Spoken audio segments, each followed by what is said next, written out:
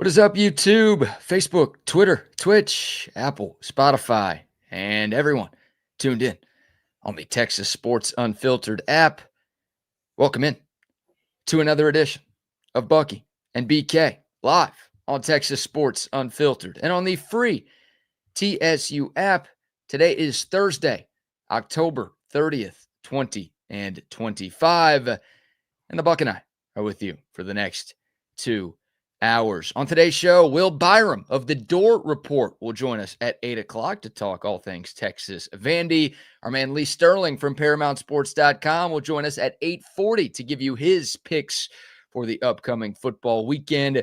We've got the first injury report of the week for Texas Vandy. We'll dive into that. We'll talk a little World Series baseball, a little Thursday night football, a little NBA, and the Louisiana governor is going crazy talking about Brian Kelly. This is some sound that you don't want to miss. We've got a lot to dive into on a Buck Off Thursday edition of the show. We'll take your Buck Ons and Buck Offs as well. We appreciate y'all starting your Thursday mornings with us. Buck on to you, my friend. How are you this morning? I'm fantastic. Kind of dark out there. Bussy 2 has gone by. You know, we'll be changing that time here soon, BK, to BK time, party time. So it's nice out. Feels like, whatever you said, it feels like 40. Then it must be 40. Feels like 38. No. I don't think that wind is hustling like it, I don't think the wind is hustling the way it did yesterday or last night, as a matter of fact. And then my wife actually put the garbage out this morning, got up and said, I'll take these out here. I generally had to put those out the night before. But with that wind, man, I am not having my trash blow all the way around this neighborhood. So got them out early today. I don't know why these dudes are coming when it's dark out anyway. Got to watch out for my kids out there at the bus stops. Trash dude. Well, they want to beat the traffic. Well, they also want to beat the buses too. That have have to stop at every corner. Yeah, but that's all right. It's all good. It's all good. It's Thursday. It's the night before Halloween. Indeed, it is. Before the kids don't have to come to my house, I don't have to worry about buying candy. Yeah, you're not a big Halloween guy, are you? I was when I lived at Circle C when my kids were kids. But now that I'm a grandpa and live behind a gate, no.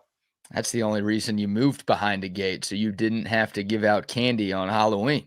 One of the reasons. One of the reasons. And I've got dog.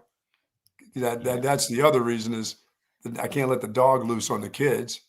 You'll see those costumes, and he'll be dragging kids around. Hurricane Hecht would be getting a few calls if your dog got out tomorrow. There's no doubt about that. Hopefully he's just will stay in the garage. Hopefully he'll be afraid with all the ghouls and goblins and everything out there. I don't see many kids. This is not a neighborhood of kids where I am. This is a neighborhood of older folks. Yeah. The hamlet that I live in Dripping Springs, the little village over here in the corner, not a lot of kids live down here. No. I don't even know what that. I don't know why there's two. Like I say, every time we talk about it, I don't know why there's two buses going up the street any damn way. Well, maybe two different school districts or something. Could be one bus for the public school kid, one bus for the private school kid. Who knows? Oh, private schools in Dripping Springs. Hell, they got they're about to have 2 monster high schools here. Open up another high school in this area. This place is getting big. There you go. I'll have to move to Buda or something. And they had the opportunity to call Dripping Springs Pound Town. They missed out, didn't they? I mean, Dripping Springs is a pretty cool name. Don't get me wrong. And you could make a couple of jokes with Dripping Springs, but Pound Town would have been special. That was a missed opportunity. The Mayor Pound, the original mayor of Dripping Springs, Mayor Pound. They missed out on Pound Town. Yeah, that'd have been awesome. Where do you live? I live in Pound Town. Oh, that'd be great, dude. Yeah, that'd be like the fastest growing city in America every year. Hey, it's never too late to change. It's never too late to change. I agree with that. They still can get it. Maybe I have to run for mayor and put that on the docket there. Do I have to change my last name to Pound too, or do I just pay homage to the original mayor? Pay homage to the original mayor of Pound Town for sure. All right. Good morning to the soldiers at Fort Hood, Texas, the soldiers in the state of Texas, and all those who fight for us each and every day. Thank you. Thank you. Thank you for what you do. We do appreciate everything you do for us. And to you and your families, please be safe out there. Yes, indeed. The always reliable Apple weather app is telling me that it's 44 degrees right now with the feels like temperature of 38. Not buying the 38, but it feels 40. I got everything we've in this house right here, Woods Comfort Systems. We've cut everything off. No heat and no air conditioning. But it's nice in the house. This place has got crazy insulation upstairs because half the doggone house is the upstairs, and it is well insulated, and it's nice. I've got a little hoodie on, so I can walk around with a little hoodie if I want to, but it's not cold. It wasn't cool. It was cool enough. It was nice enough to sleep with my little overhead fan, but it wasn't cold after cutting everything off. Hopefully inside your house feels like 38. No, not even close. No, it's probably 70 something, 70 in here. It's nice. That works right there. All right. Well, we are 2 days away from Texas and Vanderbilt, and the Saturday high temperature is 70 degrees. The low temp on Saturday is 49 degrees. So we could be dealing with something in the 50s, maybe low 60s for game time this weekend. So plan accordingly if you're making your way to DKR Texas Memorial Stadium. But Buck, some big news dropped yesterday. The first injury report of Texas Vandy week came out last night. Some big names showing up on the Longhorns, or for the Longhorns. Arch Manning listed as questionable. Michael Taff listed as questionable. Cole Hudson, the starting center who's missed the last 2 games, listed as questionable. So nice. Reinforcements could be coming for the Longhorns, and Steve Sarkisian was a part of the SEC coaches teleconference yesterday. And unfortunately, we do not have access to any sound from that. But Sark did tell those in attendance that Michael Taff has been practicing this week, and Arch Manning was back at practice yesterday. Now, he also added that Arch Manning is still in the concussion protocol, so reasonable to assume that Arch wasn't doing a whole lot at practice yesterday. He was there with his head in the huddle listening to the plays probably. But the fact that both of those guys were there, and it sounds like Cole Hudson is also trending in the right direction, it goes without saying, Buck, very good signs for Texas going into a massive matchup against number 9 Vanderbilt. Yeah, I thought that if Arch got to practice yesterday, which meant, once again, he's still, unless he's in the huddle and breaking the huddle and going out there and running plays. We don't know. Somebody will know. I can't see if you can get your injury insider to tell us anything because he hadn't been very good this year. So is that not very good? He's back at practice?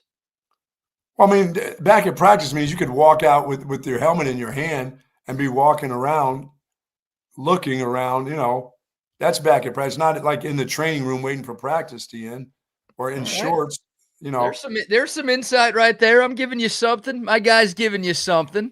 Did he take a snap? Was he taking snaps with the team? That's what I need your insider to tell me. Was he taking snaps with the team and handing the ball off and throwing down the field? That's what I need you to get from your insider. Find that out from your insider today. Or was he or was he standing by the huddle, standing by the head coach with his helmet in his hand or his helmet on his head and not doing much? All right. I'll find that out for you. There you go. That's what I'm talking. Now you're at it. Yeah. But it's good news to get on that questionable. CJ Baxter's not on any list. CJ Baxter is not on there. Okay. Well, that's positive because my expectations he would be on that list is probable or something, but he's not on that list. So he's another week into his rehab and should be ready to go. Because once again, they're going to need somebody besides the guy that they have. Right. Well, yeah, CJ Baxter played last week and didn't get banged up last week in Starkville. So by all accounts, he's going to be on the field this Saturday against Vanderbilt. And Texas getting some semblance of a run game going would be really nice to help out whoever is playing quarterback for the Longhorns. But yeah, this Arch Manning story continues to be fascinating. If you would have asked me 2 days ago, Hey, BK, put a percentage chance on Arch Manning starting against Vandy. I would have told you 10%. And sitting here on a Thursday morning, just over 48 hours away from kickoff, I think this is a 50-50 toss-up. I really do. And obviously, it's going to come down to how Arch Manning continues to progress and if he gets out of the protocol. But again, the fact that he is out there at practice in some capacity is a very good sign. And I'll say this, every concussion is different, right? So it feels maybe a little ridiculous to compare situations. You're right. But earlier this season, Lenore Sellers, South Carolina's quarterback, he got knocked out of South Carolina's game against Vanderbilt, ironically enough, and he was in the protocol. He was listed as questionable on South Carolina's injury report on Wednesday, and then Thursday night, he was upgraded to probable, and he played every snap in South Carolina's game the following week. There was no off week in between. Like 7 days later, he was out there. He started and played every snap for South Carolina against Missouri. And he looked questionable after that, and playing in those games. Well, they lost, but he had more than 300 yards passing, 2 touchdowns, and 0 interceptions. And you look at some of his other games, that was one of his better games of the year. So he was out there, he was playing, and he played fine. So again, I don't know if that's an apt comparison for every Lenore Sellers. I'm sure you could find a few guys who were concussed and did not play the following week. Yeah, I saw his hit. It was kind of similar. It wasn't anything devastating. And Arch, now we've seen that over and over again. It wasn't one of those brutal hits. It wasn't like turn around and a guy hits you right smack in the head. It was, Right. As he was diving forward, he got clunked. He got clunked pretty good in the head and shoulder areas. So I like I said, every concussion is not the same, and everybody's head isn't the same, and the way they overcome these things. Right. And yeah, it's a good point by Preston here. The week before Texas OU, one of Oklahoma's wide receivers ran headfirst into a brick wall at That's OU right. Stadium. And it was one of those, oh my God, forget ever playing football again. Is this guy going to be okay? And then he's literally out there the next week playing against Texas. So you just don't know. Nobody outside that building knows for sure. I'm not sure anybody inside that building knows for sure if Arch is going to play. Of course, there's a possibility that this is all gamesmanship, and maybe the decision has already been made that Arch isn't going to play, but Sark wants to make Clark Lee and, Steve Gregory, who's Vanderbilt's defensive coordinator, have to prepare for both of these quarterbacks. That is a possibility here too, but I really feel like this thing is a 50-50, and it's just going to depend on how Arch is feeling today and tomorrow and obviously Saturday morning. Yeah, Thursday would be a big walkthrough. Now, if he's in control of today would be him in the huddle doing all the walkthrough stuff and the backup getting a few snaps at the first team stuff. But Arch would need the snaps he can get at, doing first team recognition stuff as the quarterback. A lot of those today, because it's just a walkthrough, there's nobody going to hit you. You know what I'm saying? You're just going to throw on air. You're going to throw some 7-on-7 type of stuff. And if you're doing that, who knows? And then it'll be what the doctor says. Once again, the kid's going to tell you tomorrow, I'm fine. I'm ready to go. He'll tell you on Friday, yeah, I'm ready. The doctors will let you know if they think he's ready or not. The 5 stages of concussion protocol, according to the NC2A. And we know, Buck, that everybody follows the NCAA rules, right? They try, at least. I don't think anybody really tries anymore, because what's the NCAA going to do if you don't? They come after you 5 years from now. They'll come after SMU 5 years from now is the right answer. Stage 1, symptom-limited activity. Begin with light aerobic exercise. Stage 2, moderate aerobic exercise. Increase the intensity of the aerobic exercise. Stage 3, this is where I feel that Arch Manning may be right now. Non-contact drills. Introduce sport-specific drills in full uniform without physical contact. Yes. Stage 4, full contact practice. Allow full contact practice or training. And then stage 5, return to competition. An athlete can return to gameplay only after successfully completing all prior stages and receiving medical clearance. Athlete must remember his name. Yes, that's not listed on That's there. stage one. That's generally stage one. Who are you? Yeah, know your name, know what school you play Oh, yeah. for. What day it is. That's when they show how many fingers I have up. And again, hey, Arch Manning, 2 days ago on Tuesday, we saw that picture that went viral. We showed the audience yesterday of him getting pulled over, driving a car. And I don't know if that was a picture taken this weekend, but with Arch, or I should say this week, but with Arch Manning, stuff doesn't wait in someone's camera roll. If you get a picture of Arch and you could go viral for it, you're going to post it right away. So I do think that Arch Manning was out driving this week, just a couple of days after the concussion, which you don't do that if the concussion symptoms are that bad. At least I wouldn't think. So, again, driving and playing an SEC football game, two very, very different things, of course. But the more information we get, and it's not a lot, but the more it sounds like it is a legitimate possibility that number 16 is under center. Well, I hope everything is cleared up for him to play, and then that he'll be healthy enough to play, and he can protect. First of all, he got to be able to protect himself, and then also if that's best for the team. So that'll be, today is a huge day for that team. Period. I mean, and all the rest of those guys that you mentioned too. They need everybody for this game for sure. But we'll see if he controls the huddle today and he's in the huddle. Once you give me that information, then I'll say, yeah, it's more like 60, 70%.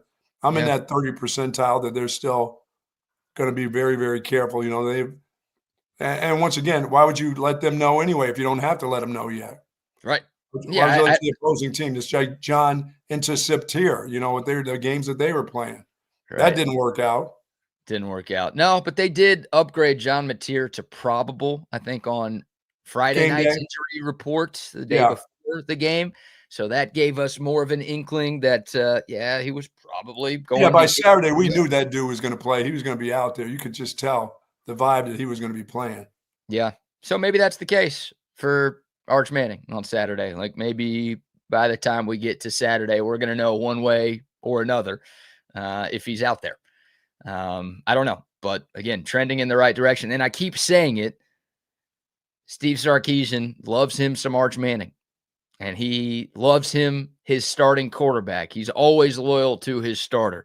So even though you, Joe fan, might be like, let's give Arch Manning another week and let's see what Matthew Caldwell has. Maybe he could be better than Arch Manning. That's just not the way that Steve Sarkisian operates. So, well, no coach, every coach is when he wants his starter to be playing. I mean, if he's well enough to play, he's going to start him, you know, and I know how his overlove is for individual players, but he's going to do what's best for his team and what's best for the health of his players. That's kind of important too in this whole thing, because you get banged up again, you know, that could be it for a while. Yeah. Yeah. There's obviously a fine line right there. Yeah. And protecting yourself and protecting the player, you know, is first of all, more so than you protecting a player, player's got to be able to protect himself. You know, you can't go out there dazed and confused in the SEC and get out there and have somebody ear hole you, you know, because you don't have your peripheral vision like you should because you've had a concussion. That's not good either. It's not good for your team. It's not good for you as an individual either. No, it's not. And you're going up against a very physical Vanderbilt. Yes. Oh, yeah. And they're coming at you. You play, you need to know they're going for your head. They're going for headshots, whether it's with their hand and everything else. And that's where Sark, you know, talk to the officials. If he's playing, hey, these guys are coming in with their hands up. They're hitting my quarterback on the top of the helmet. Let's go. Do what you have to do. Yeah. That is the scariest part of all of this. Oh, yeah. If Arch Manning comes back, he has to play behind this offensive line. So, and then he has to run and slide and how they protect him. He's got, like I said, he's got to be able to protect himself. Oh, yeah. No, he's been running for his life all season, and that's not going to change against a 7-1. It wasn't going to change if he was healthy, if he was 100% healthy. Of course. He had to do that last week. I mean, Texas can't run the ball. They are third to last in the SEC in rushing yards per game right now. And in 3 of their 4 SEC games, they have just not been able to do anything on the ground. So we know whether it's Arch or Matthew Caldwell that those guys are going to have to do a lot. Yes. And a lot in both of their cases means taking off and running. And both guys are capable of doing that. The good news is if it is Matthew Caldwell, it's not like Steve Sarkisian has to totally switch up his offense because Caldwell has a similar skill set to where, yeah, he's a good athlete. He could take off and run too. And I think Steve Sarkisian trusts him to run pretty much the entire Texas offense.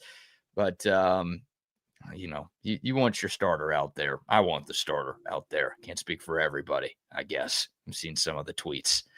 But it'd be huge if all three of those guys can play. Oh, yeah, for sure. And obviously Michael Taaffe on defense. We spent some time talking about him yesterday. It's no coincidence that the Longhorns' worst defensive game of the year came when Michael Taaffe was unavailable.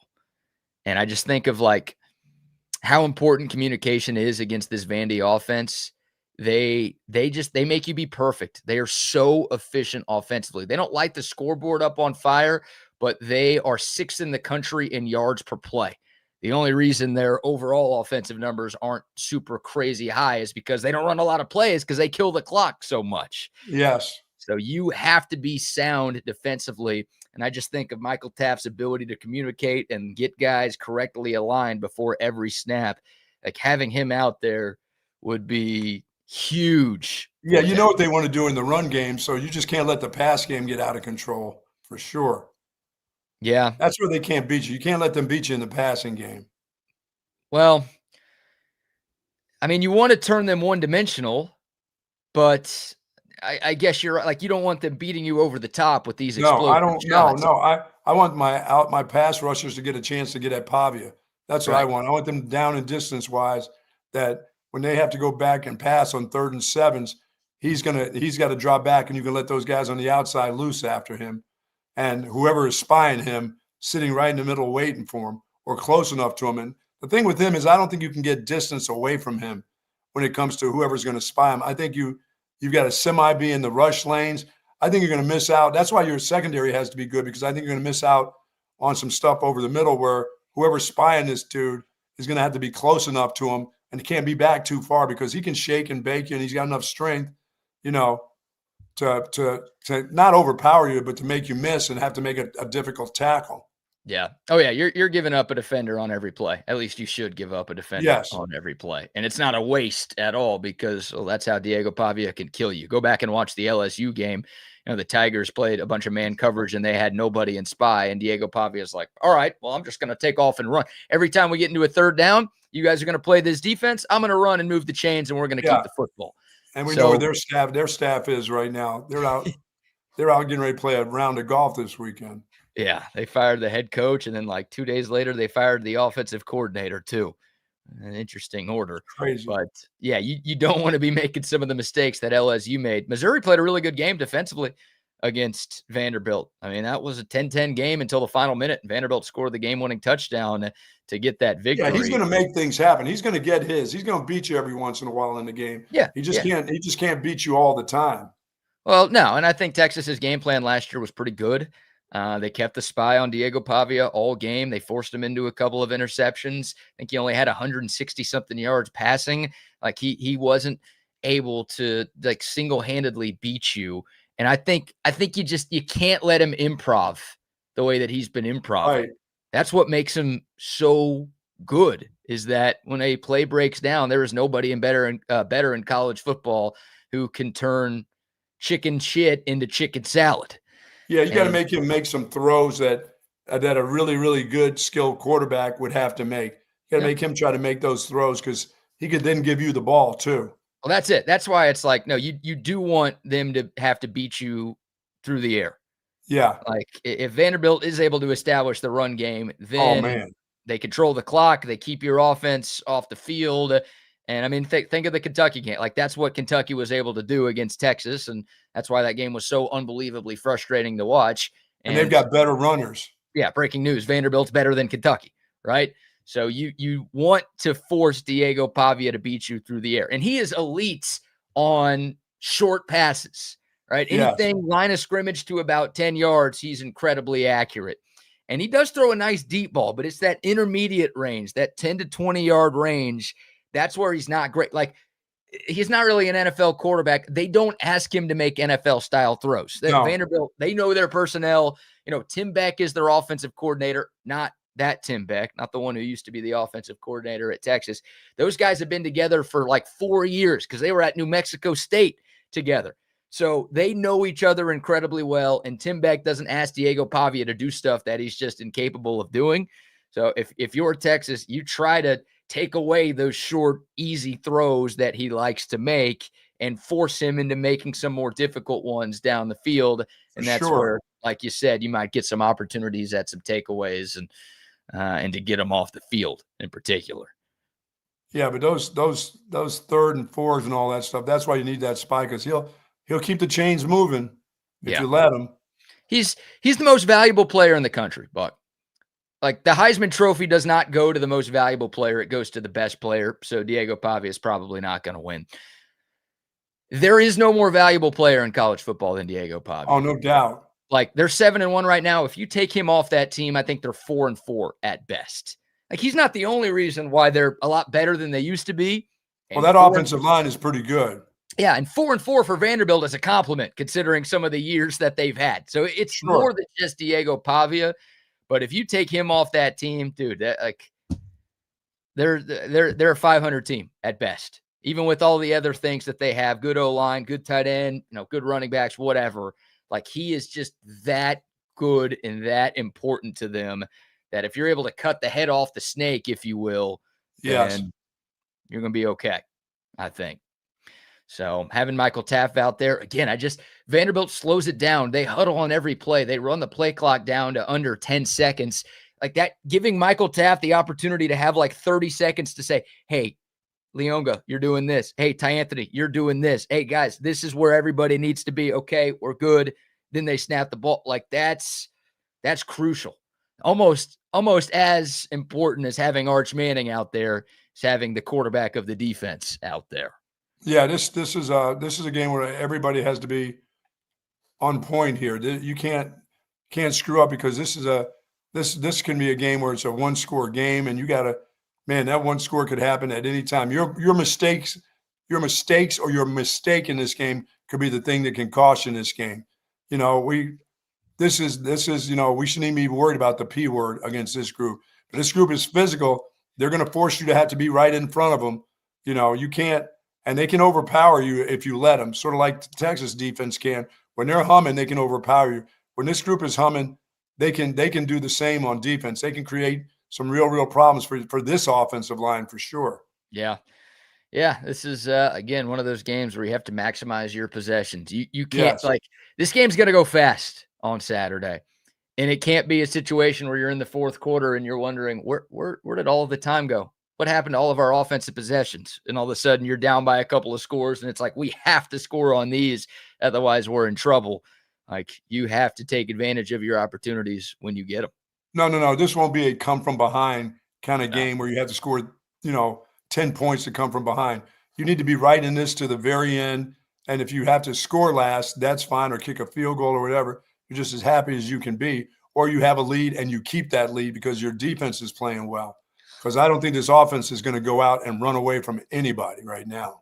Oh, my God. We have to get to a stat here. That's a great segue.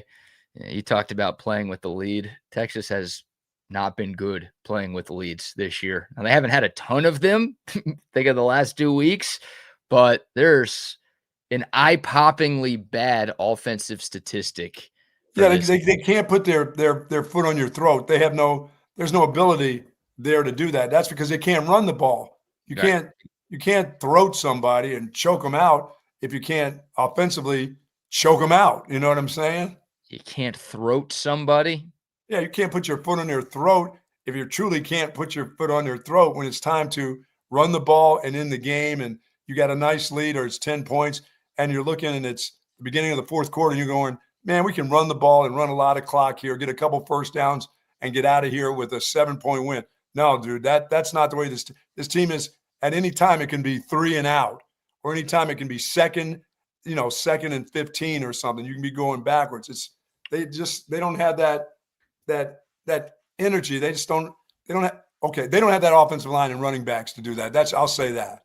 Let's go with keep their foot on their throat versus throating somebody. This is a family show here, sir. Oh, sorry. There may still be some kids in the car line this morning. Need to be talking about doing all that stuff. All right. Yeah, if they're in the car line now, they're headed with their mom to HEB to get that candy for tomorrow. Oof. Yeah. Yeah. This has got to be one of the busiest days of the year for HEB. When you go look for your OLIPOP, if you're looking in the candy aisles, there won't be anything left by about noon today. Yeah, today and tomorrow, right? Oh, Leading my up to goodness. the trick-or-treating. Yeah, I'm going to avoid the store today and tomorrow. I'm good on Oh, that. Saturday. I hope they're banging on your door. Invite them. No, you can't invite the kids in. You probably will get in trouble for inviting the kids in. I'm not going to be here. Oh, did you disappear on that night? I got stuff to do, Oh, yeah, of course. Forget the kids. Yeah, forget the kids. I got stuff to do. Hey, like, when you're living in an apartment, do you have to deal with the trick-or-treatness? I know there's some. Do you have kids? I mean, the Bussy comes there to your apartment building. A lot of kids in the complex. Okay, well, they're coming.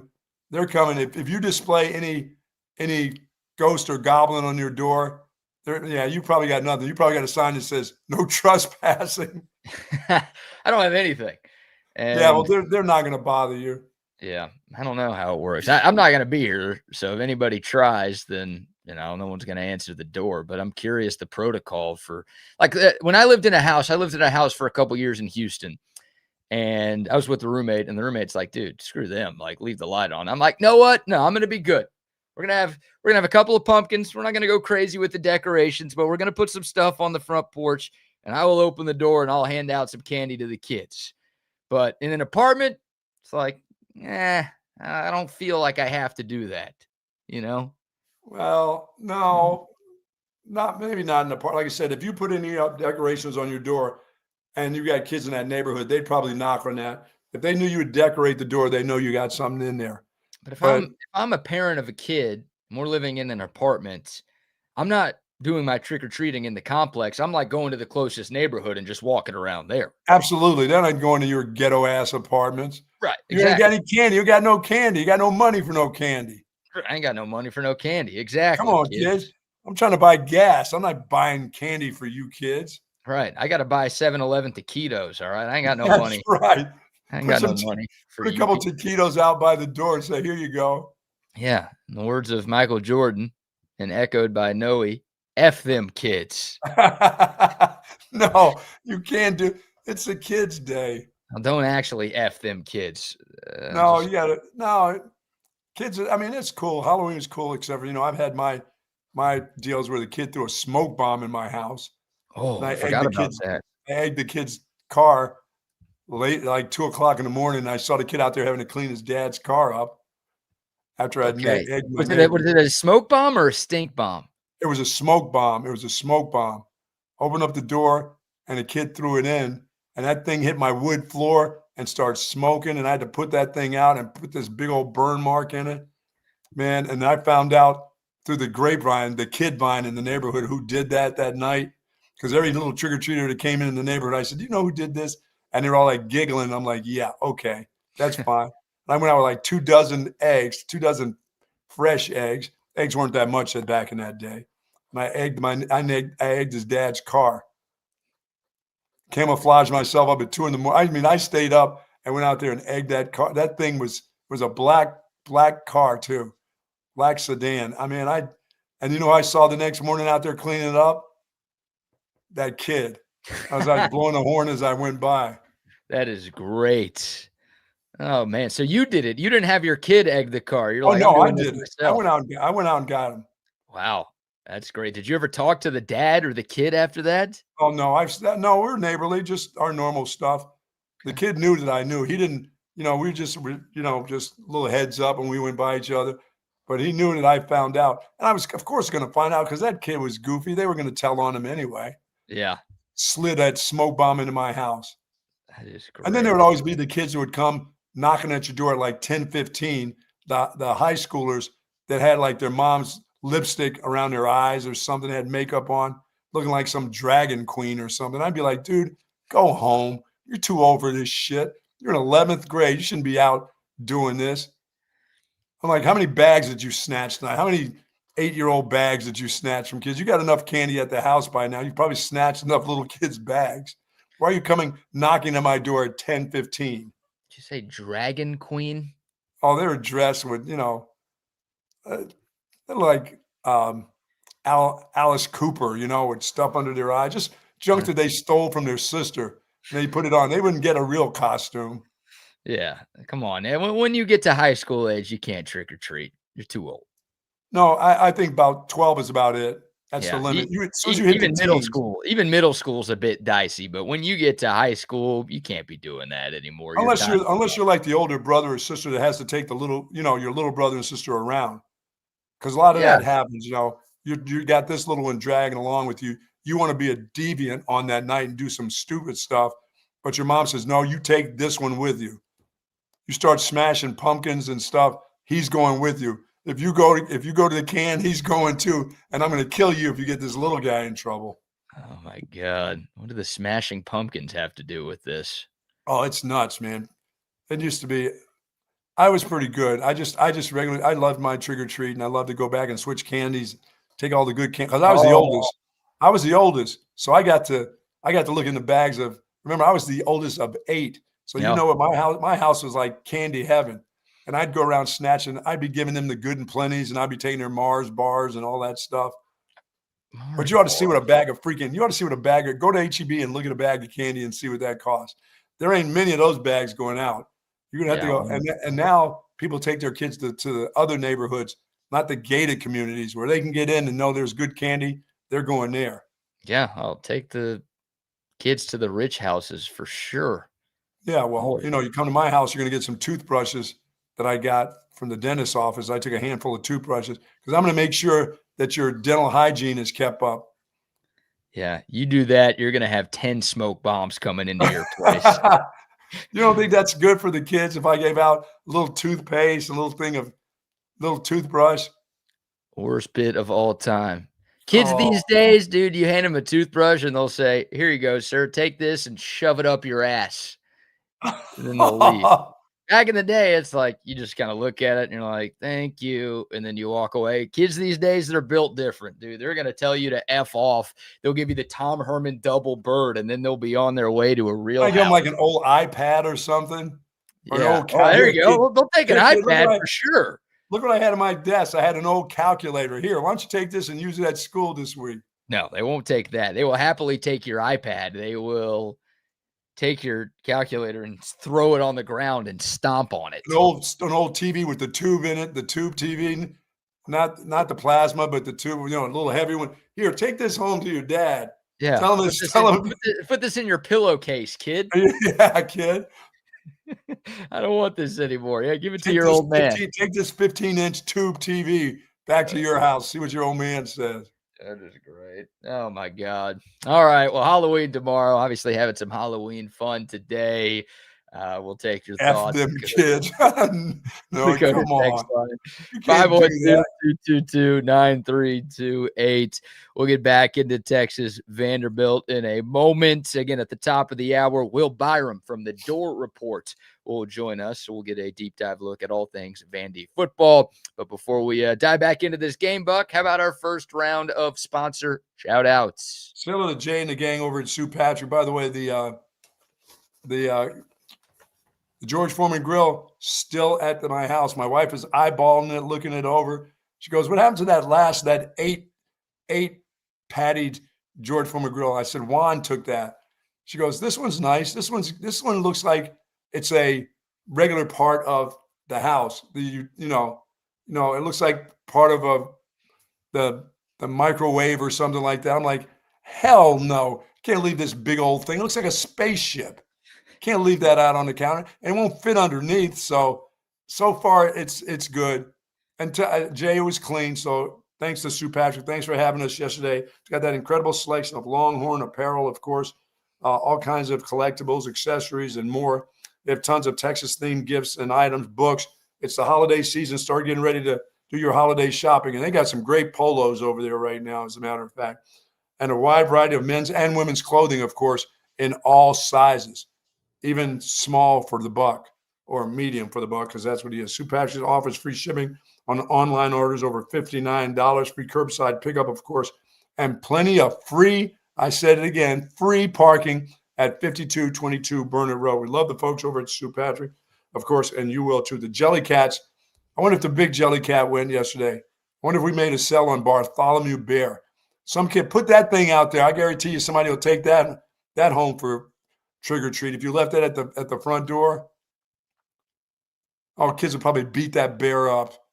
These kids these days. Someone would take that. It's $1,000 bear. They're taking that for sure. Yeah, or some dog would drag it down the street with them for sure. No doubt about it. For more information, go to SuePatrick.com. Yes, indeed. And shout out to our friends at Sue Patrick for hooking us up with some OLIPOP yesterday. Yeah, man. Got another one today. We're getting creamed on a Thursday morning. Nothing like getting creamed on Thursday. No, absolutely not. Love the OLIPOP. This is the cream soda flavor. My personal favorite. This tastes just like a cream soda, but unlike other cream sodas that I've drank in the past, this stuff is actually good for me. And that's the difference with OLIPOP. It tastes like soda because it is soda, but unlike other sodas, you've got ingredients in here that support digestive health. It's not only not bad for you, it's actually good for you. You're supporting your gut every time you down a can of OLIPOP. There's prebiotics, plant fibers, and botanicals, about 9 grams of fiber in every single can, plus more than 20 flavors to choose from. And this stuff is all over the place. H-E-B, Walmart, Target, Costco. Hey, you're doing your Halloween candy shopping? Don't be drinking that nasty, unhealthy soda. Get you some OLIPOP to go with your Halloween candy. Yeah, let the kids have that. That's right. Come on. It's better than the soda they are drinking. I can tell you that. Next time you shop, make sure you shop OLIPOP. And, of course, our friends over at the League Kitchen and Tavern with their 4 great locations, Lakeway, Belterra, Bee Cave, Avery Ranch. It is prime to wine. Thursday, of course, there were half-price bottles of wine with your prime rib dinner. Get yourself some prime ribs, some mashed potatoes, corn, nice salad with that at the League Kitchen and Tavern. They have happy hour every single day from 3 to 6. Enjoy that. Great specials on glasses of wine and, of course, specialty beers and cocktails there. They've got it all. Teriyaki glazed pork chops, all-day breakfast. If you're hungry for breakfast all day long, have some bacon and eggs at 2 o'clock in the morning, if you like, at the League Kitchen and Tavern. 4 locations, once again, Lakeway, Belterra, Bee Cave, and Avery Ranch. Yes, indeed. Love the League. Also love CentexTickets.com. If you're looking for some last-minute tickets for Texas Vandy, one place you need to go. That is CentexTickets.com. Still plenty of seats available. The game may be sold out, but they've got you covered at CentexTickets.com. And, hey, Texas basketball returns next week, both the men's and the women's. If you want to bless the mood this year, Centex Tickets is your one-stop shop for all of your Texas hoops tickets all year long. Don't forget to use our promo code CENTEX10. If you type that in at checkout, you're going to get 10% off of any ticket purchase for any sport, any concert, any show, any festival, you name it. It's an instant 10% off from our friends at CentexTickets.com. All right, Buck. Lisa says, didn't you enjoy trick-or-treating as a kid? Of course I enjoyed trick-or-treating as a kid. It was Heck, great. Yeah, man. That was great. That was a great. No, we did since I was the oldest, I guess, of course, I got to make up my younger siblings, put the makeup on them. Because, at that time, it was tough. We'd always have, I like at one time I had the Casper, the friendly ghost mask. I never got a whole costume. I never got to be like Batman or some shit like that. I always had to put a raggedy old sheet around me as a ghost or something like that. I kept my son. My son he was the Lion King one time. I kept that goofy Lion King costume all the way until he was in college. I said, you want to wear this someday? Put this back on. I kept all that kind of weird stuff, doll houses and stuff like that. But I kept those. I gave him his Thundercat sheets to take to the University of Maryland with him. He goes, dude, I am not taking Thundercat sheets to college. I kept all that stuff. I said, one day you'll love to have this stuff. He goes, I don't think so. I'm not taking Thundercat. Can you imagine going there and there you got your Iron Man sheets at the college? Oh, my That'd be great, man. That'd be great. I said, that's unique. He said, no, dude, that's dumb. It's unique, and then it's cool until you bring a girl back and she sees those sheets and she's like, I ain't sleeping here. Hey, I think I'll move over where your roommate is over there. He's got regular sheets. Yeah, I'm going home. 2,000 thread count. You got these Thundercat pieces of cardboard on your bed. Yeah, I'm going home and I am blocking your phone number and we're never talking again. That's how it would go. All right, Texas and Vandy. So here's a spooky stat for the Longhorn offense. I mentioned this yesterday. The Longhorns have played Power 4 games this year, excuse me. They have scored 11 offensive touchdowns. Wow. Of those 11 touchdown drives, you know how many of them happened when Texas was leading the football game, Buck? 2. 0. Texas has not scored an offensive touchdown with a lead against a Power 4 team all season. That is unfathomable. Yeah, that's not putting your foot on your throats at all. No, they don't do that, right? 4 of the 11, if you're curious, came when the game was tied. 7 of the 11, shout out to Ashish at 7-11, came when Texas was trailing. And the reason why they've had so much success, in my opinion, when they've been trailing is because they go up tempo. They try to play fast, and also they don't run the ball as much. Right. They don't waste their time. They don't waste their time. Like 2 of their 11 touchdown drives have lasted longer than 3 minutes. That is it. Their average touchdown drive against a Power 4 team is 2 minutes and 31 seconds. If you take that long-ass drive to open up the second half against Oklahoma, remember that 14-play, 7-minute drive, the best drive of the year for Texas football. But that's a huge outlier with this data. If you take that drive out, the other 10 touchdown drives that Texas has scored in Power 4 games this year average 1 minute and 48 seconds. They are at their best when they are going faster. And you know what, Buck? You don't have to wait until you're down by 17 points in the fourth quarter to do that. No, you can do that on any drive you like. You can start that in the first quarter if you like. You can. And I would like to see more of that because this offense is going to need to score in their final 4 games because they're playing some damn good teams. So you don't need to wait until you're in full-on desperation mode to say, you know what, maybe we should go more up tempo. Maybe we should have. We don't have to waste our time turning the ball and handing the ball off tackle. Right. Like, again, I think I said this yesterday. You're not going to run it 0 times. This is not a run it 0 times argument. But this is if there is a little Mike Leach within Steve Sarkisian, this offense may be the time to bring that out. Yeah, I think so. And you know, you're not. I think you talk about what your character is, and and what you really want to do. This team has been a very physical team for the last 2 years.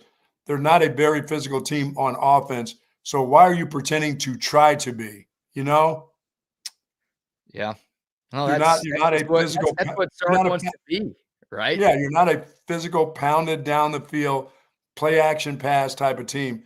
You're not going to do that. You're all you're going to get yourself is 3 and outs and put your defense back out on the field. So whatever you do best, like you said, if you move the ball without the huddle, then start doing that.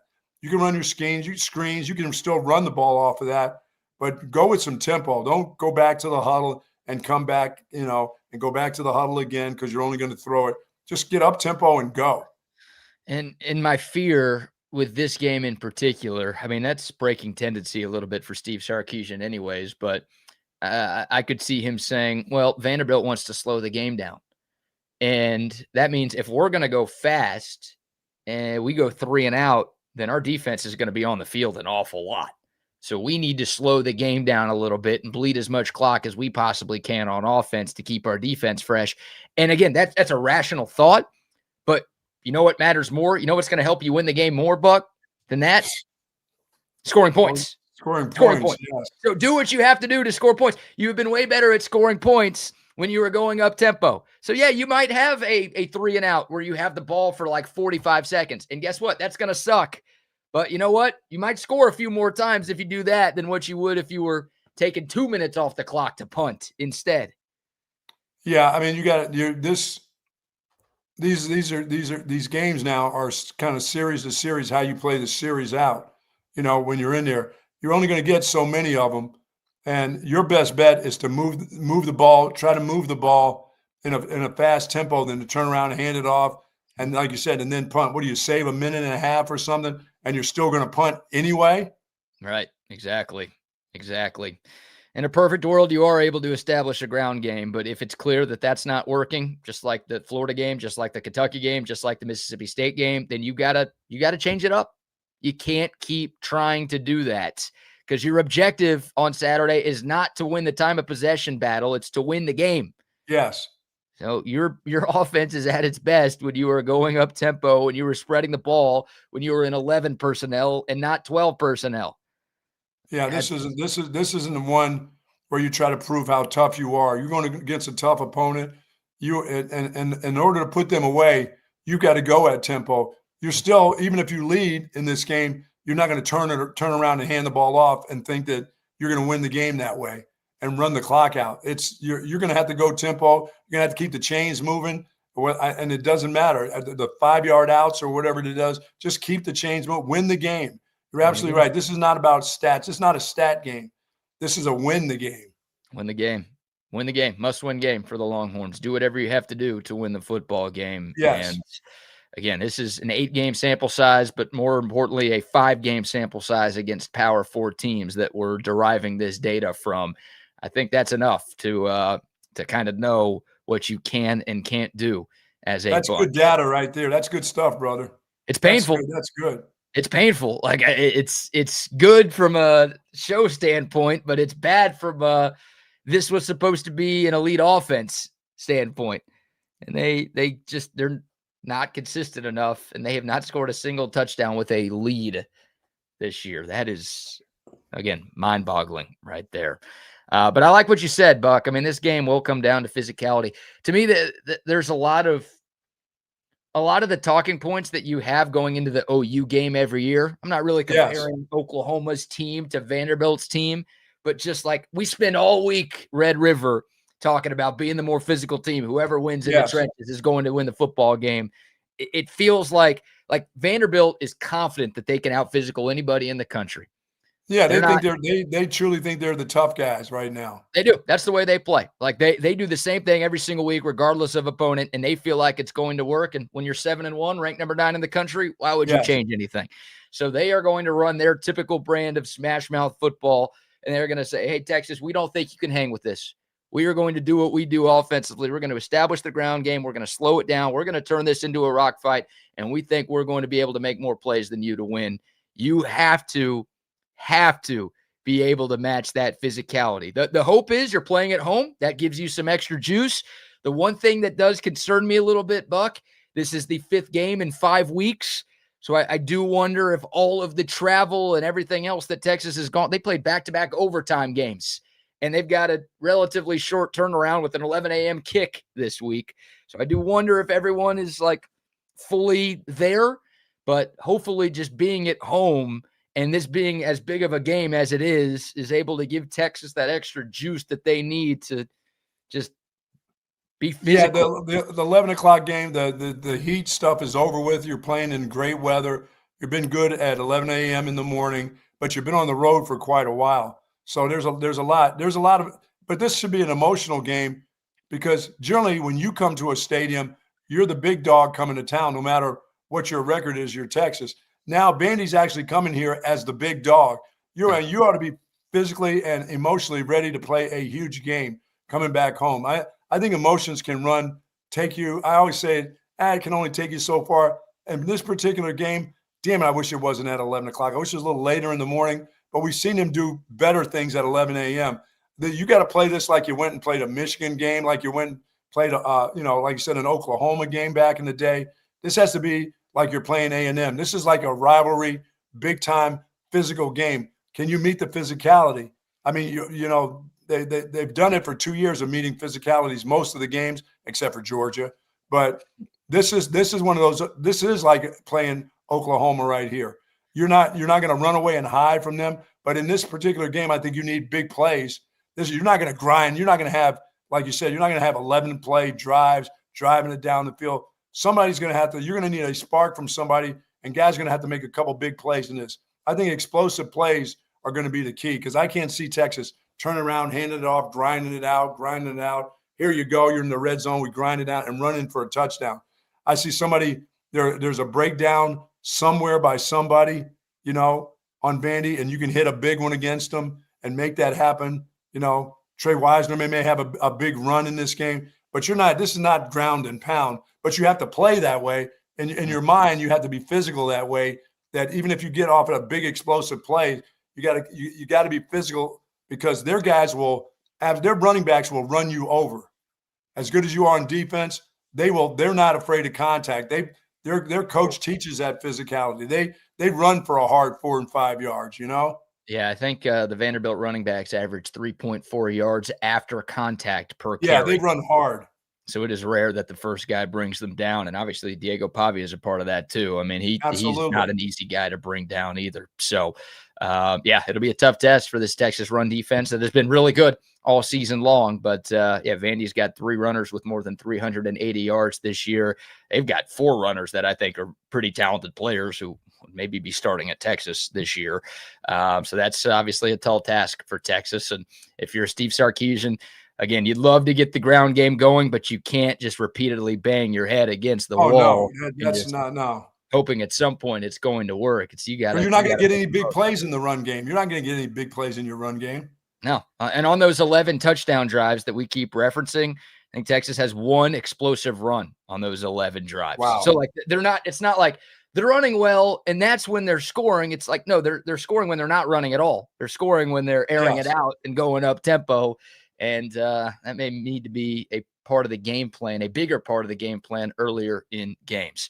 All right, before we get to our next guest, Buck, how about a quick round of sponsor shout-outs? So our friends over at Woods Comfort Systems, I've turned everything off, got the air conditioning off, I got no heating on right now. It's just absolutely blank here, and it is feeling so good in my home. But for those out there that are getting ready for winter and preparing for the winter months, calling our friends at Woods Comfort Systems, let them come by and their mechanics, check out your home, make sure the filters are right. And I don't know if we're going to see those 90s anymore, BK, but dude, you want to make sure that when the heat turns on, that it's coming on properly, and you need to have all systems go when that time does come. And at Woods Comfort Systems, they'll do just that. They've been working on heating and air conditioning for close to 70 years. And folks, now they do plumbing. So trust them on Woods Comfort Systems. Do all your plumbing also, and nobody does it better than Woods Comfort Systems. And the absolute best in the business, woodscomfortsystems.com for more. And also some love to Audio Visual Consultations. Oh, yeah. What a great sports weekend we have on tap. And I'm going to be just glued to my couch watching the World Series, watching the college football, the NFL, the hockey, the basketball, the everything that's going on. Thanks to Audio Visual Consultations. I've got the home TV setup that I've always wanted, and Tom and his crew can do the same for you. By the way, shout out to Tom McKay, who picked the Toronto Blue Jays in the World Series. He went against the beaten path. He's looking pretty good with that prediction right now. But what Tom can do for you, well, if you want the 4-screen man cave like I have, if you want the giant 85-inch screen like the Buck, if you want the home theater room with the surround sound, they can do all of that. Make your home the place to be for friends, for family, for yourself. Stop spending every weekend driving to bars and restaurants and, God forbid, your in-laws' place to watch the sports. Do it all at home.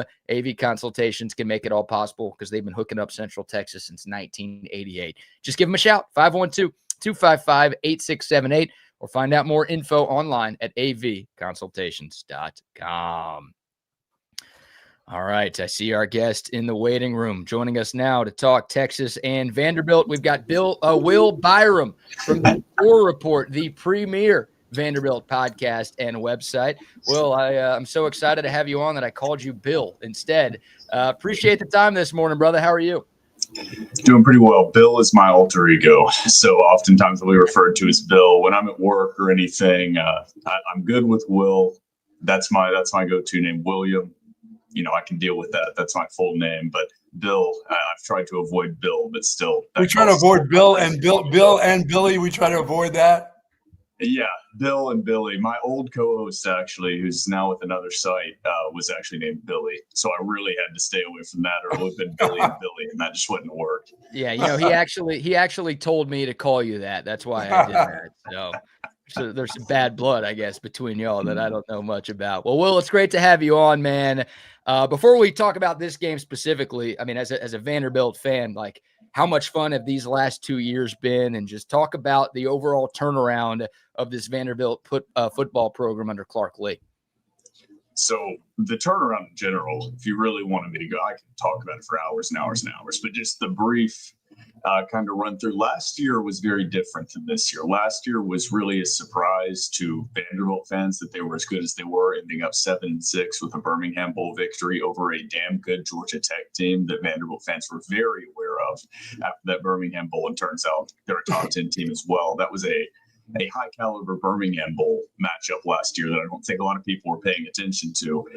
Last year was kind of a surprise. Diego Pavia coming in. You're just coming off a 2023 season where Vanderbilt went 2-10. Clark Lee cleared house as far as the staff is concerned, really revamped what they were doing, brought in, I think, 50% of the roster at that point was new pieces through the transfer portal and otherwise. And Diego Pavia was just more than you possibly could have expected. This year was a little different because while there were those on the outside and even internally in the fan base that were like, all right, this team could be solid again, but the expectations and things that Diego Pavia were saying that were being spoken by a lot of the players on the team is like, all right, that might be a little too pie in the sky. However, those expectations were somewhat there. They were being spoken by the staff. They were being spoken by the players. However, it has just been mind-boggling to see it actually play out on the field.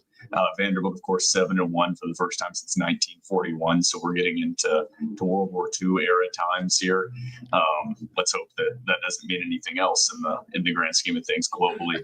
But it's one of those things that is Vanderbilt fans. It's why it means so much to Vanderbilt fans. It's a fan base that just has been beaten down and beaten down and beaten down. And other fan bases will claim to be worn down. And man, they're so loyal. Their team struggled for so long. That's BS. Not true.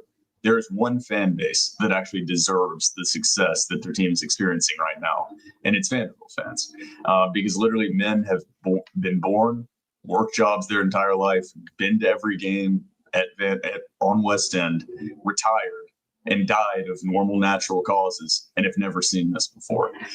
So this is a beleaguered fan base that deserves this right now. And it's just kind of one of those things you put to the side and said, is this really ever going to happen? Like, am I just, I'm still going to be there. I'm one of the people that's gone to every game, season ticket since I was little, but you kind of put it in the side of your head, like, maybe I'm just Sisyphus in the rock. Maybe I'm just pushing it up a mountain and it's never really going to happen. And now you're seeing Vanderbilt as a top 10 team for the second week in a row and a legitimate college football playoff contender right now. Will, when you look at this team, the pie in the sky and, all these things are happening in a different way than Vanderbilt is used to.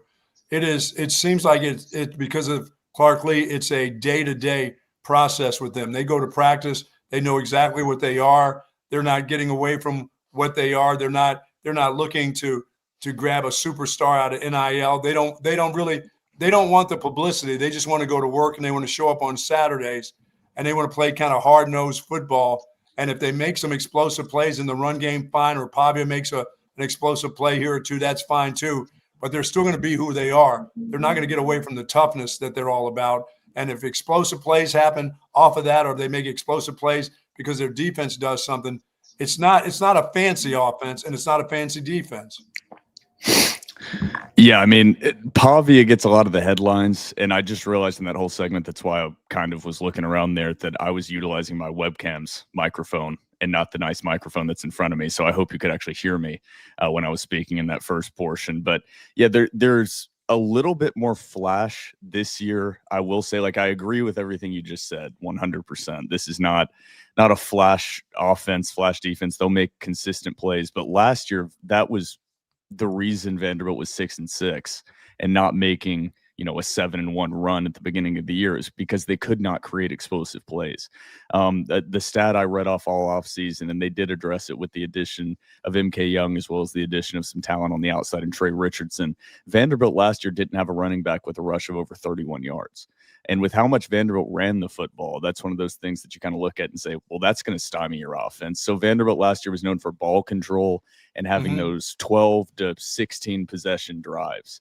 Well, that was somewhat due to the game plan, and it worked out at times like beating Alabama when you could get those 3 to 6 yard chunks consistently. But more than anything, it was the lack of explosive playmakers that caused those 12 to 16 play drives to happen. And now this year, you've kind of added a new wrinkle with MK Young, who, of course, took an 80-yard touchdown to the house against Missouri, and then Cedric Alexander, who also has a couple big explosive plays this season. So there's nothing flashy. However, at times there are flash plays that are created just within this offense, and it's an offense that will especially make you be gap sound. Make sure that your guys are in the right spot, because if you get out of your spot or your linebacker crashes or your edge crashes into Diego Pavia, he's going to make you pay. And that's the reason that Pavia is so beloved by this fan base, is he does so many things that just don't show up in the stat sheet. When you run down the field and run a speed option and wait till the last second, get drilled by a linebacker and pitch it back to your running back, that doesn't show up in the stat sheet for you as a quarterback, but that was you executing the offense at the highest possible level and moving this team forward. So it's a very unique offense and defense to watch, kind of old school in a lot of ways. And Steve Gregory, the new defensive coordinator, at times is certainly not scared to send pressure. Yeah, Will Byram from the Door Report joining us here on Bucky and BK. And Will, you kind of answered my next question already. I mean, Diego Pavia, he's flashy. He likes the spotlight. He wants the headlines, but he obviously backs up the talk with the way that he plays each and every Saturday. What makes him so unique? What makes him so hard for opposing teams to defend? And why has nobody really been able to figure this guy out yet? I mean, it's one of those that every single fan base, every single week since Diego Pavia got here was like, we're going to spy him. We're going to put a spy on him. And I'm like, whoa. I bet no defensive coordinator has thought of that before. And Diego Pavia's 5 years or 4 or 5 years of college football, no defensive coordinator has ever said that they're going to spy Diego Pavia. But it's the combination of his comfortability in this offense. He's still with Tim Beck and Jerry Kill, who he was with at New Mexico State, and he just has complete control of every aspect of this offense. And there are so many options and things that are available to him on each play. So he's up there checking things at the line of scrimmage, but every play has 2, 3, 4 options associated with it. And if you have a quarterback that's comfortable at reading his keys, then that's almost impossible to stop, because even when you're right, I can't remember what coach had this quote, but he said Vanderbilt's offense and Diego Pavia, even when you're right, Diego Pavia makes you wrong. And that's kind of the situation is, even if you defend it perfectly, Diego Pavia can still find a way to gain 3 to 5 yards. And you did actually see him kind of stifled against Missouri last week. And I think a lot of that had to do with the athleticism of their edges on the outside, as well as Josiah Trotter. I think Texas presents some interesting roadblocks that are kind of similar to Missouri. I do think Missouri has the best tandem of edges in the country, Damon Wilson II and Zion Young. They're just dynamic. But I think Texas has that talented athleticism that could cause some problems for Diego Pavia. But this year, he's really improved as a passer. Last year, that was the one knock on him. He didn't throw a lot of interceptions, but he only completed about 59% of his passes. This year, he's completing over 68% of his passes. Yeah, there are a lot of options within this offense. Diego Pavia's in complete control, and then he has definitely improved as a passer and is more comfortable in the pocket this year. Now, Will, with the defense, looking at what Texas does, we just got through talking about them being a better team up tempo, because you can't run the ball a lick right now. There's just offensive line is not very good. Vanderbilt's defensive line is real physical. They will have a lot of people at the line of scrimmage. Do you see this as a opportunity for Vandy just to use their upfront guys and drop guys in coverage versus Texas, the feeling like they can handle this offensive line pretty easily?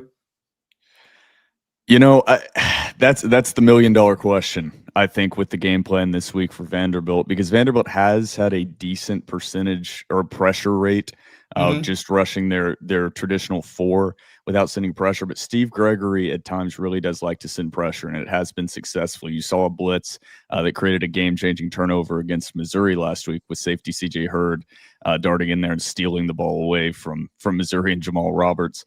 Vanderbilt, where this defense has struggled this year, is in the pass game. They're allowing an extremely high percentage of completions.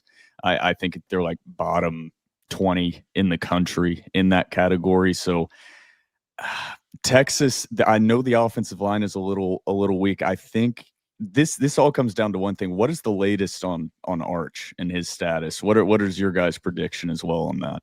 It's anybody's guess right now, Will. I mean, I'm sure you saw the injury report last night, him listed as questionable. Like, I think Steve Sarkisian's going to do whatever he can to play him. Like, Sark's very loyal to his quarterback, and this is obviously such a huge game for the Longhorns that if the doctors say he can go, he's going to play. But there's no insider who has a hunch right now, so it's anybody's guess. A couple of days But out. BK will have a more inside report because he promises me that by the end of the day he'll have exactly what we need to know. So get back in touch with him. He'll let you know by tonight. Yeah, that was kind of the hard part, evaluating what this team is going to do on defense when we recorded our podcast on Tuesday night. You don't know what quarterback you're facing, but regardless, it's not like Texas is going to completely change up their scheme. I mean, Texas has struggled to run the football, like you said. And to a certain extent, it's a very high percentage of Texas's plays are behind, or passes are behind or near the line of scrimmage. They're more of a quick pass team, a lot of tunnel screens to those wide receivers. So I don't know if Texas is, while their offensive line has struggled, I don't know if Texas is the most blitzable team. I think you need to create pressure with your initial four, pick your time and spots to blitz, but more it's about making tackles on the outside. And that's something that Vanderbilt at times has been better with this year, but has really struggled with this year. I don't know if the completion percentage is necessarily going to be the story of the game for this Vanderbilt secondary. I think it's going to be making tackles against like Ryan Wingo out in space. I think that's going to be a major key for this Vanderbilt defense. Yeah, well, I can see Texas trying to get on the perimeter somehow, some way, sweeps and getting their running backs that they do have that are healthy right now to bounce outside and get on the perimeter a little bit. I don't think running those gut runs off tackle are going to do it against Vandy's defense. And with the linebackers up, they're not going to need to drop back very far. So, but I think they can get to the perimeter. That's the only plus I feel for the running backs, not inside, but on the outside possibly. Yeah, last week against Missouri, I felt pretty confident going into the game because that is where Vanderbilt's strength lies. They're one of the top. I mean, it changed a little bit after that Missouri game because Missouri is a very talented run defense, but Vanderbilt's top 40 in the country against FBS opponents in allowing yards per carry. Now, Texas, I think, is number 3 in the country in that category. So you have two very good run defenses going up against each other. But you saw Vanderbilt be able to not stifle, but stymie a very, very good Missouri run defense, and especially in the red zone, Vanderbilt was able to step up and not allow them to just punch the ball into the end zone. So with Texas's struggles, I think Texas is going to have to throw the ball against this Vanderbilt defense for sure. I feel the same way. One thing that Vanderbilt does that I really like is, on obvious passing downs, they'll bring up like 6 or 7 guys to the line of scrimmage, Buck, and then they'll sometimes they'll blitz everybody, but sometimes they'll just drop 2, 3 of those guys, and you just never know which ones it's going to be. They do a great job of disguising things, which is why they've been a tough defense to crack this year. Will Byram joining us here from the Door Report, talking Texas and Vandy. This Vanderbilt offensive line, Will, it's fascinating that they kind of have a strong side and a weak side, right? Like the fact that it's not just right guard, right tackle, left guard, left tackle on every play. They mix things up. It's a very experienced group. I don't know if anybody besides the center is all that good, but it seems like they're finding ways to make things happen. How do you feel about, the Vanderbilt offensive line going up against, as you mentioned, a very athletic Texas defensive front? So last week, I know everybody evaluates based on the PFF grades, so I get that. My co-host has a contact that used to work at PFF, and he said for the most part on those offensive line grades, trust your eyes. That's what you really need to do. And he said there is some impact of Vanderbilt doing the strong and quick side of the offensive line that has an impact on the grades as well. Last week was really the first time that you've seen Vanderbilt struggle with the defensive line the entire season. That was the first time this Vanderbilt offense basically has not effortlessly moved the ball up and down the field. Even against Alabama, they put up 14 points, but had 2 red zone turnovers that caused that to happen. So the offensive line, in my opinion, is probably the best offensive line we've ever seen at Vanderbilt, or at least in my lifetime we've seen at Vanderbilt. I think the only for sure NFL guy is going to be that center, Jordan White, who you referenced, number 53. Vanderbilt, while it's a very experienced offensive line, it's a lot of transfers in. They lost a lot. That was the main spot where Vanderbilt lost pieces from last year on an offensive line that was pretty good. You've got Bryce Henderson on the outside. He's a mountain of a man. You've got Chase Mitchell and Cade McConnell on the inside. Cade McConnell is the one that went viral for that kind of block sequence that he had where he pancaked two LSU guys where pass pro is not passive. And then on the other side, you got Isaiah Glass. That's who Vanderbilt's working with. And so far, the offensive line has stayed healthy, which has been a huge benefit to this team. And granted, some of their sack numbers are benefited by Diego Pavia's mobility and his pocket awareness, which has helped them out on those stats. But they're not allowing a ton of sacks. I mean, they struggled 100%. I left that stadium thinking, man, the offensive line got beaten today, and Vanderbilt still came out with a victory. But they still only gave up 2 sacks to a Missouri team that has been really dominant. I know Texas against Mississippi State had 7 sacks against Blake Shapen. I would be shocked if Texas is able to hit Diego, or I expect Texas to be able to get pressure on Diego Pavia, but I'd be shocked if they have more than 3 sacks against this Vanderbilt front and Diego Pavia at quarterback. It just hasn't happened much this year. No. Well, let me ask you about Cedric Alexander. I know, being from Austin, I know he'll be excited about coming home to play against Texas right here in his hometown. And the changes in, last year he showed a lot of it just being a good running back. There's something that's a little bit different about him. With age comes a little bit more strength, obviously, but there's some speed that this kid had that I don't recall him having before. I thought he was a nice, maybe 4.5, 4.6 kind of runner that, ran really well with his pads on and a football underneath his arms. But there's something about his speed level this year that's a little bit different. Yeah, Vanderbilt was beat up last year, and Cedric Alexander was no stranger to that. So the last half of the season, he was just banged up, not 100% himself. Diego Pavia as well. And it was one of those things that all offseason, I'm sure he was sick of hearing it about the longest rush from a running back being 31 yards, longest rush from a running back being 31 yards. And this year, you've seen Cedric Alexander take that step forward that all Vanderbilt fans had hoped. Oftentimes in the offseason, I always have to remind people, remember, this isn't a college football video game. You're not guaranteed that every single player that returns is going to go up 3 to 6 overall points. That's just not how it works in real life. However, Cedric Alexander is one of those guys that has clearly gotten better this offseason. He's Vanderbilt's bell cow. He runs the ball hard. And typically the first guy is not bringing Cedric Alexander down. First man free, I think, is the motto of this running back room. And then the 1-2 punch that Vanderbilt has with Cedric Alexander, who runs the ball hard, wears down defenses, is going to get a majority of the carries. Then, boom, you bring in MK Young, who's averaging 12.3 yards per carry, and he is a slightly different. He's still a solid-sized running back, but he has a different style of running than Cedric Alexander. You bring him in after Seti, and it's kind of that David Montgomery, Jahmyr Gibbs-esque combo that you have there with those two guys, and it's hard for defenses to handle because it's just worn down. And if you don't tackle Cedric Alexander, he can take it to the house too.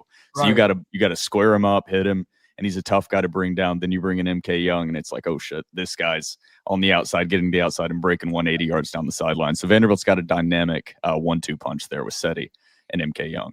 Yeah, they've been good all year. All right, Will, a couple more before we let you go. Keys to the game, maybe 1 or 2 things that either side needs to do right to get this win on Saturday. It's hard on this just to get it to 1 to 2. We recorded. Let me get it pulled up and make sure I don't step on or forget anything that I have as the keys. So number 1, I will say on the Vanderbilt side, I personally think against this Texas defense, they're going to need explosive plays. I don't see Vanderbilt being able to move the ball consistently 3 to 5 yards on the ground against this Texas defensive front. I think it's going to be similar to that Missouri game if they attempt to do that. And what ultimately won Vanderbilt the game against Missouri was explosive plays. I think they're going to need that. They're going to have to be able to deal with Texas's pressure in the front. And then I would say red zone defense. That's the key on both sides. Which teams can turn those red zone possessions or possessions inside the 30, we can say now with modern kickers generally having longer range, who can turn those into 7 points versus 3 points? That was the story of last week for Vanderbilt. Missouri was 1 of 3 in the red zone. Vanderbilt was 2 of 2. And ultimately, Vanderbilt scored 10 points. Missouri scored 7. And that was the story of the game right there. Tight ball game otherwise. So the Vanderbilt's red zone defense this year has been solid. They forced teams to kick field goals and or stop them on 4th down, especially the last couple weeks. So I think both teams having success in the red zone, who can create explosive plays, who can deal with the other's defensive front, who I think are both very talented. I think Texas is well known. I think Vanderbilt's is a little underrated. And then which red zone defense can step up. Those are kind of my 3 keys to the game. My last question for Will is this. Clarkley is not going to punt the ball directly to the punt returner from Texas, correct? He's going to be a little smarter than the knucklehead from Mississippi State last week who decided to kick the ball to Ryan Niblett at the end. I mean, not corner kick it, not kick it sideways out of bounds and let the offense come on the field and go 3 and out. He's not going to do that. He's a smarter coach than that, I got to believe. Yeah, Vanderbilt's got a good punter in Nick Haber, a transfer from Washington State. So there will be some corner kicks towards the sideline, as well as generally Vanderbilt. I will say that, but they kicked it to Missouri last week and almost broke one. Thank God Langston Patterson got a shoelace tackle. So I'm thinking that Clarkley's a smart enough man to not kick the ball deep on punts. But, you know, sometimes coaches, I think, get too in their heads or too stubborn in what they're doing. They want to tell you how good their special teams is, how we cover. Yeah, exactly. So no, I would prefer the coffin corner kick to the out of bounds there. Just take that off the board, just like I prefer every time. If you have a kicker capable of doing it, kick it out of the back of the end zone on every single kickoff. Yeah, there's no reason to get cute. No, not against Ryan Niblett. I hope you guys try. That'd be great. God, I want to ask you a Clarkley question. Do you have time for one more quick one, or do you have to bounce?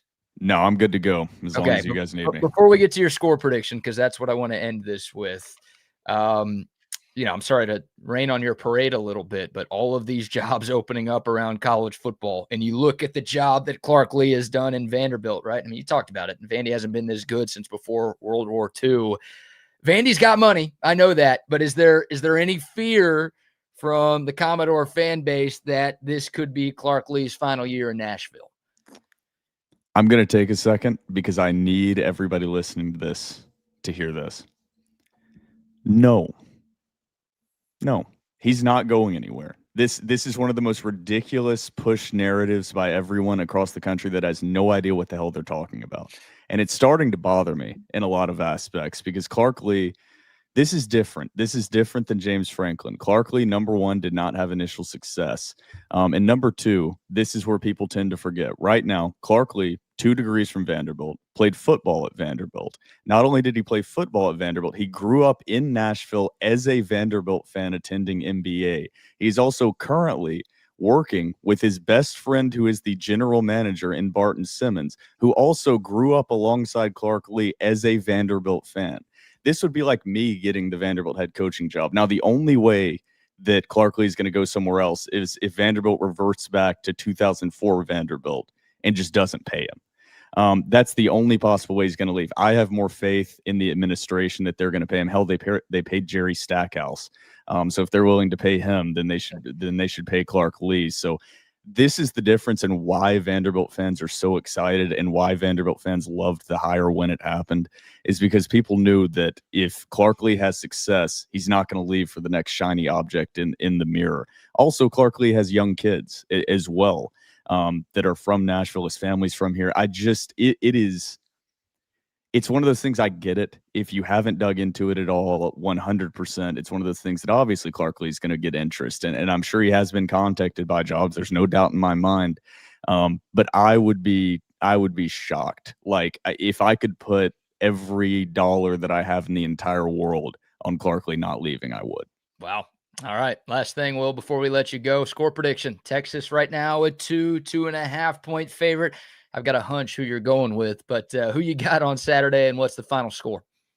So I will preface this prediction that so far this year on our week-by-week predictions, not trying to brag, not trying to toot my own horn or anything, I am 8-0 on Vanderbilt so far. So I'm not just a homer that has picked Vanderbilt to win every single week. I did predict a loss against Alabama.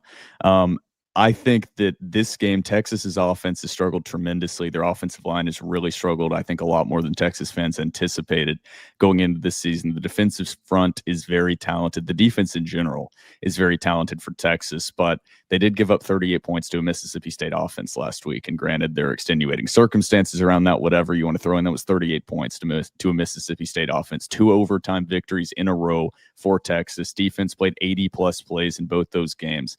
That's going to be a worn-down and tired Texas defense, regardless of the depth that you have. And that's not what you want to be going into a game against this Vanderbilt offense that is just going to wear you down and make you be so disciplined. So I think points will be at a relative premium. I think we will see field goals from both sides. I think Vanderbilt ultimately takes this one 27-20.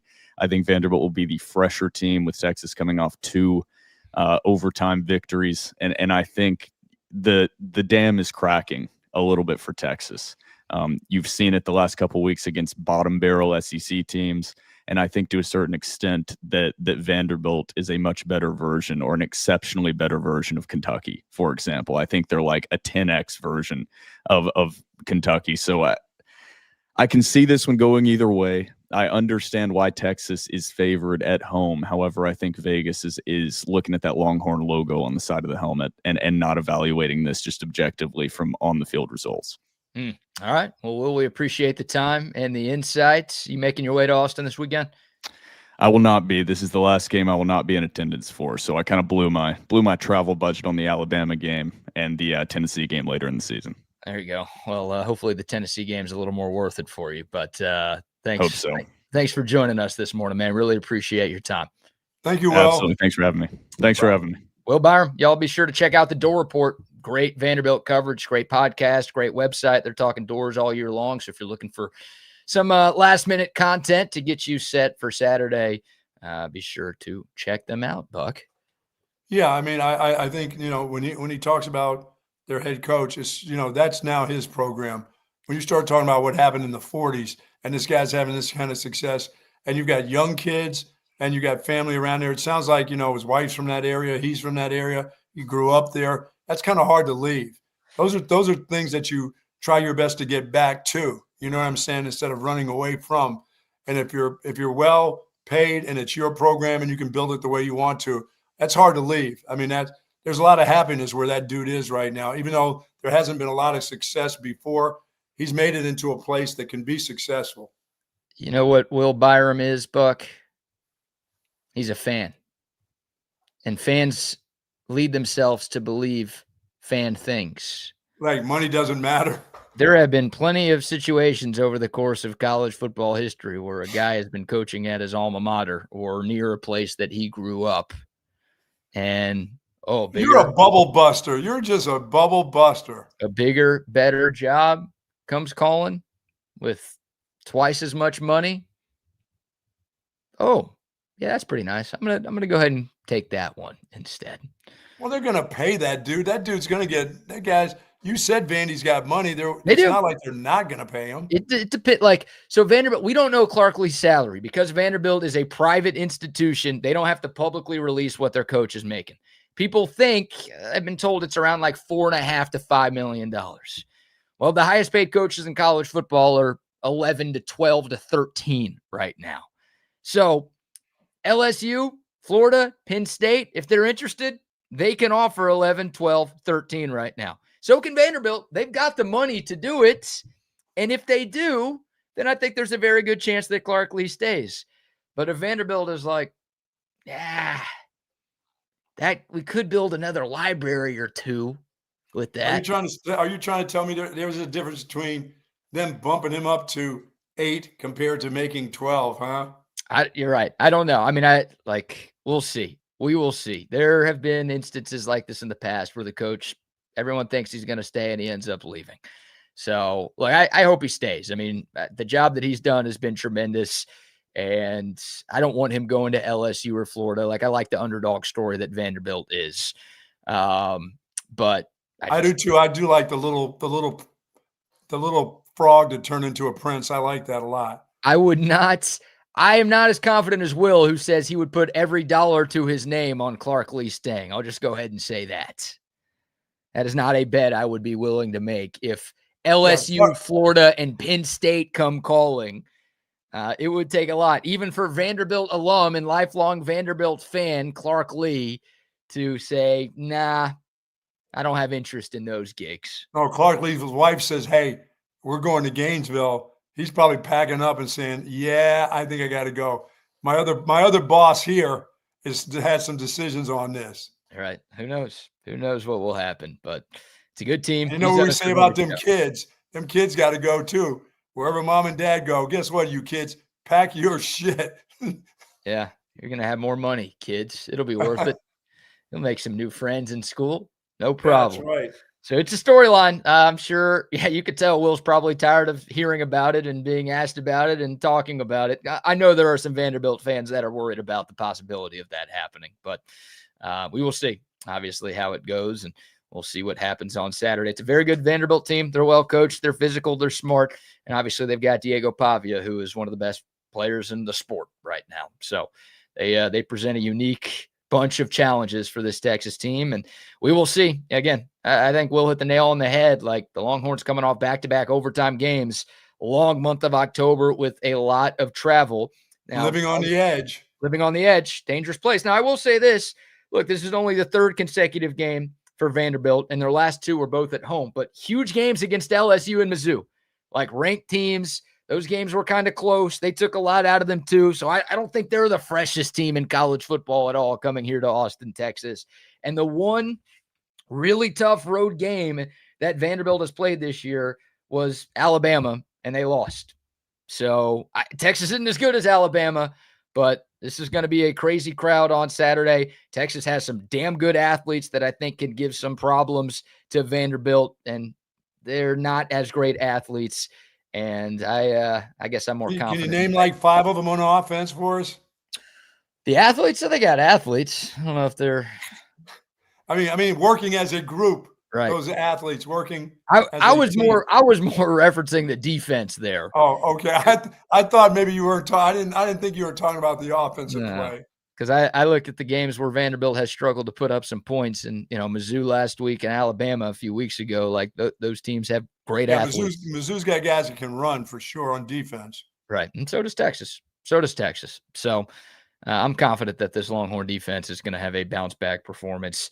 I mean, look, after Florida, a lot of people were like, "What's up with the Texas defense? They're a problem." What'd they do against Oklahoma the next week? They kept the Sooners out of the end zone, held them to 6 points. So, like, last time people started doubting this Texas defense, they put on a show.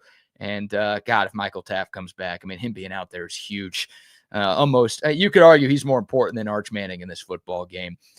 Getting him back would make such a massive difference for this defense. But I feel good about that side of the ball at least showing up and making it very difficult for Diego Pavia and company to have the offensive success that they've been able to have. So. Yeah, I just worry about this defense being a little worn down from these cellar dwellers that they played in overtime.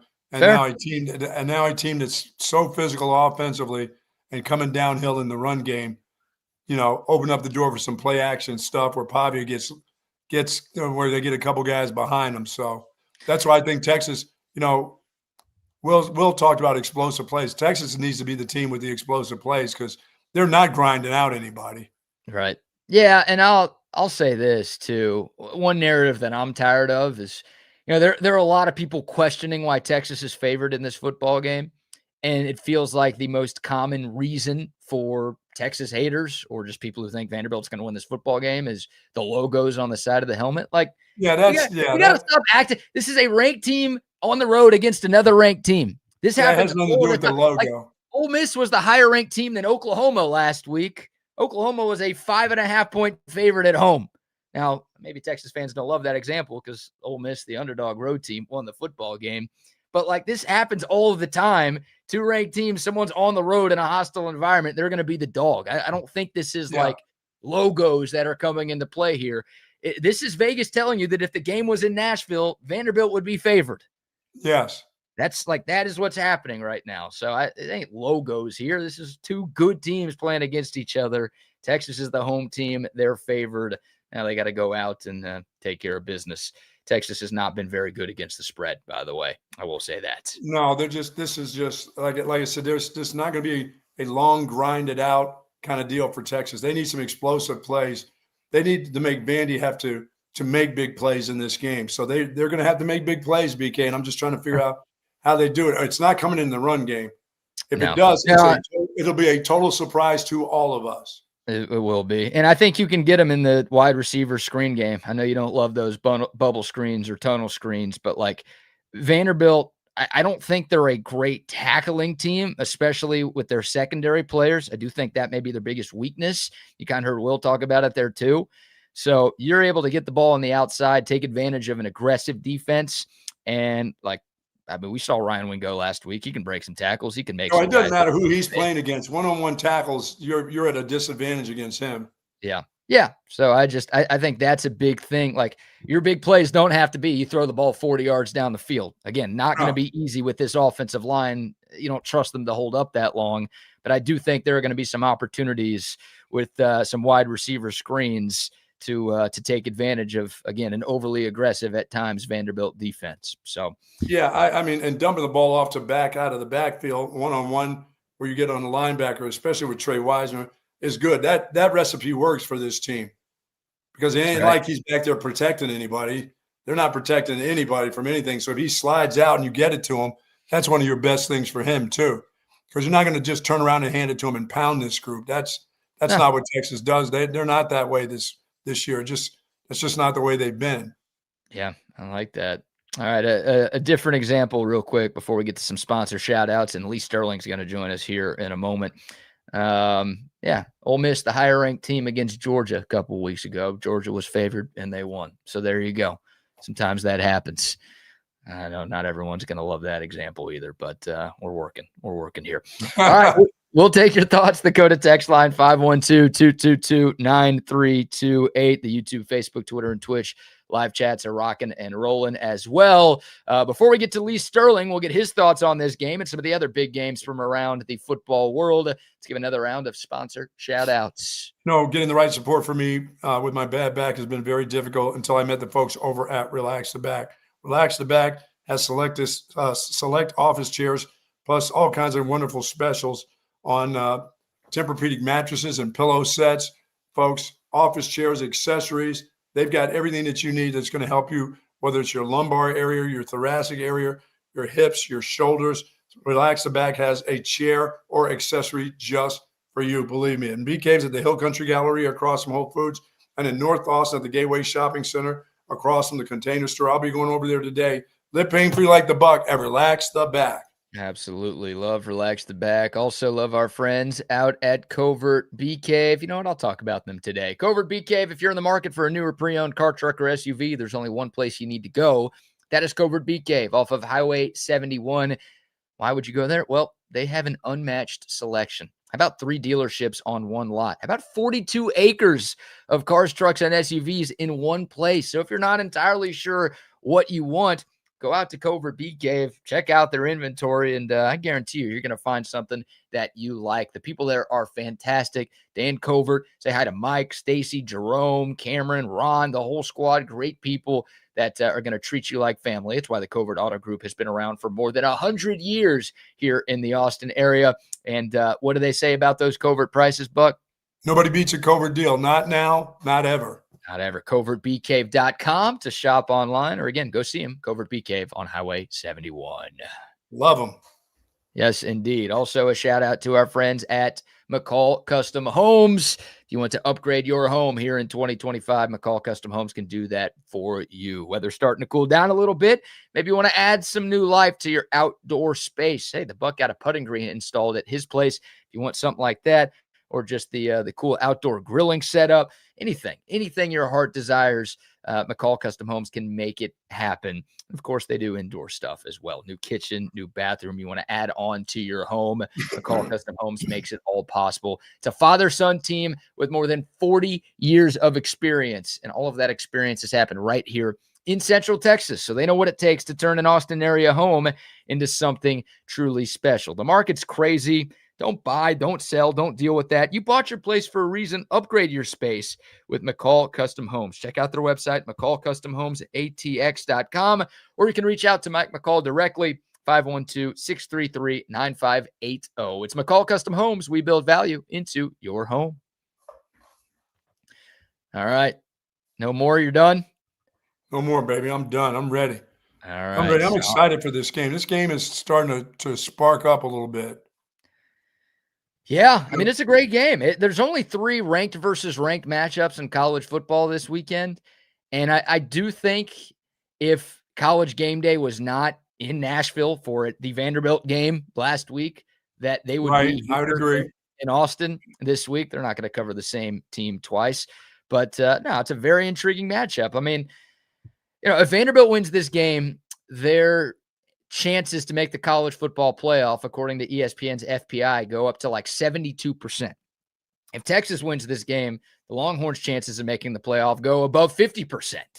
So it's a massive game. I mean, for Texas, if they lose, they're out. Like their playoff dreams are crushed. If Vanderbilt loses, they could still get in, but they'd be a 2-loss team in the SEC, and they would maybe need some help from around the country to get their spot. So it's a massive game for both sides. So much on the line, and I mean, there's just countless storylines, and hopefully it's a great matchup. But even more than that, hopefully it's a Texas win. Absolutely. A lot to dive into. We've talked about it all week long. We'll continue talking about it all day here on TSU, and then, of course, tomorrow morning on our show as well. And then once you get us all that injury report, everything will be great. I already gave you the injury report. No. Your special injury report. My special injury report. From your special behind-the-scenes people that need to give us what's going on today. Today's a very important day. Our TSU crack staff. Thank you very much. The ones that give you those AI-generated, the people that find you for some of the content that we have. We need them. Nothing we do is AI on this show. I'd like to correct what you just said. Everything we get is real. By the way, Sark will talk at 11 o'clock today. So we'll get some more intel, the general public. And then, I will get my guy or gal. Thank you. Yeah. Oh, now you're talking. Yeah. You never know. All right. One of our favorite segments each and every week. Let's make the people some money, shall we? Some good college games, some good NFL action coming up this weekend. And joining us now to preview all of it, our man Lee Sterling from ParamountSports.com. Lee, good to see you, my friend. How are you this morning? I'm good. How about you guys? Doing fantastically. The weather's starting to cool down that way? Not really. No. Well, it did cool down from 81 to 80 degrees yesterday. Yeah. I see. That's why you're wearing the pullover today. It's getting a little chilly. Well, it's cold upstairs here, so it's cold in my office. So, yeah. Well, that is great. Well, Lee's on a 24-6 run in the NFL. So if you want to make some money, head over to ParamountSports.com. But we'll get to that in a moment. Buck, some big games this weekend. Why don't you start us off with the first one? Speaking of Miami, Lee, University of Miami is it's time for them to kind of put up. I mean, they're going to play an SMU team right now that, their coach has been, his name's come up for a couple of these jobs, but boy, he's on a slow burn right now. It's not the same SMU of last year, but still a pretty good team. But Miami's going to give them an awful lot of points this weekend. Is that too many points for Miami, or is Miami bouncing back here?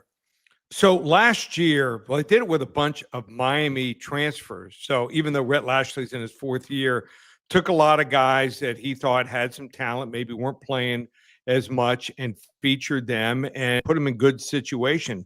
Rashard Smith playing in the NFL, the running back.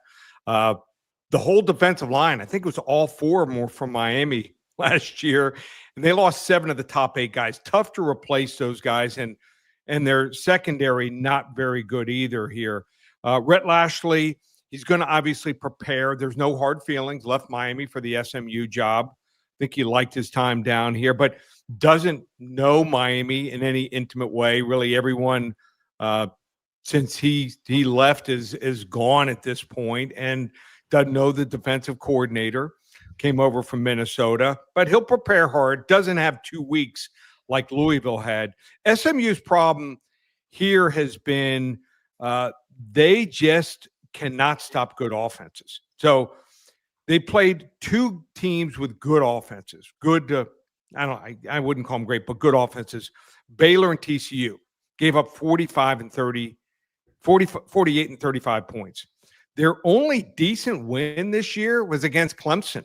They beat them 35-24, but Cade Klubnik didn't play in the game. So it's not like that's much of a win here anymore. Clemson is way down this year. SMU's best weapon is Romello Brinson, a former Cane. I think it's him and one other guy, the only former Cane still on the depth chart. But he wasn't playing much at Miami at all, and he was buried. I think he had under 10 receptions last year at SMU. So I just don't think that they have the playmakers they had last year or the defensive front to put pressure and stop the run. And then their DBs are not going to be able to stop this kid, Tony. This kid, Tony, from Miami is special. Every time he touches the ball, punt returns, I mean, you're holding your breath. He is Devin Hester light here. I think Miami pulls away late, 38-21. All right. Sometimes you got to lay it if you want to play it, as the great Lee Sterling once told me. Big one in the SEC Saturday night. Feels like a college football playoff elimination game. Oklahoma on the road taking on Tennessee. Both teams 6-2 this year. Lee, looks like Tennessee's a 3.5 point favorite right now. What do you think of this one? So I like Oklahoma better as an underdog. As a favorite, let's be honest, they pretty much shit the bed a lot. So it makes no sense. Watching John Mateer last week, and this is a smart, cagey veteran. I mean, he was at Washington State. He was winning games by himself. He was willing his team to win games. Sometimes he tries to do too much. And he was trying to hit on a bunch of plays last week, trying to push the ball down the field when it wasn't there. You got to be patient sometimes and hit the back of the tight end out of the backfield or on that 5 and out and just take what the defense gives you. And he didn't. So I think he's smart enough to learn from what he saw here. Brent Venables rarely has been in that road dog situation, just 3 times in the 3.5+ years, but he is 2-1 here. Tennessee's offense is really good. Joey Swigular has had a great year, but the defense I'm not so sure on. And I know only Georgia has beaten them at home the last 3 years, but I think OU is going to pull off the small upset. This should be a fun game here to watch. I like OU 31-28. Wow. Yep. All right, Lee. Ole Miss right in the thick of things in the SEC and getting to Atlanta, obviously. Lane Kiffin's name's on everybody's list for a coaching job, but he's doing a great job where he is. I don't know why he's looking elsewhere. But South Carolina been kind of up and down this year. It goes the way the quarterback goes. It goes the way the defense goes. They're getting an awful lot of points here, a dozen or so points. Seems like an awful lot of points to be given up to a South Carolina team. If they have any semblance of what their offense can do, could give Ole Miss a game. And Ole Miss coming off the game that they just had. Can you do this back-to-back weeks for them? Well, they haven't had the consistency. You're right, Bucky. Lane Kiffin, you never know when he's going to self-destruct. He's not going to win a national title, my opinion, because too often when he falls behind, he starts going for it on 4th down. What was he doing? I think they were up like 12 points last week on their 20-yard line, 4th and 1. He went for it. I'm like, what are you doing? They don't get it there. You let the other team back in the game. So sometimes doesn't do the smartest thing. He calls a good game, but you got to be smart sometimes. So that concerns me a little. I mean, he's playing it smart, not saying anything about any of these openings. He can play poker and just sit there with his hand and probably get another $2, $3, $4 million. Now, Sure. The question is he going to try to become the first $15 million coach? That's back in my day, we called it the $64,000 question. So I personally think he's going to stay if he's smart. So, it's a little bit harder at Ole Miss to acquire talent than it may be, someplace like Florida or LSU, a little bit harder. But, he has built up a reputation, just needs maybe the right defensive coordinator, a few pieces there. I just think that South Carolina, the bubble's about to burst. When you have a defense that's on the field so much as they are, and I love Lenore Sellers as a competitor, as an athlete, but their offensive line is complete garbage. Watch the 2 guards. There's a bunch of times every game they literally have their head on a swivel and guys just run right by them. So I don't know whether it's a miscommunication or My head coach used to call it in high school, what's the matter? You don't want to engage? So probably a combination of the two. So I just don't like the offensive line, and I think the defense has been on the field too long here. And this might be the game where Lenore Sellers has a couple interceptions or fumbles trying to get that extra yard or two. So I think the offense for Ole Miss is just too much here, and they're going to stress the defense. Not a game I'm giving my clients here, but I like Ole Miss here, 42-24. All right. Lee Sterling from ParamountSports.com joining us here for his weekly visit. Lee, one line that I cannot figure out, this Georgia-Florida game in Jacksonville. Georgia's won 4 in a row. They've all been blowouts. Georgia's won 7 of the last 8 in this rivalry. It'll be Florida's first game without Billy Napier, right? It's been a long time since they played, and God, there's been 18 different firings since then, so that feels like old news. But Georgia only a 7.5 point favorite. Am I wrong here? I think this is going to be a blowout. Do you think Florida can make this interesting? All right, so the last 4 years, Georgia's been anywhere from a 14-point favorite upward, and they've won by 14, 23, 22, and 37 points. So if you're betting Florida, you want to bet them on a bump. The interim coach, first game, coming off of a bye. But you know what? They like Billy Napier. The players seem to really like him. You're not hearing any stories coming out that he was an asshole, yelling crap on the sideline like Brian Kelly last week, or, when a player dies or an ex-player, not calling the family. Brian Kelly just seemed like a bad guy. So hear a lot of stories about him. Reminds me a little bit of Lou Holtz when he was at Notre Dame. Not the nicest guy. So you can be both. You can be a hard coach, and you can also have some empathy for players. So I don't know if they're going to get that bump. I think a lot of the coaches – what would you do, Bucky, if you knew you were done? You were the running back coach for Texas, and they told you the head coach is fired. You're 35, 40 years old, and you have the bye week. What are you going to be doing most of the bye week? I'm going to be on the phone looking for my next job. That's what I'm going to be doing. And Bingo. then I'm also going to be making sure that my players are ready for the next game so that I could get that next job. True. Yeah. So I think it's twofold. I think Kirby Smart and his coaching staff are a little bit better. And I think their offense, they don't have many great parts. You're looking at Gunnar Stockton. You're looking at Colby Young, their receiver, supposedly their best receiver.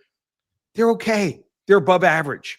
That's it. But sometimes the individual parts, aren't great. But the sum of everyone working together is a really good unit. That's what I'm seeing in this offense.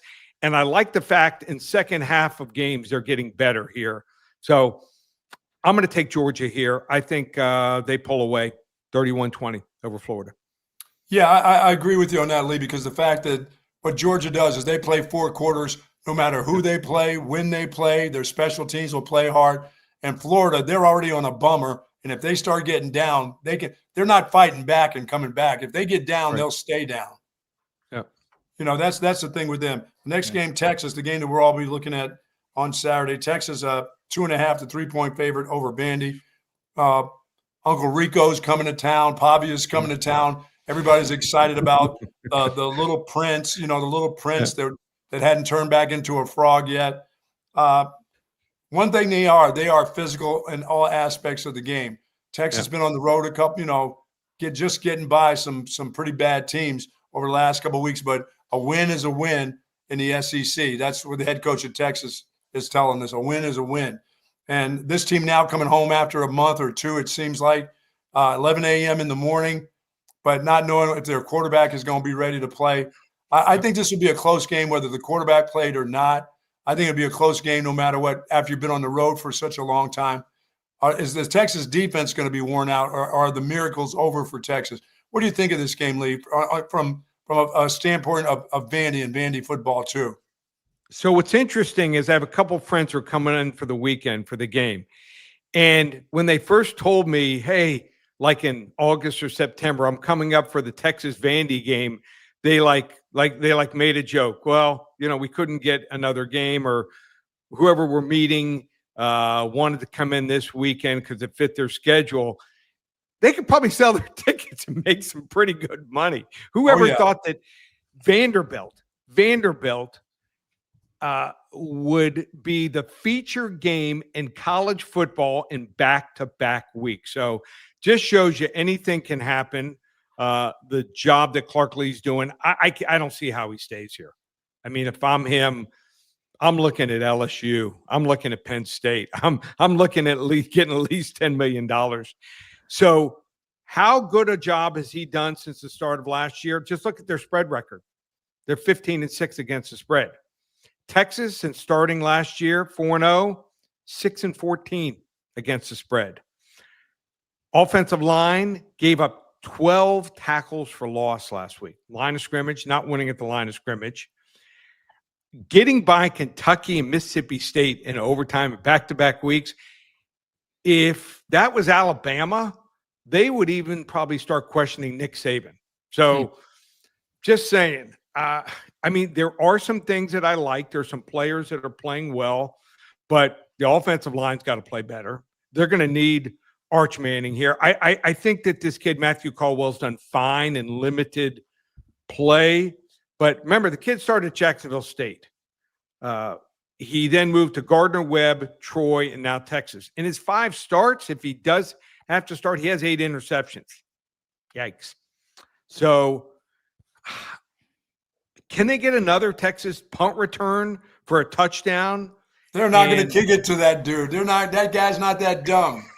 I'd kick it out of bounds too. Yes. But if you're counting on that, I wouldn't bet on it here. Yeah.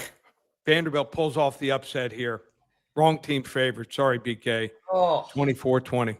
I'll take the knife out of my back when I turn around, Lee. Come on, my man. I did it. I didn't get it as you were walking away. Right. Yeah. Stabbed you in the heart right from the front side. Our guy Bill Cohen, of course, from Joe Cohen and Son Jewelers, asked, "What color is that quarters? Is that a fuchsia? What are we calling that?" I would call it maybe a mauve or something. You know, you got to go with some different colors. You know, he wants you change to it up. The only color I know I don't look good in. Yeah. The only time my wife ever made a comment was I came out in a yellow shirt, and she's like, "Yellow's not your color." It's not many people's color. I was Am I gonna right? say, I don't know if yellow is anybody's color. Yeah. But I think Bill wanted you to say maroon, and it's not maroon. No. It's not No, maroon. it's not maroon. But I have to give them credit. They were incredible. Think about it. They laid over 40 points on that LSU defense. Yeah. And people thought that defense was pretty good before that. And Marcel Reed threw 2 interceptions in that game. And they still scored mid-40s. I'm going to say this right now. Best quarterback in college football. Teams are going to be tanking for that guy next year. Marcel Reed? Yep. Oh my gosh. Who's All better? right. Name me a better quarterback in college football, BK or Bucky. I would say Ty Simpson is better. And maybe a slightly better passer, not even close to running the football.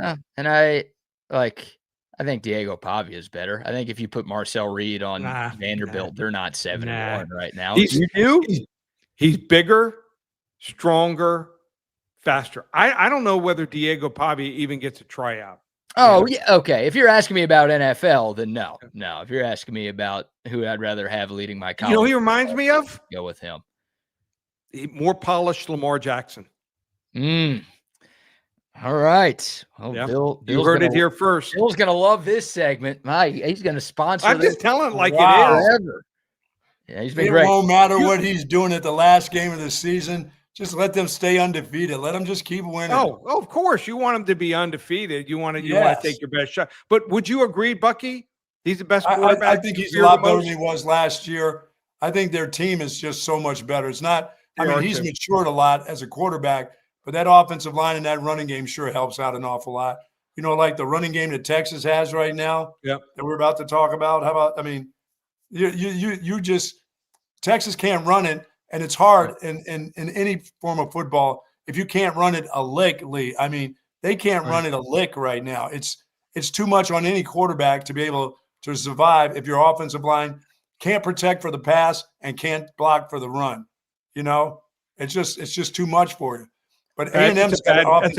That's a bad combination. Yeah, right, that's Bucky? that's a bad combination. Hey, you're making Lee feel really good about his Vanderbilt pick right now, Buck. I know. That's all you're doing. Oh my gosh! All right, Lee. Before we if let you Texas go, can put it together, BK and Bucky, they can win the game. But they got to play clean. They got to play hard. You know what they might be missing also? I'm not at practices, and you guys are more tapped in. Is there that one guy on the team that demands accountability? I don't know if there is on this team. I think there is. Well, when you're not having any defense, success, and when you're I not don't having know any if there is success on offensively, it's hard to do that. Right. Yeah. I think that's an issue. But all right, Lee. Texans Broncos, your game of the week. Wow. Broncos obviously smoked the Cowboys. Big win for the Texans last Sunday against San Francisco. Houston a slight favorite right now down in H-Town. If folks want to get your pick on that game, how do they find you?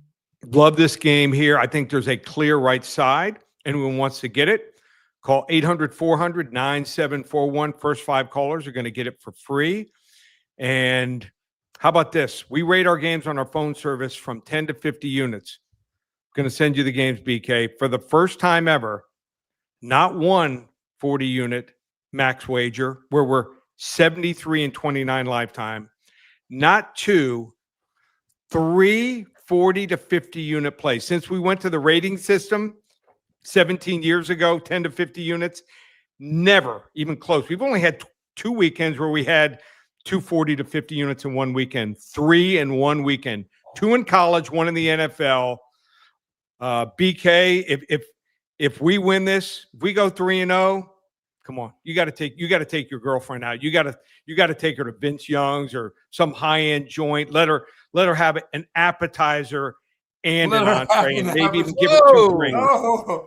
All right, we may go to Chili's, Lee, but that's Chili's. That's Chili's. it. Nothing Oh, nicer come than on. that.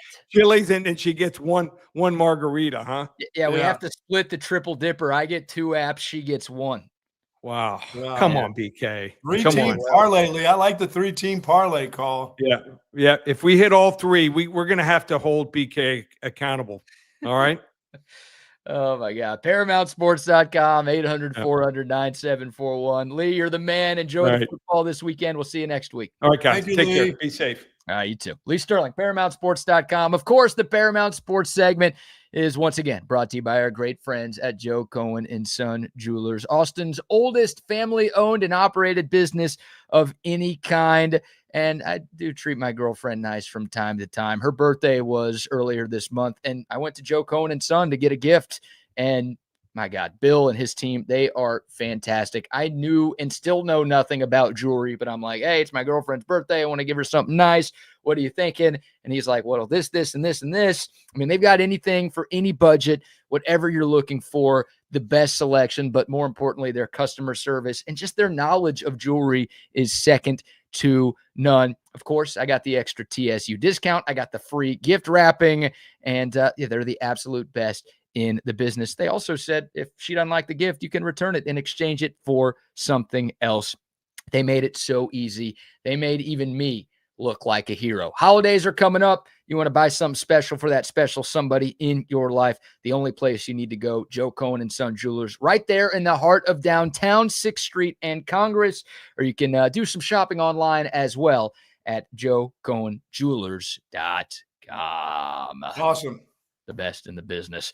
All right, we will bring on the boys here, and we got to play this sound. I'm gonna get Double R and Wags' thoughts on this. Oh, here we go. We've got some sound from the governor of Louisiana, Jeff. Dude, it gets serious down there in Louisiana, right? Like when football's a part of their politics. Oh my gosh! First off, is this real? Is this?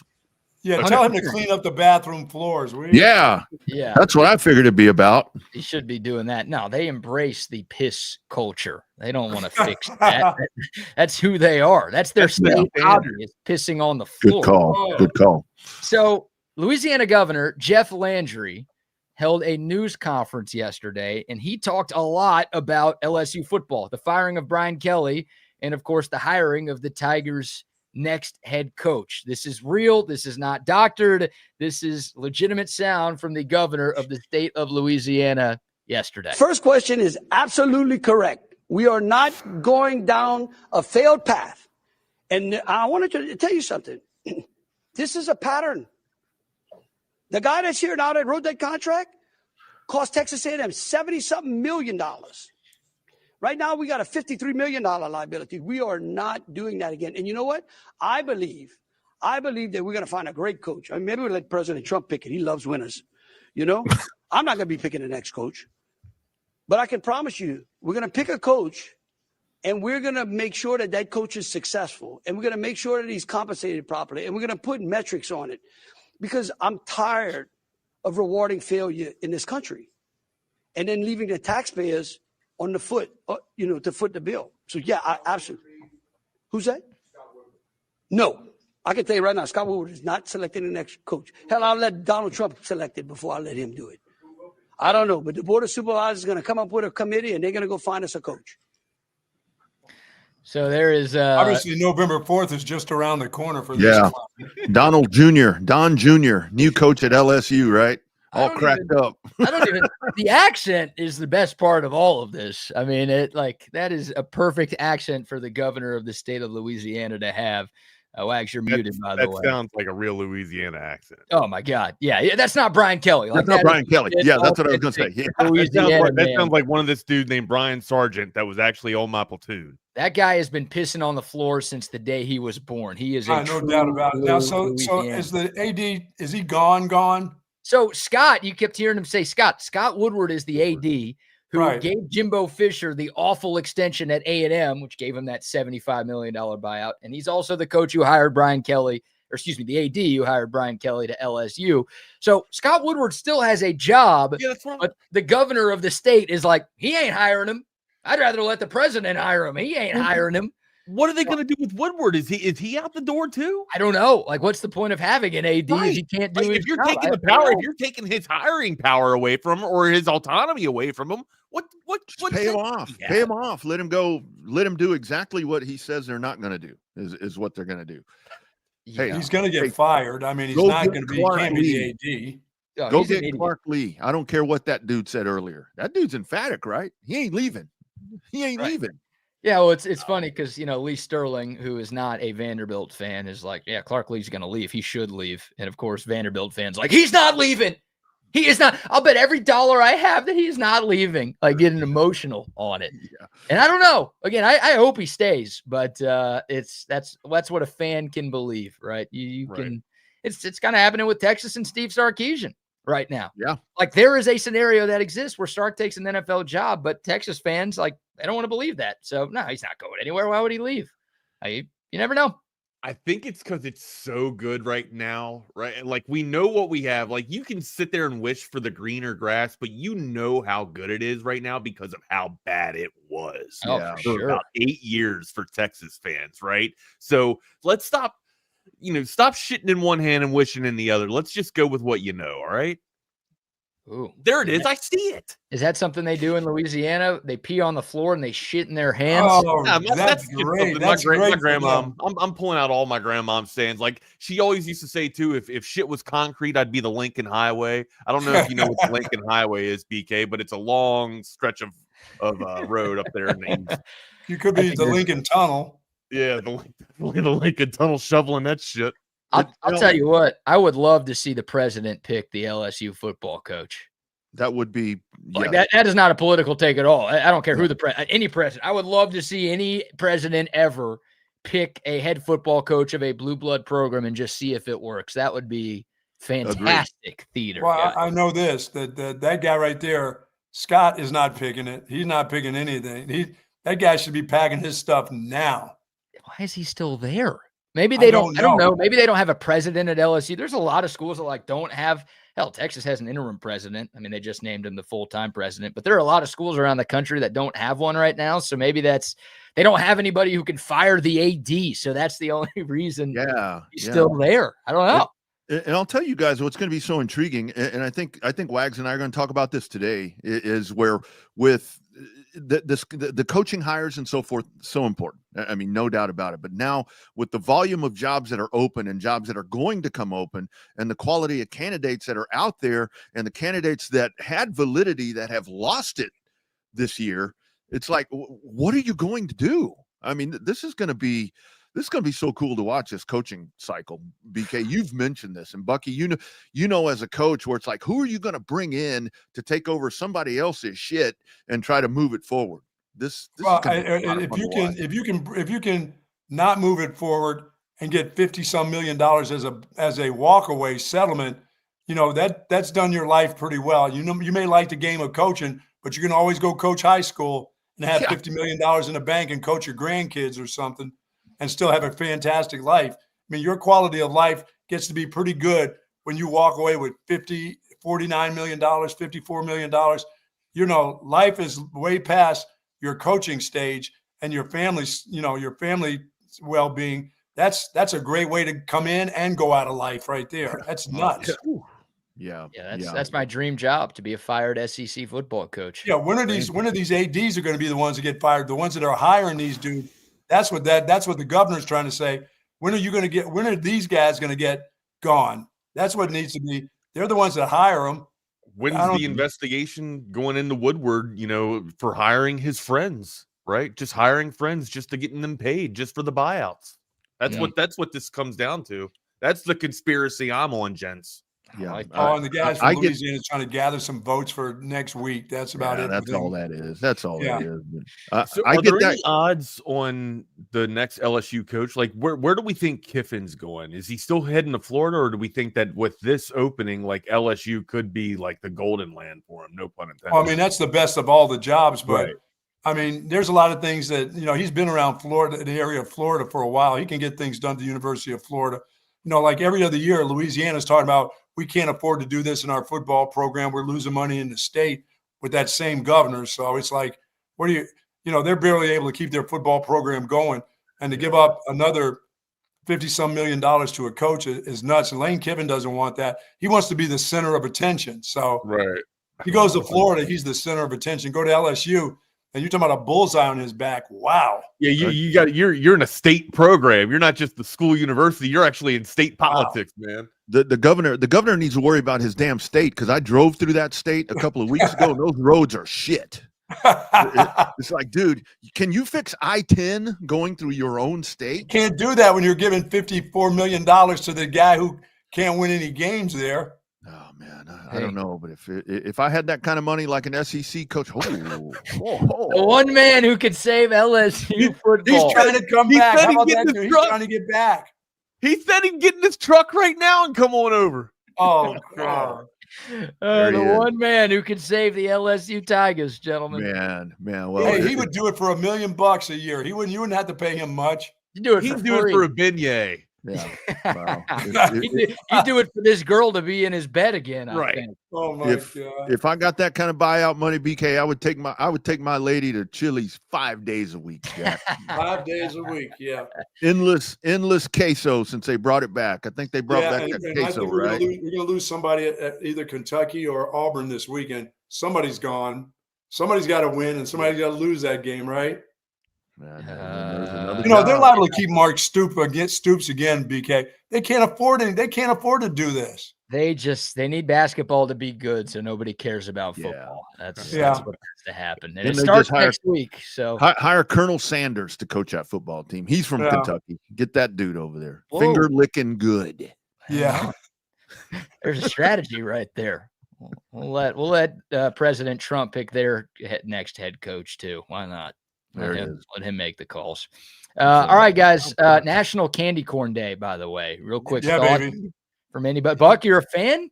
I'm a fan of candy corn. Always have been. It's a little sweet and sugary, but you know what? It's always good. Candy corn's always been good to me as a kid. I'm still good with it. I'm not going to go. That's not what I look for. I have never looked for anything to do with candy corn at a store, even if I had that.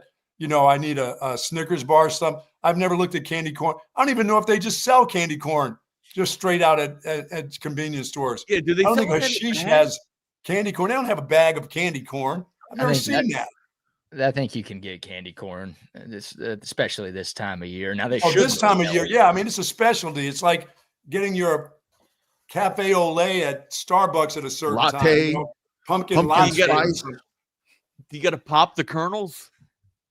No, I just don't. I just put a whole handful of that sugar in my mouth and go around and start creating problems, getting all sugar high. But I don't eat that at any other time but this time of the year. I used to eat candy corn as a kid. I don't think my body can take it. I don't think I can process it anymore. I don't like candy corn, man. I like orange slices. Those orange slices that have a little bit of I don't know if it's sugar on there, but it's like about that big, and you can kind of Those like little a sour mouthpiece. things. No, they're not really sour. They've kind of got the orange flavor to them. Yeah, it's called orange slices. They got them at the gas station. It's like right by the vapes. It's right between the vapes and the Trojans. Ooh, Right nice. I'm usually grabbing right the down two your on the side. I'm not even paying attention to what's in the middle. Oh my God! Going I gotta go look at that. It's weird. Like I feel like I can eat like Sour Patch, gummies and stuff like that, but I can't eat a candy corn because it's so much sugar, right? Like every part of it is sugar, except for like the gelatin for like the gummy bear, but the They candy did candy corn with nuts. Oh God, you're taking a bad thing and making it worse somehow. I don't think I can do the candy corn anymore. I used to make them like fangs when I was a kid and walk around like Now that I would do. Yeah, put them like right here. right. Yeah. Like I was a vampire. Like Rod, what do you think about BK putting up something on his door right now to let the kids know that they're allowed to come and knock at his door for some candy? Well, these kids these days, I'm surprised that they don't come out like a day early, because like when people start popping, people pop fireworks on July 3rd for July 4th.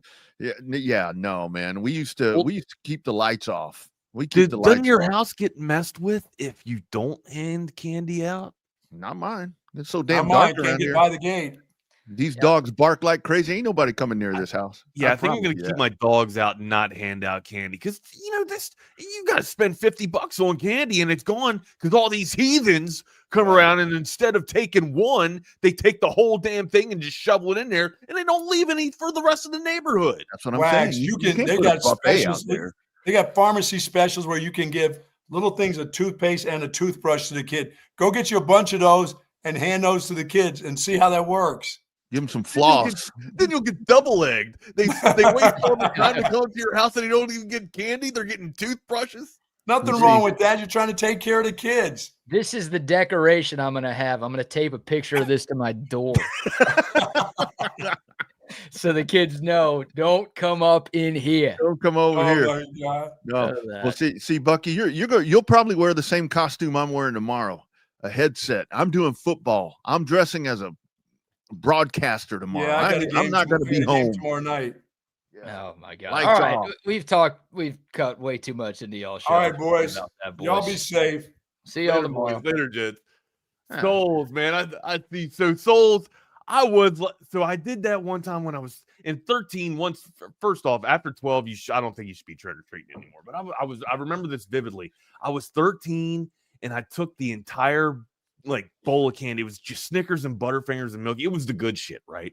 And I took the entire bowl and I went on and I started laughing, as I was walking away. And then I was coming down the other house. I saw this little kid crying because he didn't have anything, man. And I felt so awful about it. And that was it. That's all I needed to see, right? Just this kid crying because his day was ruined, dude. His week was ruined. Yeah, you can't leave it out there or fend for yourself, because these kids these days, man. It's a life lesson though, Rodney. Fend for yourself, right? Yeah, but again, that's when I was just like, man, you know what I feel. So I went, it made it better just to make me feel better and the kid. I was just like, here, bud, and I gave him most of my bag, dude. Yeah. He didn't have and this also he didn't have any, he's walking around with his little orange scrappy empty pumpkin, and he didn't have nothing in it. So you assholes. So, and what's that was it. And that was also coincidentally, like, that was the last time I went trick-or-treating. Like, I felt so bad after that. Like, I was just like, yeah, you know what, this sucks. so what's like the age limit for trick or treating? Because one year I was home on Thanksgiving, and of course, or on Thanksgiving, on Halloween, I had the lights all dark and everything, but I had to go on a beer run to the QT or something. And so I drive out, and there's like kids walking on the street behind me. Big tall dudes, like 6 foot. I know. I I see high schoolers now coming around and getting like, and I tell them, like, come on, guys. And that's the only reason why I kind of stay by the door. Is just so, like, the little kid. I hate being that guy. And here I am confessing it, right? Like the old man of the neighborhood. But it's just like, I'm not trying to regulate. Well, I guess I am, right? I guess I'm trying to make sure everybody gets something, right? Like that. I don't know. To me, Halloween is a kid's holiday. I will tell you that. And it's like, because I see adults. It's one thing if you're going to go out on the town and do whatever. You're going to a Halloween party, you're going to get dressed up. Absolutely.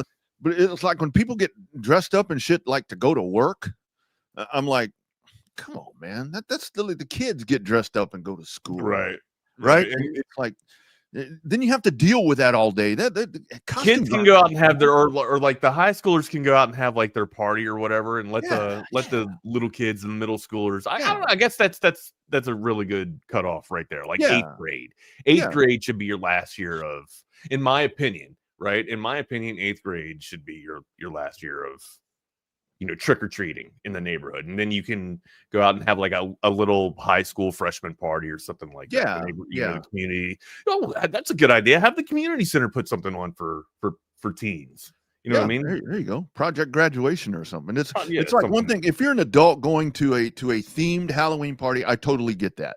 To where it's like, that's the deal. Do you do that? Do you and Tracy go to adult Halloween parties? We very few and far between. Used to be. Fortunately, I'm gone. Favorite, right? Like, this used to be one of my favorite holidays, you know, especially like, oh my God, double R. If you were with me when we were in Hawaii, my guy, like, you would just walk down Waikiki and we'd be in Hawaii jail. You wouldn't go to jail. You would not go to, but I mean, I would have you attached to the hip, my guy. I would take care of you. But I mean, it is, and it is a show. It is just an absolute spectacle. It is a show. And it's crazy. It's fantastic. Well, but yeah, like, this used to be my favorite holiday, but now I've really turned into that old man in the neighborhood to where, like, you know what, guys, it's 8:30, right? Yeah. Candy should be running out now. Let's get back to the sports. Let's get back to watching sports. I really am. It's just, I don't know. It's kids to me. It's a kids' holiday, and people are like, "Oh, you're just old grumpy." What? No, but I've always thought that. I've always thought that. Not just in the last 5 years. But don't you get joy in seeing all the kids running around in the neighborhood, though? Absolutely. So tomorrow when I'm at the football game, Tracy's going to go. Her best friend has twins. 2 young little boys. I mean, if you saw us at the walk, at the St. Jude's walk, those little boys. Are you walking? Are you patrolling? Or are you handing out the candy? Me? No, I'm broadcasting football in Monroe Stadium. Shit. I'm not going. Are you kidding? I'd have found something to do rather than do this. But Tracy's going, and they're going out walking and going to do some trick or treating, and that's great. But and here's the other part. I mean, we used to go out and do stupid shit on Halloween, but it's like now everybody sees. Not that I'm condoning what we or other people have done, but yeah, it's, I don't know. It's just a kid's holiday to me. I mean, honestly, it's for sure. Yeah. No, I'm with you too, Souls. Yeah. Like, and at this day and age, like, I still think about that day. Like, I think about how, you know, how much I made that kid feel bad. So I just, you know, it's just something that I'll never be able to drop. There's like, I did something like that too when I was like 12 maybe, and it was a baseball game. We had just won the baseball tournament, and I remember, like, we were going to Pizza Hut for like a pizza party, and all the pizza was gone on my table. And I remember looking over at the adults, and I would start, like, I had 2 slices, right? And that should have been enough. That should have been ample. But I mean, like, we had played all day. I was starving. I looked over at the adults table, and the adults table still had like 3 or 4 pieces, or not pieces, but pizzas on there. And I, without even thinking, just my instinct and no manners, I just reached over and took a slice of pizza from their table, thinking that it was everybody, like it was the entire, baseball teams, right? And I'm 12, I'm 11 or 12 or somewhere around there, and even then, to this day, like that stupid incident haunts me on how troubled I was as a kid doing that. And that's that's nothing. Like, you can turn your head aside, but shit like that keeps me up at night. Damn, and you say that I'm emotional. Jeez Louise, dude. I think about the things that I had done as a kid, and it just brings me back. My motto is like, act like you don't know what's going on. Play dumb. I mean, I tell people, my motto is I play dumb. And most people say, God, you are the best at that. And it's weird, Double R. Like, I know I come off like a crazy kind of wild person, or like Marine or whatever, but like growing up, man, like I was raised by my grandparents. We went to church every Sunday. Like my great grandfather was the mayor of the town. So there was social media on me. There were all eyes on me all the time. Like, I couldn't do anything. Or my grandma was going to hear about it. So, and it was a small town. And then when I went to Baltimore with my dad, things kind of, got a little bit more free, I guess. So. Yeah, no, so it's Halloween. Keep your head on a swivel tomorrow if you're going to be out and about, and watch out for the children, because that's the other part. They don't pay attention anymore. I remember we'd go trick-or-treating and the parents wouldn't go with us. They're like, oh, y'all go out and do whatever. But it's like, pay attention.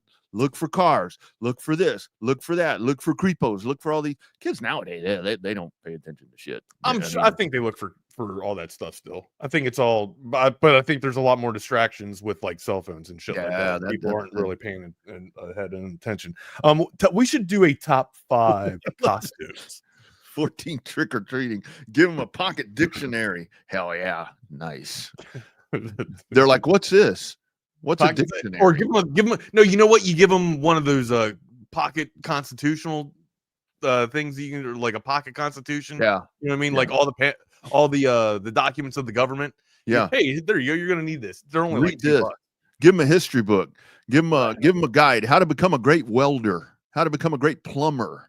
How to become a great. In the history books, Double R, they're going to see that in Game 5, the Toronto Blue Jays had another big 7th inning. And they were victorious 6-1. Your thoughts on that game last night? How about that young pitcher, my man? 12 Ks last night. Savage was a savage. He was absolutely savage last night, dude. He was the macho man last night. Just absolutely spinning and throwing filth too, dude. And then look, we talk about how the bats can go quiet, right? When you usually need the arms, they were relying on Shohei's arm last night, and the bats were quiet for the Dodgers too. Are we all thinking that the Dodgers, like Tom? I've heard 2 chirps from Tom already, right? Oh, he's reminding us, right? Making myself look like a genius here on your show. Making myself look like a genius, Tom. You look like you have the crystal ball of crystal balls. Not only does this dude have the algorithm for hockey, because that's what I thought he was talking about when he was texting. He goes, looking like Toronto. I'm like, dude, it's real early, and they're like 2nd in the Atlantic right now. Let's pump the brakes, buddy. And then I was distracted. I was in class when he sent the message, so I was just like, all right, what the hell is he talking about, right? But when Tom texts you usually text back, right? Like, that's just what happens. But no, I was just like, nah, dude, it's way too early. But then I found out he's talking about the World Series. He's talking about the World Series. Well, but yeah, Tom looking like a genius right now. Yeah, and you remember the bats going silent for LA. Do you think they wake up in Game 6, amigo? I really thought that.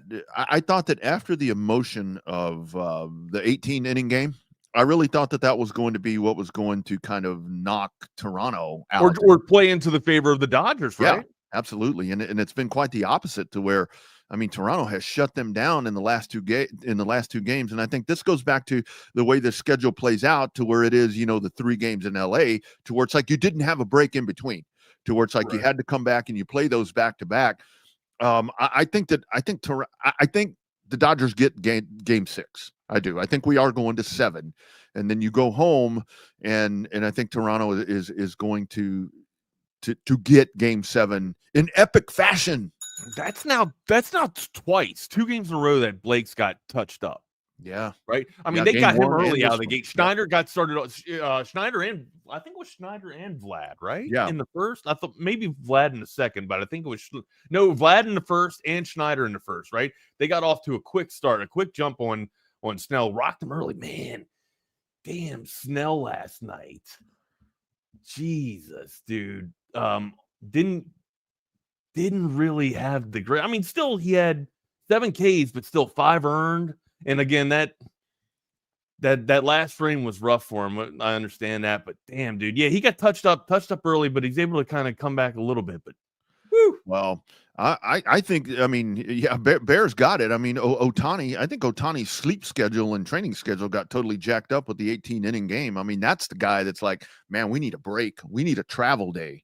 So I think we see a refreshed Ohtani because, I saw the comment there. The Dodgers do just look physically beat up.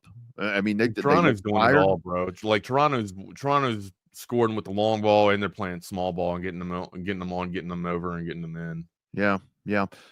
Maybe we get, in Game 7, maybe Kershaw comes in, rides off into the sunset, finishes this thing off. They're saying, was that Kershaw's last moment? Maybe that happens, but Toronto just seems to be in total control right now. And this Vlad Guerrero, man. So you want to talk about redemption? Glad for that. Glad for Vlad. Remember that dude was all the shit. Yeah, no, for sure. For sure. Snell is battered and fried. He really hasn't been the same since he was in the Rays pitching factory. For sure too. And also, like, I don't know if you guys noticed, or maybe this is the first time I'm noticing this on Snell, but when they were doing some close-ups of Blake Snell the other game, or maybe it was game 1 too, right? Like the bags under this dude's eye. I saw that. Like it would just look so cumbersome, right? Just how heavy these bags were, dude. And maybe that's how he is all the time. And I get it. Like, it's game 1. You probably got some nerves. Like, you're going to be up all night, or you probably won't be able to sleep. I would think so, right? But that's all that was going through my mind was, Jesus, is this guy healthy? Is this dude healthy enough to pitch right now? Yeah. And he's getting touched up in both games right now. So, to Jake's point, maybe he is.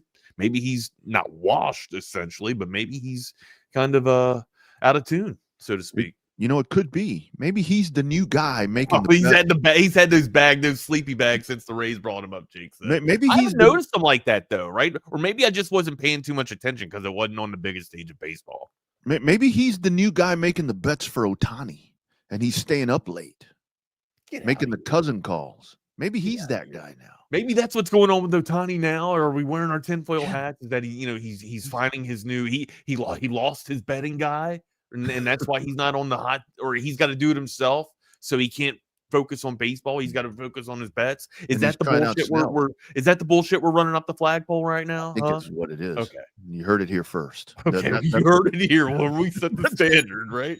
That's what's happening. But you report, we decide. Toronto in total control, man. And it but the thing is, I think the Dodgers do need a break. I mean, I think the Dodgers need a break. I think they're physically exhausted after the 18-inning game, and you come back and I think it's a brand new series. And I totally loved the insight from Magic Johnson yesterday. He tweeted out 2-2 series. Whoever wins today is in control of the series. Damn, that dude. He's on it, isn't he? I tell you, that's why they pay him the big bucks, dude. You become a baseball owner, and damn, you gain knowledge that was just incomprehensible, right? Yeah, no kidding. One thing too. I mean, I know we've been talking about the hitting in the the big 1 through Magic 9 here, Johnson, but what has he done? Big Magic Johnson, what has he done? He's dropping the knowledge, is what he's knowledge. done. Yeah, dropping sports insight there on game 5. Critical knowledge. No, but I'll tell you this. I know we've been talking about, the lumber and everything, but if you want to talk about what's going on in the field, and maybe I'm just paying attention to this because it's the position I played, but Kirk right now behind the plate is calling a fantastic game. And the way that he's able to frame the pitches too, just, I mean, Toronto, dude, Toronto's in good hands with a field general out there like that. He's just having, I don't know, and he's also been able to do it at the plate too. So on both sides of the plate. I'm liking Kirk's game right now, man. I think Toronto looks good, but I'd have to say, I don't know. I'm betting on the National League All-Stars still. I find a way that I feel like they'll find a way to kind of pull this out. And maybe that's just because they got all the, they got the big names and they got the best player in baseball right now. And I think I kind of want to wish this thing true, right? Just because of the season or the World Series that he's had. Like, it would be one hell of a way to have a line like he has and then to come up with a loss. Right? Mhm. Like, that's just absolutely insane to be this good in a series and not even be able to bring home the rest of your team is that shit. Your pitching's that shit that you can almost go perfect in, at the plate and nothing, you got nothing to show for it. You can't bring it home. That's crazy, man. I truly thought when George Springer went out of this thing that it was That was it. Yeah, that you're in trouble. But I mean, Davis Schneider has been great. I mean, we talked about Vlad. It's like these guys are jacking the ball since Springer's gone out. That's when it's like the bats have come alive even more. So and Springer might be back for the next game. So I think it bodes well for Toronto. But I do think that a little blow there for the Dodgers. Yeah, Mr. Moto comes on the mound too. I didn't know, is that game 6 though, or is he 7? He was ready the other night, so I think it is game 6. Or he volunteered the other night, so I think it is this game instead of 7. So would it be? So would Game 7 the projected? I guess I could check. Would the projected Game 7 starter be Snell again? I mean, I don't think I go that direction. No, you can't do that, dude. No, absolutely not. But I don't know. You savage last night, man. That dude was nails. I mean, it'll be Galsman. Right now, it's projected as Galsman. Okay. Yeah. Snell was last night, but I didn't know how quick you try to get that guy turned around. I'm not in a hurry to get him turned around from what I've seen in this series. But he got tuned up last night, man. There's no way that he's going to be ready to go in a day and a half. Yeah, he ain't gonna be ready to go. No, for 7. Not by Friday. He won't be ready by Friday. So, that's when Game 6 is. Probables right now is Mr. Yamamoto and Kevin Gausman for the Jays. I don't know. Maybe Gausman can close this out. We shall see. I would like to see this thing go to 7 regardless.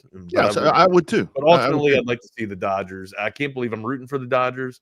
I think if Shohei did not have the series that he was having, right, and it's like he could have another night where he's goes hitless at the plate, but if he wasn't having the line that he was having in the series, I'd probably say fuck it and not care who wins. But right now I really want the Dodgers to win. This is all setting up for, with him having a couple of quiet games and he had trouble on the mound and so forth. It's all setting up for Game 7, and he comes in and it's just what we saw in the extra inning game. It's what's happening. It's kind of like a storybook ending, right? Starting out hot and then kind of, the lumber goes quiet for a little bit, goes to sleep, takes a nap, and then wakes back up. Yeah. Had a long night, had a long 18 innings, went to sleep. You're going to take a little bit of a breather and come on back and then, go feast, go eat. Couldn't sleep, didn't get his 10 hours. I mean, it's all setting up nice. I mean, it's, old man right here, Halloween guy. It's rigged just like wrestling. I mean, Game 7, he's going to come in and pitch and strike everybody out and hit 18 home runs. Well, you know what isn't rigged? Ryan Hurricane Hecht. There's a new lawyer in town. When the storm hits, you got to call Hurricane Hecht. Not just your lawyer, he's a personal injury attorney, and he's your go-to attorney fighting for fellow Longhorns and Texans. He's a Longhorn through and through, and he brings that same fire, pride, and passion into the courtroom. You injured in a car accident, you got your heart broken, and I don't know, maybe you're a Dodger fan and you're needing some type of emotional support. Ryan can provide that for you, but he can also that too. Nice. He does a whole bunch of stuff. He's not just your personal attorney. Nice. Emotional support for you if you're a Dodger fan. But no, man, all jokes aside, you don't pay unless you win with our guy, Ryan Hurricane Hecht. That's right. No fees unless Hurricane Hecht gets the money in your pocket. He is aggressive in the courtroom. But again, I mentioned already, he's compassionate. He's compassionate for your emotions and with his clients. Ryan knows what you're going through, and he's going to fight like hell to make it right. He's Austin-based. He's Texas proud, supporting local sports, local businesses, local families. A friend of the show, fighter for the people. Don't let those insurance companies push you around. Let Hurricane Hecht blow the case wide open. Call Hurricane Heck today, 512-938-8929. That's 512-938-8929. Email Ryan at hechtLawFirm.com. Ryan at HECHTLawFirm.com. Tell him the crew from TSU sent you. That's right. AV consultations, Thursday night football. And what a time to be watching sports right now. You've got hockey underway, the NBA is underway. You've got the World Series. This weekend, I'll have the AV consultation studio set up, be watching the NASCAR season finale at Phoenix, all of that. And you can only do it with audio visual consultation. This is Tom McKay, owner of Audio Visual Consultations, and we would like to take a moment to thank all of our clients for making the last 37 years both fun and fruitful. If you haven't yet, I'd like to invite you to give us a try for all your home electronics needs. There's no need to leave your home to find great pricing and incomparable service. No traffic, inexperienced sales geeks, or pushy showroom tactics. We come to you. So just relax, hug your kids, and smile. We handle all the work. Just give us a call at 255-8678 or online at avconsultations.com. That's right. AVC, avconsultations.com, your home theater system, your home stadium system, your home speedway system, your home whatever system. They'll take care of it, the sound, the beauty, all of it. Can even do the outdoor stuff. Can even take care of your outdoor stuff. Outdoors, nice and cool this morning. 64 degrees in my house right now, as a matter of fact. Thought about the heater for a minute, but nah, I'm not quite that old yet. But if you're looking to upgrade your outdoor space or your indoor space, talk about him all the time. You got to give my buddy Mike McCall a call or a text at 512-633-9580 for that free estimate, because you were checking him out and hearing about him right here on Texas Sports Unfiltered. Outdoor stuff, looking for the outdoor patio space, looking to get that built. Maybe you have a patio out there that you want to get upgraded, you want to get rebuilt, you want to get transformed, or the indoor stuff like us with our primary bathroom that is now just a masterpiece, from the tempered glass to the new tile to the new cabinets to the countertops and the lighting. Unbelievable in that bathroom, and they can do that for you as well. For over 4 decades, a father-son team right here in Central Texas, McCall Custom Homes, 40 years, family owned and operated. They will take care of that for you, just like they've taken care of it for me and dozens, thousands of other Central Texans. The outdoor space, Bucky has that outdoor putting green that he's out there doing his stroking out there, so they can build that for you as well. It is McCall Custom Homes, ATX.com, 512-633-9580. As we always say, be sure that you tell them that you heard about them right here on Texas Sports Unfiltered. And with the early game this week, new or pre-owned car, truck, or SUV, man, one place to go. You see covert everywhere. It's that personal level of just feeling like it's a personal family interaction. The customer service, it's impeccable. It's unlike anything I've ever experienced buying a car. Over the 30 years that I've been buying cars from them, I feel like I know them and they know me. Covert's done an amazing job of making me feel valued. If you purchase a vehicle and you want to feel like you're part of a family, join the Covert family. Come and experience it for yourself. Covert, born and raised in Austin. Yes, indeed. Yes, sir. Yes, ma'am. Nobody beats a cover deal. Not now. Not ever. Reading some of these comments here. Why would it matter if Toronto is freezing tomorrow? Is the game not played indoors? 40. Well, I would assume it's got a retractable roof. I would hope they'd close it. Yeah, they play inside, man. Yeah, I would. Yeah, I don't know. It's Oh yeah. I think they're just making general comments there. It's not like talking about the weather. Did you? Oh, that's what it was. You were talking about the weather. Okay, yeah. In one of your reads, you were talking about the weather. It's not like AT&T Stadium where you're the Cowboys and you're going in and the sun's in your face. Come on, man. Who designed that? Jerry. Every game. You got me looking. Now you got me curious to see what the temperature is going to be like in Toronto tomorrow night. I'm sure it's going to be cold because it's cool here, Blistering cold, man. You know what, though? I sit here and say, like, man, I can't wait for the cold to get back. I can't wait to be in the cold. First turn of the cold here, and I'm on the patio, and I'm just like, Jesus Christ, dog, hurry, because I got to go out with the dog, too, right? Like, I got to make sure that she goes. Yeah. And like, as soon as, I'm just like, hurry the hell up. And, of course, I'm going out there in shorts, though, right? Like, if I went out there barefooted, and, prepared for the cold, and barefooted too, mind you. So yeah, I don't know. Maybe if I'm prepared for it, I'm taking on the cold a little bit better. But yeah, I was cursing at the cold this morning though. I took him out last night to go, and it was already getting pretty cool because it was later, and I was the same thing, short sleeves and barefooted and whatever, and they're sitting out there taking their sweet time. Hell, I ended up having to take a piss in the yard. I was out there for so long, so the three of us went, because it got cold. Sure. After a while, but that's what you do. That's the beauty of being a dude is you just whip it out and take a leak if you're outside. And we have to do our PSA as well. Don't forget to fall back Sunday morning, I guess it is Saturday night. Fall back. Set your clocks. You have to set your clocks manually, or do they just do it themselves now? I have to set mine manually. I have to set mine. Yeah, I got to do everything in the kitchen manually. Yeah, I don't have anything automated like that.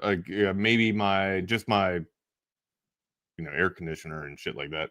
Where do you want to go next, partner? You mentioned to me yesterday when we were kind of texting after the show a little bit, and we haven't touched on it all that much. And I think that we did it in crosstalk.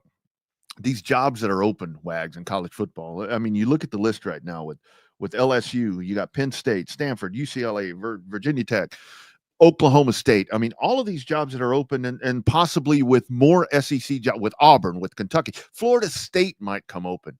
This is roundabout batshit crazy right now, what we're looking at in this coaching carousel. Yeah. So what are you asking? Like, I mean, just so what, once this is all done, who are these candidates that are going to, we're talking about Clark Lee. We're talking about Clark Lee at Vandy. We're talking about Lane Kiffin. What's the most attractive? 2 or 3 guys. Yeah. What's the most attractive job? Yeah. If you're one of these guys, for one thing, if you're Lane Kiffin, let's say, do you want to leave what you're building there to go essentially start over with somebody else's shit? Or which one of these? I guess LSU, right? Florida to me is very attractive. Auburn, if it comes up. Florida State to me, I think, is something that would be a very nice position to fall into. I would say Florida. I thought about LSU first, right? Mm-hmm. Like I'm kind of with Jake here, but I think Florida, just because of how much, like, I don't want the governor getting involved in my shit. Like, I just like keep politics out of sport, out of my locker room. Okay. Yep. Like, there's just that's just absolutely wild but again, I guess it's part of their culture, man. But I don't know, when you got Jeff Landry should not be talking, making picks about the damn football team and shit like that. I don't know, but again, I guess that's how they do business. NBR there. No, I would say probably like Happy Valley's enticing, right? Because you can go up, you could kind of set your own little kingdom up there, right? Like, there's really not many people that can rival you in terms of like your pipeline and your recruiting elements up there. You got Ohio State that's just to the west of you, but you can kind of control that whole northern eastern shoreboard if you really wanted to take care of business. Now, how much talent's coming out of that these days, I'm not too sure. I think most of the talent is in the heartland area, and then down, in like SEC country, right? California's got a lot of talent, a lot of speed talent. Florida's got a lot of speed talent. So and that too, like, I would think, if you take a Florida job with the resources that the Gators have and all that speed that's right there in that state, you got your prime that. And what's Lane great at? Like, Lane's fantastic at offense, right? Like that is his bread and butter. Like, he usually has a primed offense, right? Geared around speed. You put him in the state of Florida, and we've already mentioned the ties that he has to Florida too. Yeah, man. I would say for me, and this might be the case for Lane, but in my opinion, if I'm looking at it through Lane's lenses, I would say the most attractive spot has to be Florida. But again, LSU's enticing. I would just the thing that would give me a little bit of pause and just keep me reluctant with LSU is the fact that just everybody's in my locker room. Yeah. Right? And expectation, like, if you're not winning in the first 4 years, you're out. You're gone. Yeah. You're going to get bought out. And to that point, I always forget Les Miles won a national championship at LSU. I always forget that. Like I remember Saban's natty, but I always think that Saban got 2 and Les did not get 1. Yeah. Less is more. There you go. And here's wrong mouse. I like this call right here. I think that if I'm looking, you think about Stanford out on the West Coast, Oliver Luck as the AD. That is it Ollie? Is Oliver Luck out there, or is it in? No, you're right. I'm my bad. Yeah, Oliver Luck is the athletic director. I will tell you, the general manager is Andrew Luck. So let me ask you this before you get into your question: is Andrew Luck kind of being slated or kind of groomed to be the next AD? Because that he's not an educator, or he's never been in academia, has he? I would think that he is kind of in that hierarchy to take over his dad's spot. Right, but I mean, I guess my question, I didn't articulate it that well. Has he ever had an education background? Or an administrator's background? I don't think he's had the administrator background, but I think that he is a very intelligent, very well educated person. I think I'm not questioning his intelligence. I'm just asking, his all of that I don't know, but I think he's I wanted Oliver Luck to be the AD here. Same here, 100%. I was all on board for Ollie to come here. Yeah. I saw what he was able to do at West Virginia, man. Yeah. When Texas went out and got Steve Patterson, I'm like, okay, this is a stopgap right here. I mean, this is not going to work, and we know the way all of that worked. I mean, I think if Oliver Luck would have come in here, I think we wouldn't talk about that 10-year, 12-year drought that was just absolutely horrible here. Hold on, Jake's saying, I didn't even check this. Is Oliver Luck is not even the athletic director? Are you sure about that? Oh shit, I don't know. I thought he was still the AD there at Stanford. If he's not, then that job just became less appealing to me. then I go to LSU. But Keenan, right? Here's where we go back to. Here's where we go back to the what you were talking about with LSU, with the government and all these different things. Like, you got me curious. Where the hell is Oliver Luck?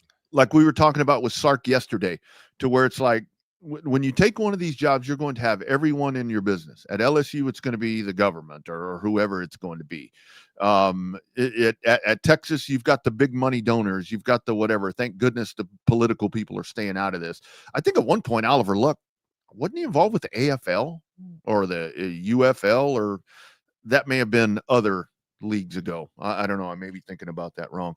But yes, Oliver Luck is a lawyer of some sort. I do know that. I don't know if that's his profession by day right now, if he has maybe stepped away from football and is purely in law. He's president of the Palmetto Trust Company. Is that a bank? No, I mean, it's a trust company. It's a trust. I don't fucking know. It's an LLC. Okay. That means he has entities. But with LSU, that is the job where I think that the appeal of LSU to me too is that you can recruit Texas. If you get like somebody with a lot of ties to Texas high school coaches that can take the LSU job, that can make an impact with Texas athletes, because they are important. And then you integrate Florida as well. No, I do too. Word association's tough some days. It's hard, right? You're kind of centrally located right there between Texas and Florida. You can pull in a little bit from Georgia, but you got to win. Like you said, you got to win. If you go over there and you're 3 years in and you're, sucking the bottom of the LSU's only lost 3 games this year, and they just bought that dude out. I'm trying to think of what's the most attractive school on the West Coast? Like Stanford is nice. But I still think USC, right? I mean, that's where I'm at. Like, or like, I say Oregon, but Oregon's to me not even really the West Coast. Like, Oregon's its own little area up there in the Pac West, right? Like, yeah, that like the Pac West in the West is completely, or I guess the Northwest, and California's its own region if you want to break it down and think about it. Oregon's probably the most attractive, just because it's kind of like it's the happy valley of the West Coast, where it's kind of, sure, you got to compete with Oregon State and Washington, and Pullman can be beautiful as well. but I would say that Oregon is the cream of the crop up there, right? Mhm. Then you get down a little bit more centralized on the West, and then you have to compete with it's US for me. Like USC. that's the ultimate landing spot is USC. Like the resources that USC can have. Yeah. I think it's the most attractive position for the West. Because lest we forget, and this one doesn't even get mentioned that much anymore. UCLA is open. Hell, they were the first ones that ran that dude out of town, and that job is still there. And I think other than the fact, like people when they talk about UCLA now, it's like, oh, they have great colors, but that's it. I mean, because it is SC. SC is the school, and they too as well have kind of faded off a little bit, but I just think that Temple's got it right there. They can bring resources in more, I think, at USC. Probably Notre Dame in the Midwest, maybe if I'm just going through regional, if I'm going left to right here, probably Notre Dame in the Midwest is the most attractive. But all those being said, like even if you're mentioning all those prestigious programs, like I think if I'm going to land on number one, it's gotta be between LSU or Florida. It just has to between all of them, right? Happy Valley, Oregon. Not that Dan Lanning's leaving Oregon. I was just comparing, Oregon to like the USC. I guess the best program over in the West, the most attractive or appealing program in the West. But the one that's open, I would think USC, right? Or hell, I don't even know if USC is actually coming open. But like if I'm Lane Kiffin though, looking through Lane's lenses, I'm sitting here thinking that I was thinking LSU before Landry got involved, right? And now it's all Florida for me if I'm Lane Kiffin. Yeah, and it's if I'm and the two coaches that I've kind of mentioned that have kind of fallen off of grace and fallen out of these conversations are the local guys here with Jeff Traylor and GJ. Is Ohio State Midwest double R or Jake guys? I don't know. I think I got Ohio State in the East still. Yeah, but they're not East Coast, so that's like right in the central there up north. I think it is, but. I think like if I'm a coach that's looking to elevate myself to another level, to me, the job that is, and I hate to say this because I'm not a big fan of the school or the program, I do like that region of the country, is Arkansas.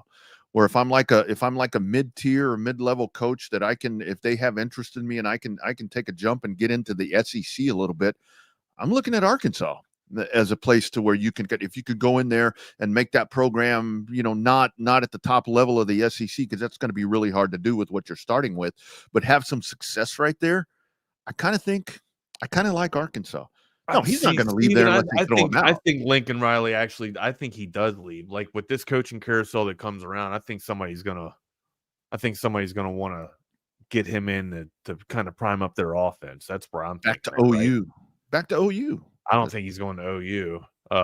I can definitely see him going to Ole Miss. I can see him, I can even see him being flirted or kind of being courted for the LSU position now that I'm thinking about it, man. Can you see what Lincoln Riley can do with that speed? Can you imagine what he can do with that speed at LSU in Baton Rouge? I'm surprised that dude hasn't had more. I'm sure there's been interest, but I'm surprised there hasn't been stronger NFL interest for that guy. Kind of the Cliff Kingsbury route, to where it's like, you can go in based on what you can do as a coordinator to go and make an impact in the NFL somewhere, especially with the way the NFL has changed now with spread offenses and so forth. I'm surprised that hasn't happened yet. Maybe it does now. I don't know, but. Yeah, I don't. Lincoln Riley, would he fit at LSU? That's weird. I think the game has changed. Saban's no longer in the SEC. NIL is basically made it to where you can buy anybody that you want openly, right? So I think the game has changed a little bit for Lincoln Riley. I don't know if the SEC clout or if the SEC kind of barrier was, it was in play, but I think it was more Saban, right? I think it was more Bama. I think he knew if he would go into the SEC at that point, like he couldn't, he couldn't beat Saban, in my opinion. But yeah, again, could be wrong. And I think a lot of the shift wag, sorry about that, when you look at SEC, is Alabama in and of itself, where you go from Nick Saban to Kalen DeBoer. And then over to Georgia, right? Yeah, like, that's night and day. Now, right how do you beat Kirby? Well, it looks like Kirby and Georgia can be got. Yeah.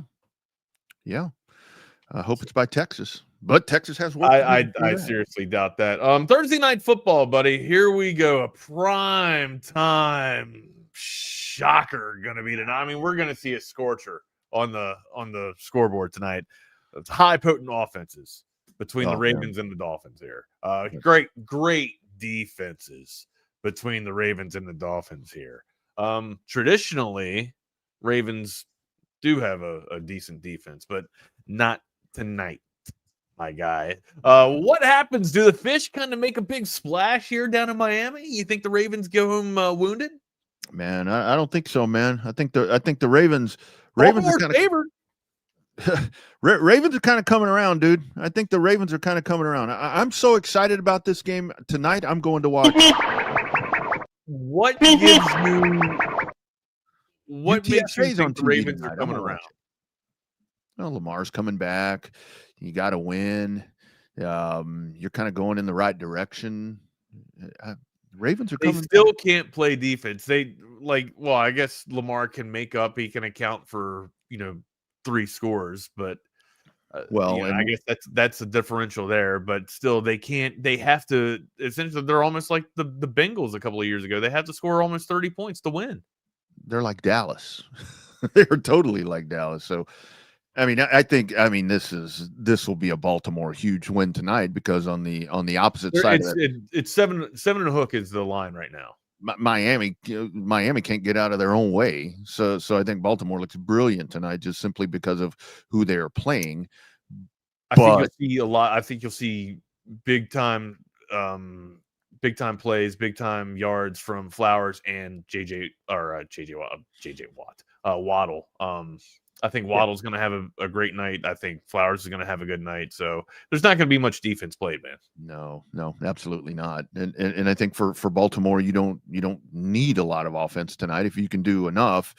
I mean, I think Baltimore can score 20 tonight and will be totally fine, because I think this defense is intact enough to where they can slow down whatever Tua and that offense is going to do, because that whole Miami thing is just in shambles right now. I mean, and it's internal. I mean, you got locker room issues, you've got coaching issues. I think if this may be the week, in my opinion, if they go out and they get steamrolled by Baltimore, that maybe Mike McDaniel is finally out the door after this one. Possibly. Maybe. I don't know. What's the breakdown of tonight? What do you think the Ravens are going to soar? And no pun intended there with their flock there. But what gives you the the reason, just because Lamar's coming back? Where do you think they strike? I honestly think tonight what you're going to do is you're going to lean on King Henry. I mean, I think you just Derrick Henry this thing tonight. I mean, let him be, like we say all the time, establish a run game. All the guys that you were just talking about on the outside, I mean, that's going to free up Lamar a little bit. That's going to allow him to open up on the edges with the guys on the outside. Let Derrick Henry be the caveat and the jewel that's kind of driving your defense, and just wear this, or your offense, wear this Miami defense down, and you take care of business pretty easily. And yeah, like Bear says, Lamar, I mean, this is must win. I mean, that's an overused term, but you got to win this to keep your season alive. If you are truly intending to try to make some run at the playoffs right here with Pittsburgh in firm command of the AFC North. I don't know if they actually should bring Lamar back, as a matter, in my opinion I think the season's kind of washed. But it is shit for Baltimore. You're 2-5. You're a good ways back. Yeah. You're looking at CR. I just got a text message from my contractor. I got to go outside and let him in the gate here in just a second. Yep. Lamar Jackson, I think if, a defense like this, I wouldn't, you're going up against Miami, right? If you're still coming off that injury, I think maybe you can kind of set him and, kind of like you said, you want to lean on Derrick Henry here in your run, and regardless of who's the quarterback or whatever, you can still have Zay Flowers be able to come back and scorch this Miami defense. They really can't play that much defense on the back end there. So I would think regardless of the quarterback, sure, Lamar Jackson gives you what, 3 scores, to the differential, but do you actually need to bring him back? Can you rest him for another week? Yeah. I mean, yeah. Give me 1 second, guys. I see Eric. I'll be right back. I got to go let my contractor in the back gate real quick. No, you're totally good. I'll actually bring in E. Henry while you do that. Diving in right here. Hey, I just saw a text. I wasn't sure what was going on this morning, so I'm glad to see you, brother. How's everything going? Oh yeah, I hope there was no confusion. I have to hop off a little bit early. Double R. Listen. Oh, you're hopping off later. Okay. Yeah. It has been a week. Obviously, it started with the news of Arch Manning and the concussion, Matthew Caldwell, et cetera, et cetera. So I have a call at 10:30 lined up with one of Matt Caldwell's old offensive coordinators. Nice. Get a little insight just in case he is starting. So I'll have to leave at 10:30, but I am here right now, ready to go. Got you. So the Wednesday injury report, 7 p.m. comes out yesterday, and we see Arch Manning as questionable. He and Mookie Taft, both of those guys questionable, both of them in practice yesterday. I understand protocols and so forth and everything that has to happen right there. So I think a lot of people maybe kind of talk about that part, Eric, because it's like you can't, if you're in concussion protocol, it can't just be, oh, he's okay, get back out there, get your head rammed in again. There is a 5-tier process right here that these guys go through. Personally, I think that yesterday, Arch Manning being on the field was just part of that progression to get out of protocol, if I'm correct. You hit the nail on the head. I was joking. I just finished recording the second edition of our flagship podcast where we speak with the opposing beat writer. Shout out to Vandy 247's Chris Lee. And we were joking around saying, it's not like the old days back when, when I was playing, I played college football 2010. We're like, he looks okay, right? He looked okay walking off the field. Wait, he can drive? How many fingers? Wait, you can drive? All right, now he'll be good to go by Saturday. No. There is, Wags will appreciate this as a former D2 guy himself. It's not like back in the day when it's like he can walk. He can walk a straight line. He's good to go. Give him some water. Change your socks. He's good to go. No.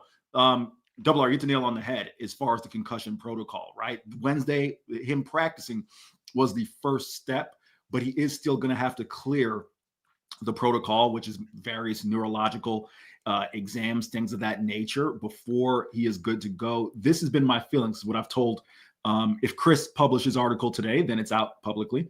I think Arch Manning will be a game time decision. Mm-hmm. I'm not, because I'm not a doctor, I can't say whether or not he's going to play, because it's not like, how's the thumb progressing? Okay, he can do such and such. All right, well, then he can play, right? So I can't project whether he's going to play, but I do believe he will be a game time decision. And I think my gut tells me it will be up to some of the medical professional folks as to whether he can play or not. This is one aspect, though, and I guess I'm not reporting this, but I think it's something to keep in mind.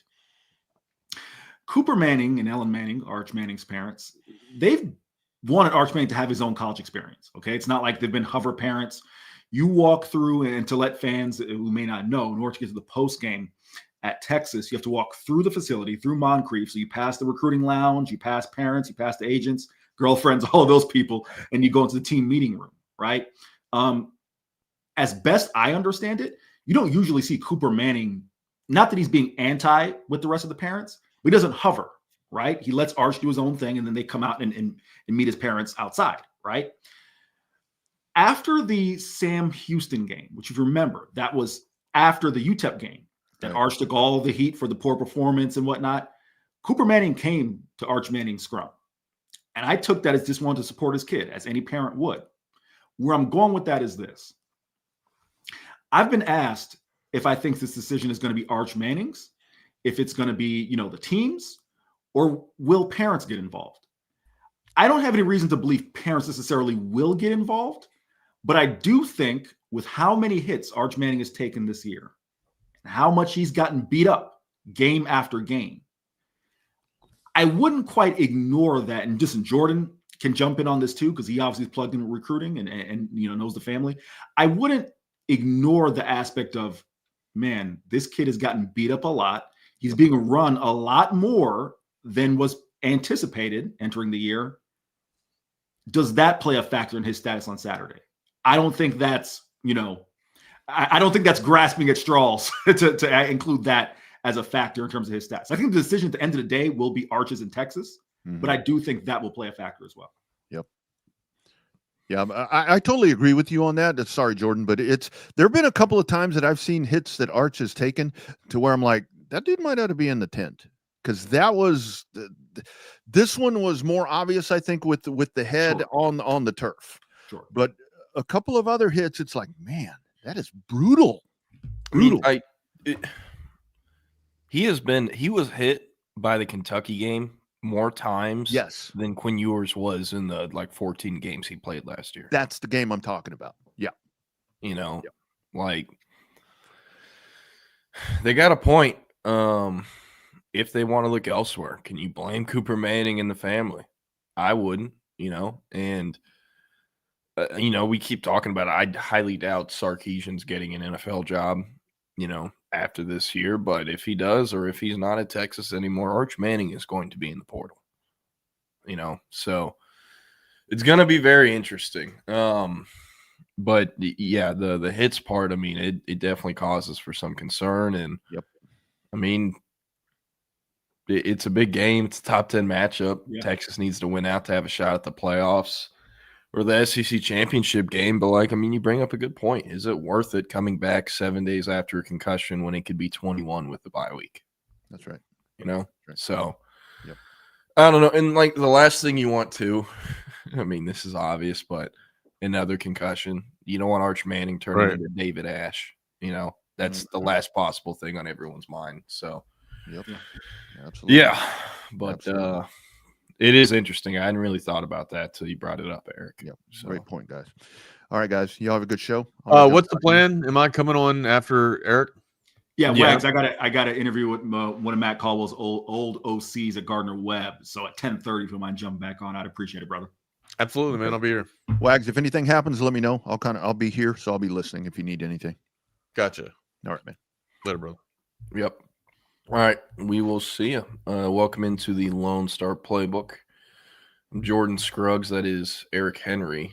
How's the weather in Austin? It's been pretty cold up here in Fort Worth, in the 50s. And yesterday, the way these houses are built at the place I live at, it's like a legitimate wind tunnel that whistles when it blows hard enough for wind. And that was all day yesterday. So I'm curious what it's like down there. Jordan, I keep forgetting that you are a resident of the greater Dallas-Fort Worth area. I always forget that from time to time until you mention it. No, man, it's chilly. It was, I was walking around my neighborhood earlier today. It was in the low 40s. I want to say it was 42, 43 degrees. And then we're having a little AC issue. So just the heat itself is kind of in and out. So that's why I got the hoodie, a layer on underneath, and a hat because, it's chilly. So now it's starting to warm up a little bit. So I probably could drop the hoodie. But about an hour and a half ago, it was freezing inside the crib. Yeah, I like to turn my heating on at night and then just turn it off during the day. And I don't know, I don't mind it being in the 60s and wearing hoodies and sweatpants indoors. I like being cozy. But the parts that matter that aren't weather, the injury report came out last night, the Wednesday night SEC availability report. 5 Longhorns listed on it. Second-year receiver Aaron Butler is probable. It's the second, third game in a row he's been listed on this. Mm-hmm. Very interesting because he doesn't even play to begin with. But I don't know. You only get so many questions asked sources, and asking what Aaron Butler's injury is won't be one of them. But on the questionable part of it, quarterback Arch Manning dealing with a concussion. All-American safety Michael Taft still coming back or, working with that thumb injury / surgery, whatever you want to call it. Edge rusher Lance Jackson, the stud true freshman edge or pass rusher. And then starting center Cole Hudson, 4th-year player. Are you surprised at all by the guys that are listed on here? Manning, what is your expectation with him to play? Because I don't expect him on Saturday personally. Yeah, I'll just kind of piggyback off of what I said to Double R and Wags. I made the point about, the family and the hits and things of that nature. There's also the other aspect, right? And I don't want this to sound like conspiracy theory stuff. I think it's things that you have to, if you're just being aware, you got to think about. You touched on it. The last thing you need, once you get one concussion, it's a lot easier to get the second. The last thing you need is any player, for Steve Sarkisian, care about all his players, his health in that sense, but Arch Manning getting beat up again and suffering a second concussion on national television, right? Because then you got a whole different conversation. You asked me my expectations as to Arch Manning playing. I said to the guys, I think it'll be a game time decision, but I think, and I could be dead wrong, but I think the final decision is going to be a combination of Arch Manning and the medical folks who will say, hey, here's the information, do with it what you want. Because I think, listen, I'm no doctor, right? I think based on kind of where things are now, it could be a flip of a coin as to whether or not he could play, like really play on Saturday, right? Like you could comfortably make the decision, hey, Arch, you're good to go, right? But I think the information will be out there, and then it'll come down to Arch saying, hey, can you do this or not? And maybe Steve Sarkisian says, you know what?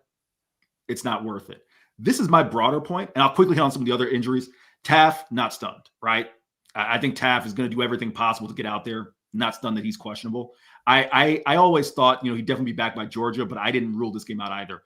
Cole Hudson, not surprised. Again, we saw his situation. Lance Jackson, a little bit of a surprise because I hadn't heard anything on him.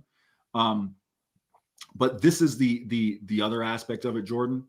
And I don't want to dare you, because CB just posted that, and I went with D instead of steer. I don't want to steer you in another direction if you're not done with injuries, but Steve Sarkisian is making $10.3 million this year. He should be able to come up with a game plan for one game that Matthew Caldwell can have success. I'm not saying Matt Caldwell's Arch Manning. I'm just saying he gets paid big boy money to come up with a game plan to where, hey, if we're without our quarterback for a game, and it's been the status, Jordan, his entire Texas career, he's had to go to a backup. So I know this ain't quite a shock. We're like, oh man, I need to have something set in place in case our starter doesn't play. That you can get a start, a Malik Murphy versus Kansas State like start out of Matt Caldwell, Jordan. Yeah. As far as Arch goes, I expect Texas and Sark to keep Vandy and keep sports bettors guessing by having Arch Manning warm up in pads, regardless if they know he is or isn't going to play. I think that's what will happen. And Michael Taff, I think if he plays, there's probably a club on his arm. He's like, I don't remember the exact injury, but his senior year, I think it was his senior year at Westlake, when they beat North Shore in the semifinals, and then the Dodge Bowl, they beat South Lake Carroll and Quinn Ewers at the state game. He played that entire playoff run with an injury. And I don't remember the injury, but I went to 2 of the games they won on that run, and he was not 100%. It was very clear. And he didn't come off the field versus North Shore. Like, to this day, one of the best high school performances you'll ever see. Cade Klubnik was throwing prayers in the fourth quarter, and they were down, and he was going up and high pointing them and catching them over like an entire Power 4 secondary as the kid committed to Rice at the time. But nonetheless, with Lance Jackson, I don't know what that is either. He's been tremendous in the snaps he's gotten, as a second and third rotation edge, but going to try to figure that out. And as far as Caldwell goes, like, I'm with you. They have to simplify this. And I'm not saying dumb it down to where you're only calling 5 plays, but like they cannot run what they've been doing. Sarkisian cannot run what he's been doing with Arch Manning. And let me show you an example of what I mean. There have been way too many times this year the pocket collapses almost instantly. And you look downfield, and the closest receiver is within 15 yards of the line of scrimmage. And you think Arch Manning is just going to magically save the day and get it done every time. It can't. It's not going to work every time. Sorry, I'm trying to pull up. No, you're good. This video from the game. Where is this? Here it is. Okay, so this is from Max Toscano. He writes for some LSU site, but he does a ton of like draft prep and prospect stuff. Watch this play. Watch where these receivers go.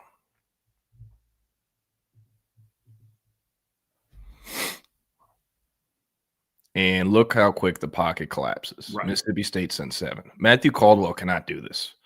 And he might be able to do some parts of this, but Arch Manning has to deal with plays like this 5 to 10 times a game. And each time there's positive yardage, or he's getting the ball out of bounds, or receivers coming back to the ball and he's hitting them. Very rarely will he take a sack and lose yards on plays like this. But you cannot expect you can't expect Matt Caldwell to do these things. You cannot. You have to simplify it. The short and quick passing game, they cannot run anything like this, and especially when the box is loaded. I mean, this is coaching malpractice right here. And it happened several times on Saturday. It happened several times every Saturday of the season.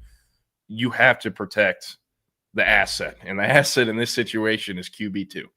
You have to remember, this is a guy who is not going to start this year at Troy.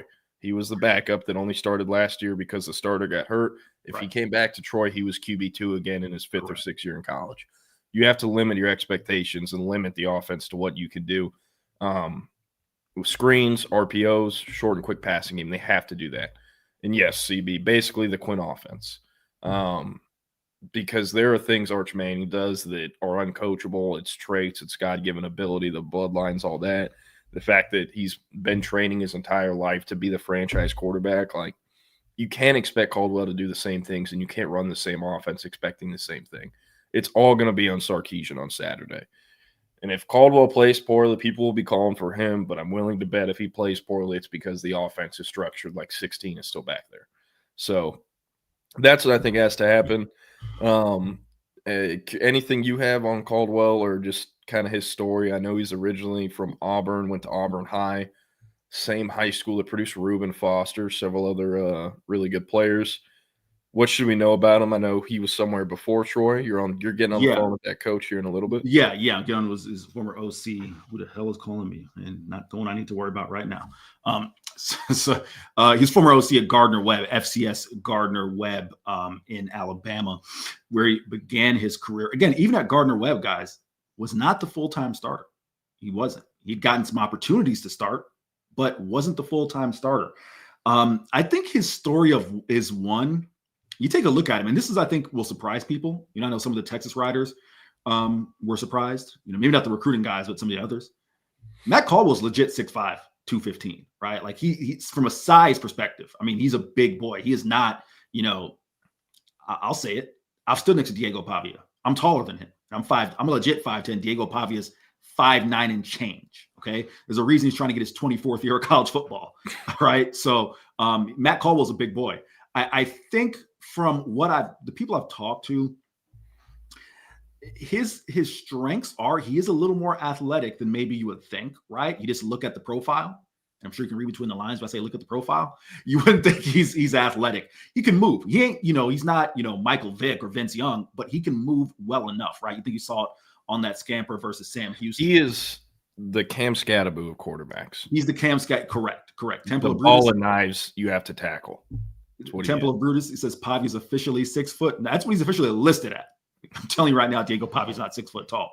But no, with Caldwell, I think his strengths are he can make, like it was referred to as the Quinn offense, he can attempt about 5 to 8, throws downfield that you need to be able to attempt to keep a defense honest. You can't just load the box against them, right? He's shown specifically that in cut to Ryan Wingo. He can get it there, right? Provided everything comes together. What I think one of his weaknesses in his game is that he does have limitations, right? He can do it, but asking him to do it 25, 30 times, Jordan, and that's why I've honed on the run game so much. This could not be a game where Matt Caldwell throws the ball 35, 40 times because it's not like he's going to go out there and complete 10 passes. Although you say that a little bit trepidatiously because we've seen Arch Manning complete 11 passes and 12 passes at points this year. But if he throws it 40 times, will he give the other team 2? Right? That's what you can't have in this game. So that's kind of the book on Caldwell. Yeah, and one thing I think I'll have a story on this later today, but man, this shit is personal for Vanderbilt. And I know, Diego Pavia, he's always going to make it personal. That's what he does. And he sets the tone for the rest of the team. But a fifth of their roster is from the state of Texas. They have 18 players on the roster from the state of Texas. Their 2 leading rushers outside of Pavia are from the state of Texas. Their leading receiver is from the state of Texas. Like 3 of their 5 leading tacklers are from the state of Texas. And they have not played in Texas since they were in high school, or if they transferred in at their past school or whatnot. And I can't remember the bowl game they played in last year, but I don't think it was in state lines. So it's a homecoming for them, especially Seth Alexander. Grew up, went to high school at LBJ, about 10 minutes down the road. They got a kid from Round Rock on their team. They got a lot of kids from Houston, some from Dallas. Like, they're going to have a lot of family at the game, and they want to show out. So they're coming with it. I mean, Clark Lee's teams always play hard, but I think it's going to be a pretty emotional game, regardless of who wins or not, just because of that factor. They're going to want it, and you're going to want it every Saturday in the SEC, but you get the point I'm making. What did you do for your score prediction? I am picking with my head says Texas will win this game. And I shouldn't even say my heart, because again, I don't have a rooting interest. I'm picking with, quite frankly, Jordan, and I'm probably dead wrong for doing this. It's Vanderbilt and it's Texas. And it's not the same old Vanderbilt. But from a talent perspective, this defense being Texas, should be enough to limit Diego Pavia to where, and the key is going to be this, and I'll say this because I'm going to have to get out of here in 5 minutes. Jordan, I don't know any other way to say this. Diego Pavia is not going to all of a sudden break out and throw for 400 yards. It's just not in his game, right? What you got to prevent him from doing is 3rd and 6, you try to play man, and he escapes around the edge and gets 7 yards and extends drives, right? Those are the things you can't have happen. I went with Texas 17-16 because I believe that their defense is going to find a way. And I think special teams will play a factor. I'm not saying Ryan Niblett's going to score another touchdown, but I think they'll win this game with the intangibles, and they'll find offense when it matters. But the thing that worries me the most is against Power 5 opponents, like Power 4 opponents, I can't say it enough. Texas only averaging 94.6 yards on the ground. That's combined with Arch Manning in the backs. Vandy has a good run defense, and it's not some fluke, right? If Texas cannot run the football, they are going to lose in embarrassing fashion. If they cannot control line scrimmage, they're going to lose in embarrassing fashion. I'm very curious how much they run Caldwell, because, I mean, in the garbage time he's played, he's been very successful running the option. Like versus San Jose State, I think it was, and over Sam Houston. Like, he literally faked the broadcast camera out for Sam Houston. You know, you don't want him, to put his body in harm's way to where KJ Lacey's having to save the day. But, like, you are probably going to want to use his legs, So, I don't know. I think maybe this could be the week we see the Michael Terry Wildcat package. I'd love to see that. One thing I'm very interested in, they clearly want to get Niblett the ball and get him touches on offense. But, like, you're not going to have success doing that until you start putting him on the field for plays where he's not getting the ball. Because versus Mississippi State, versus the other games, I don't think there was a time he was on the field taking an offensive snap where he wasn't the first reader, didn't get the ball. Right. It makes it very easy for the defense. So they have to fix that, patch that, find a way. And at the same time, I mean, it's not an easy thing to do. Are you going to take off Jack Indries or Ryan Wingo or DeAndre Moore to run enough plays to where he isn't getting the ball that it becomes, less of a guaranteed deal for the defense? Like, and then are you going to do that versus Vanderbilt in a top 10 game where you got to have it? I don't know. I'm very curious to see how they go about this. If I remember last year, I know the score, Texas won by 3, but didn't Vandy score a touchdown in the final minute or two? Vandy scored a touchdown late. There was an onside kick, and Texas recovered. But the thing of that game, I think most fans will remember is, and I was talking about this with Chris Lee from Vandy 247. Remember, there was like a 14-point swing, right? Because was it Kobe Black who had the pick 6? Yeah, and it got called back. Vernon Broughton get, the block in the back where it was personal foul gets called back, whatever, right? So that game wasn't as close as 27-24. Yeah. Looking back at this, it's kind of, you look at Texas rushing, Trey Wisner, 17 for 79, Jaden Blue, 10 for 47. He's not there anymore. Quinn Ewers was 27 to 37 for 288, 3 touchdowns and 2 picks. He's gone. DeAndre Moore, 6 for 97, 2 tuds coming back. But Gunnar Helms, Silas Bolden, Jaden Blue, Amari Nyblack, and Matt Golden are all gone. The only returners that caught passes or rushed in this game, Trey Wisner, DeAndre Moore, and Ryan Wingo. Everyone else was left. So, going to be very interesting. A lot of the defense is back, though, looking at the stat sheet. But I don't know. I think the main thing for Texas, you have to limit the run. Their offense, obviously, it starts with Pavia, but like Cedric Alexander is a 3-year starter in the SEC, an Austin native. It's going to matter to him. Their backup running back, Mykylan Young, he's from Midland Lee, out in Midland, West Texas. Originally at New Mexico State, transferred to Vandy. I need to check in with someone I know who knows him in Midland, but he was not enrolled anywhere. Like, he transferred into Vandy ahead of last year and then was never on the team last year. It was weird. And he wasn't in JUCO or anything. I don't know. But he is a home run threat. I mean, he scored the 80-yarder versus Mizzou last week that pretty much won them the game, sealed it, and I believe he has the most runs of 10-plus yards on the entire Vandy team. So, and he's like 4th in carries. So, home run hitter, not really a traditional between the tackles back, but like if he makes one guy miss on the perimeter, he's gone. This is a sub-11 kid, and he outran a Mizzou defense that has a lot of speed like Texas is. So, I'm watching that, and of course Eli Stowers as well. Yeah. But anything you want to hit on before we get out of here? Nah, man. I mean, like I said, I picked Texas by 1. That's what I think it's going to come down to. If Texas can establish some sort of run game, doesn't have to be for 200 yards, but just stay balanced, I think everything else falls into place. If they can't, like I said, this one could get very dicey for the Horns, and it's going to depend on, special teams and defense and things of that nature. So that's it. Busy day here. We got Steve Sarkisian coming up in 30 minutes and then Sean Miller at noon. So stay tuned for all the coverage. Follow me on Twitter. Of course, Horns 24/7. Jordan will hold it down. Appreciate it, my guy. Yes, sir. Appreciate you. See it. I guess we will just wait for Wags to hop in whenever he's ready. I'm going to hit on some of these comments and scroll up to the top. I'll wait till Wags hops on. I do want to talk about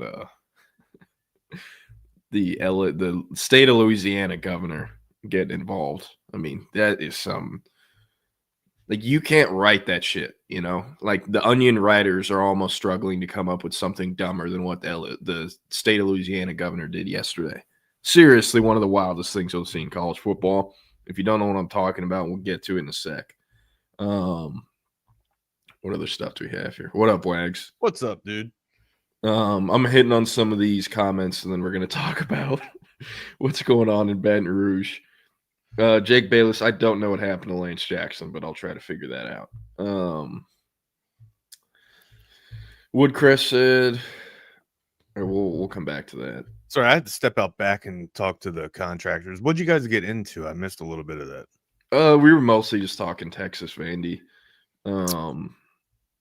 So we'll come back to that. AI says Diego Pavia is listed as 6 feet tall, but he admits he is closer to 5'10". He will be between 5'9.5" and 5'10.25" at the NFL Combine. Take it to the bank.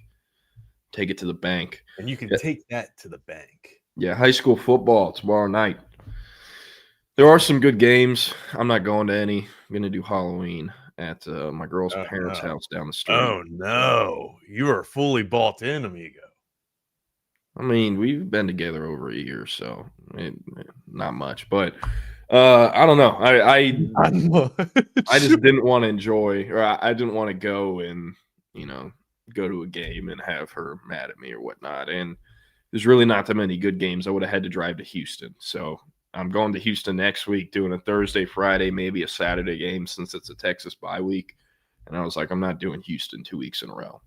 Especially because once playoffs start, which is the week after next week, like I'm pretty much going outside the Metroplex damn near every week. How you feeling about Saturday? I did Texas 20-20.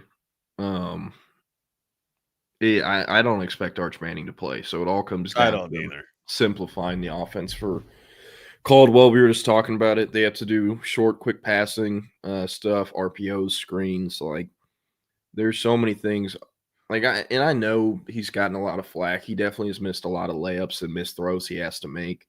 With his last name being Manning, and even just the fact that he's the Texas starting quarterback, he's missed throws he has to make.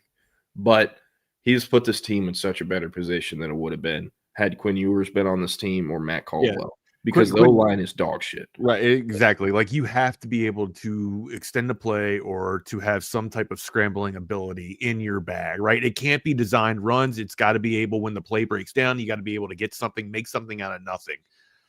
Quinn couldn't do that. Or he was if he could, he was very reluctant to do that.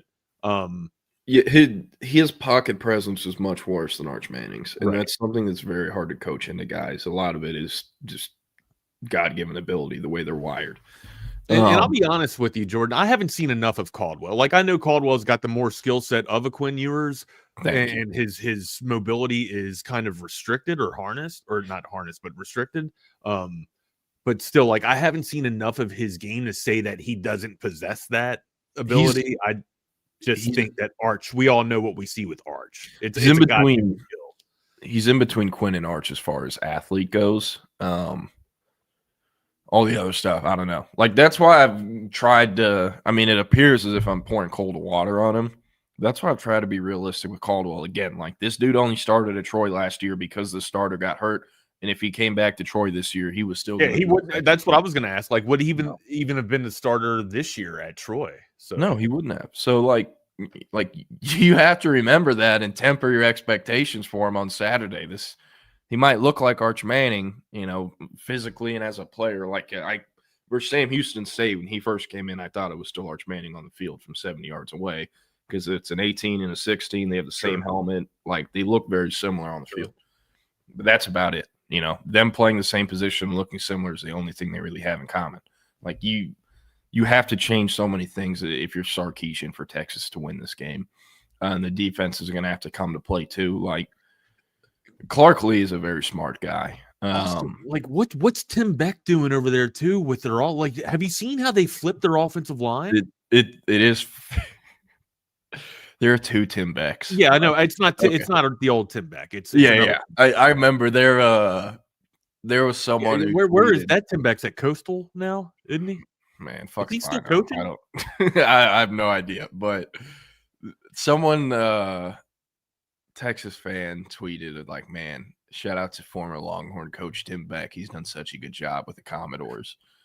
And within like 5 minutes, all the comments like, "You dumbass, you didn't even Google this. Like, you just heard it on the broadcast." But and the tweet was eventually deleted. But yeah, for those that are curious, two different Tim Becks. I don't know where former Longhorn coach Tim Beck is coaching, but it ain't So I get so it was a conversation I had with my dad lives like in Conway or in Myrtle Beach, like a couple minutes away from Coastal Carolina. And he was just like, "Hey, Tim Beck down here. He's going to bring the program back up to speed, give us that Texas trash." And I was just like, "Yeah, Dad, go ahead. You can keep Tim Beck all you want." So that's kind of how I knew that Tim Beck was a little down in Coastal there or in the Carolinas. Man. These fucking contractors, man, I'm so sorry, dude. You're good. You got to run? No, they're just honking the horn. I got to open the gate back up in a minute. They're fine. No. They're fine. You can run if you need. I can't even hear It's unlocked. They just got to open it. I took the lock off of it. They're fine. Got it. Man, Did you hear that? Did you hear the horn though? Mm-mm. Oh, okay. They honked the horn out there with the truck. Call me. Don't honk your horn at me. Call me. Yeah. Sorry. You have a crazy neighbor that can go yell at them or something? No, I'm the crazy neighbor. Yeah, I was about to say, is that you? Longhorn Bears said UT is going to have to play clean fundamental ball because Vandy is a senior-led team, 49 seniors and grads. They're not going to make stupid mistakes and penalties. Correct. One thing I've started to think about, like Clark Lee, I mean, if you listen to any episode this week, you know how big of a fan I am of Clark Lee. Like, I think if any of these schools' ADs had a brain, they would be trying to hire him away from his alma mater in Vanderbilt because he's making about $5 million a year. Like, he makes less than half of what Sark makes. And I guarantee you if Vandy wins on Saturday and Sark has a bad offense, Texas fans are going to be bringing that up. But I started to think, like, is Clark Lee going to take this Kentucky game plan, and just run the play clock down to 5 seconds every play? They have a good running offense. They have a quarterback who can run. They have a legitimate They get short over passing 200 game. yards on the ground, dude. They get over 200 yards on the ground. Yeah, like they can run the ball, and I mean, and it's like I think they get 250 through the air as well. Like they're a pretty balanced offense, right? And that's what I was asking you. Like, what do you think is going to happen? Like this chess match between Tim Beck and PK, like it's going to be fantastic because they do. Like I've seen defense flip to strength, but I have never seen an offense flip to strength. Do you know, like, and what I mean by that is like when a tight end and the strength is to the right, the bigger portion of their line will be on the right side. Oh When yeah. How strength is to Vandy the does the left, swing tackles and yeah, stuff. it's wild, man. And like the pulling guards, the pulling guard and the pulling tackle are usually on the back end, the back side though. But because they're, you know, you'd think that they would be a little bit more of like the run, like the run blockers too, but they're the pass protectors. They're the like that's Diego's backside, right? But they still pull and get after it. It's wild. So they run directly up front and smash you with the big, and then they can pull with their speed and then hit you with basically a student body right, man. If they wanted to run that. Yeah, I can't believe we didn't talk about this yet. But if you don't know what Wags is talking about, Vandy pretty much rotates their left guard, left tackle with the right guard and right tackle. Yeah, everybody plays every position. Yeah, the only person on the O-line who stays there each snap is the center, and everyone is changing whether they're at left or right guard or left tackle or right tackle, depending on where the ball is marked, which hash it's on, and also with, of course, what they're running, the personnel they have outside the O-line. Again, like Clark Lee, like I need to be careful with what I say here. The amount of dumbass kids. Two Tim Becks, CB, two Tim Becks. Yeah. The amount Tim Beck is the OC, or Tim Beck is the head coach at Coastal Carolina, but we're talking about the Tim Beck at the offense coordinator at Vanderbilt. Yeah. The amount of times I've covered kids and it takes one interview and I'm like, this dude has no shot just because he doesn't have it between the ears. I'm not talking like attitude or mentality. I'm talking like IQ, brain power, you know, like there are some guys you come across and you know it within 10 seconds. Fair amount of O-linemen are like that. Probably the highest percentage of dummies per position for linemen. Do you know how hard it is to be able to get all those guys on the same page to be able to run that? Like Clark Lee is a genius, man. I can't say enough good things about him. They're playing well. The only one that doesn't flip is the center. Yeah. Well, yeah. So I mean, so there's four guys on there playing. Well, two. They're playing two positions essentially. Like the tackle's playing both tackle positions and the guards are playing both guard positions. It's fascinating. Yeah, I will say the unfortunate thing about every Texas game this week or this year, they all feel like this. Jake Bayless. For those in audio only, Jake Bayless says, I'll take a win, but 17-16 sounds like an absolute cock and ball torture game to watch. It's kind of what Texas has been this year, unfortunately. So hey, at least Jeff Lebby isn't calling the plays on Saturday. That's PK's kryptonite. That's what my kid said too. He's sitting on the couch and like he just looks over and he just goes, God, it's just so boring. Is what he's talking about, the offense, right? Talking about Texas's offense. And I was just like, no, it can, when it's got flow and if it had speed, it would be electric and it would be fascinating, right? But there's no blocking. The plays take too long to even, you know, produce or execute there. And there's so many actions before Arch even drops back and gets to his back foot. He's going through 3 or 4 actions before he even gets set. It's wild. So, and you're wondering why he's got to take off and break down, break down and take off all the time. It's because there's no blocking, and by the time he gets to his drop set, he's like, where he can't even get through his first read. I was being so critical that he doesn't get through his progressions. He doesn't have time to get through his progressions. Jay Guns, he does not have time. Yeah. Manchester Red said, morning, men. Just curious. Let's say we beat Vandy and Arkansas and split Georgia and A&M and finish 9-3 regular season. We talking about us the way we talked, say, Florida before the season where it's tough 9-3. I think we're 9. I think we're 8-4. Honestly, I think we drop 2 more games. Yeah, 8-4 is much more realistic in my opinion. There's a lot of nuance to this because the preseason expectations, preseason rankings, and then we all hate those. It's hype and stuff and kind of fluff. It's off-season shit, right? But the expectations are still the expectations. They went to 2 Final Fours back-to-back before this. Sure. The expectation at Texas is you are in the running for a national championship. That should be and that should be the standard, right? Yeah. And at 9-3, you either just make it in the playoffs or just missing. Do you get in the playoffs with three? Can you get to the playoffs with 3 losses? It depends on what the rest of the field looks like. Rodney said that too. I just don't think you can. I think the field is too strong that you can't have more than 2 losses. Okay, but how many Big 12 and ACC teams are getting in? No, that's a fair point, and he brought that up too. Like that's a good counter. Who in the Big 10 is deserving besides Oregon, Indiana, Ohio State, and Ohio State? Yeah, those 3. I don't know. I can't even say Illinois anymore. Like, so you have a G5 school, at least 1 ACC, 1 Big 12, 1 Big 10. It's the conference champs, and of course, 1 ACC. You have 5 guaranteed. So how do these 7 other spots come down to it? Well, there could very well be 0 other Big 12 or ACC teams, so the 7 spots are between the Big 10, SEC. I doubt there'd only be 1 ACC and Big 12, so probably one of them. So you kind of have 6 spots at large between the Big 10 and SEC. You know, where is Texas going to finish in these SEC standings? If they lose to A&M and Georgia, like I think they will, they'll be behind both of those. They'll be behind Bama and could be behind Ole Miss. So if you're the 5th team in the SEC, you're probably not getting in. And if you don't make the playoffs, this season is a disappointment. It's a bust. It is a failure. Well, I agree.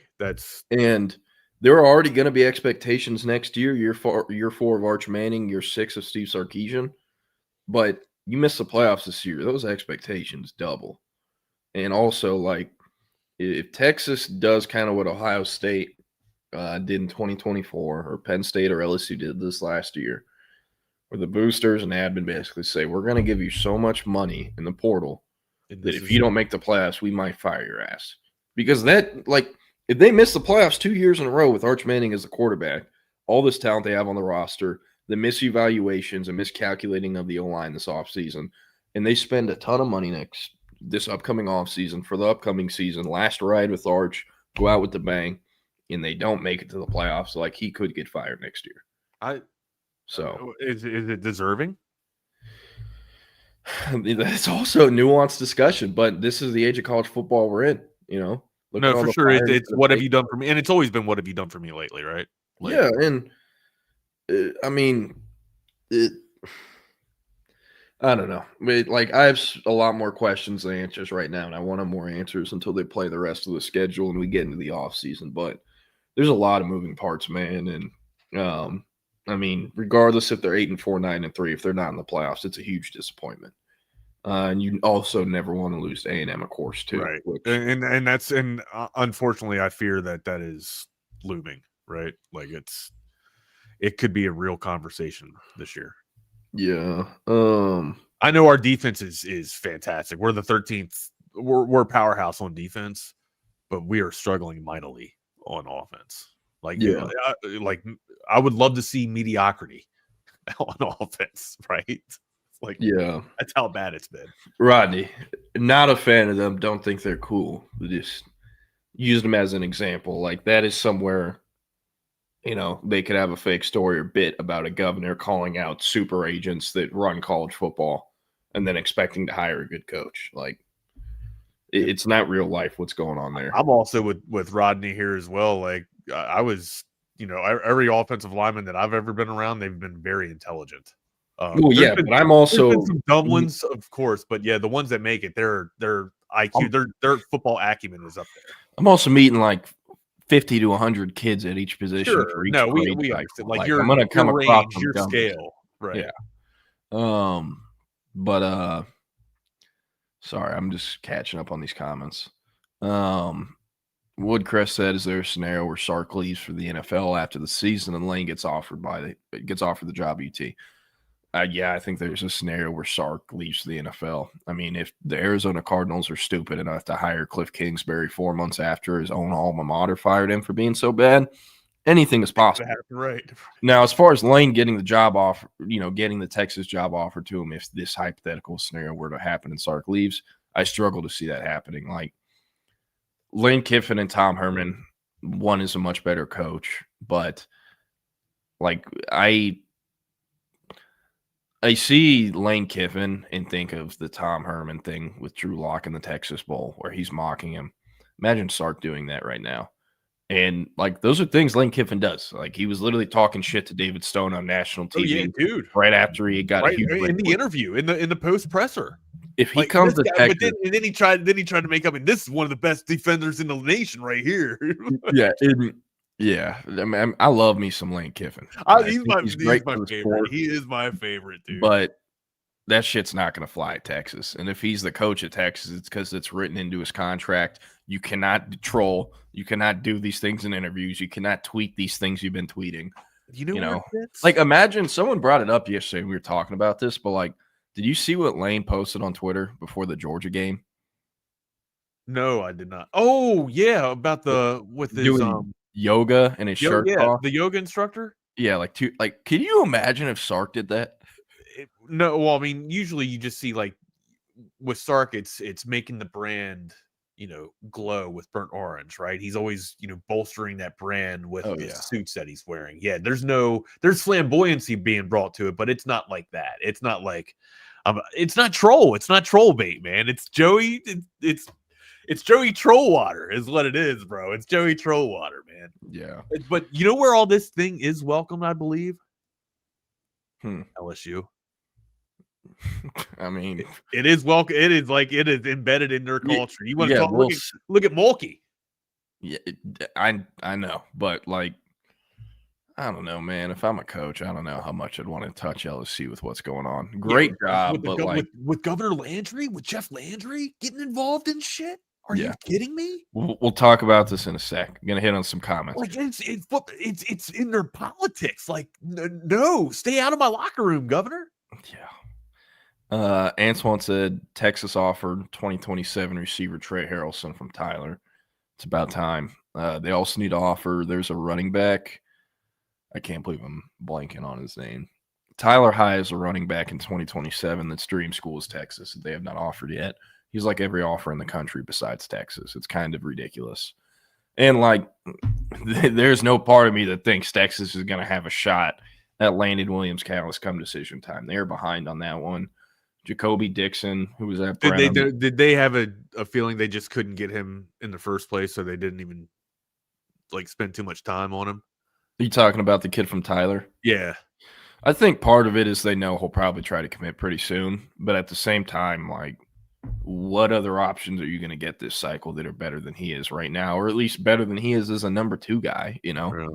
Like, it might be called low-hanging fruit for these kids who'd commit kind of early, like Ricky Stewart, I guess. But, like, you need 2 running backs class, especially if Derek Cooper's the only one now. Like, and one thing people don't like, Texas and other schools don't realize, sometimes you can take too long to offer, and it doesn't matter if you were the dream school, because by the time you offered and are talking to the kid, Oklahoma or A&M has offered him and talking to him, building a relationship for 2 years.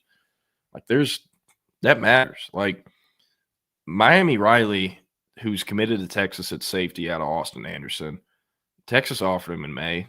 If that didn't happen until July or August, he might not even post the offer. Like, him and his camp were building up a lot of animosity towards Texas because the way they handled that. So, like, I think they have time with the running back at Tyler, again, forgetting his name. But, I mean, the clock is ticking. And, Texas, they're not, like, the crazy, flashiest program in the state anymore. And they definitely are. I think they are the flagship. But, like, man, A&M is putting up a shit ton of points right now. Dude. They have a great defense. They are rolling. They're dominating opponents. I think I was starting to think that I was crazy. Like, am I the only one that is sitting here hearing their drum being, getting louder and louder and louder? Or, everybody's just sitting here saying, oh, it's little brother wags. Their offense is great, but their defense is sus. Bullshit. Yeah. They dominated LSU. Dominated. Right. And that second half, there wasn't even a contest. Yeah, and the only reason it was close in the first half was because Marcel Reed threw 2 picks, which is kind of the Marcel Reed experience. But they're good enough now where that's not going to bring them to a loss off of 2 interceptions because they have the rest of the team solid. But I don't know. Like, I'm just telling everybody, I'm cautioning y'all, man. Temper your expectations. Seriously. Yeah, and I hate to say it, A&M is ahead of Texas on so many 2027 kids. So many. That's In scary. Texas, they're always behind on the junior class, and they make it up in the spring. But yeah, I'm with CB too. You know, Marcel Reed is playing for a Heisman.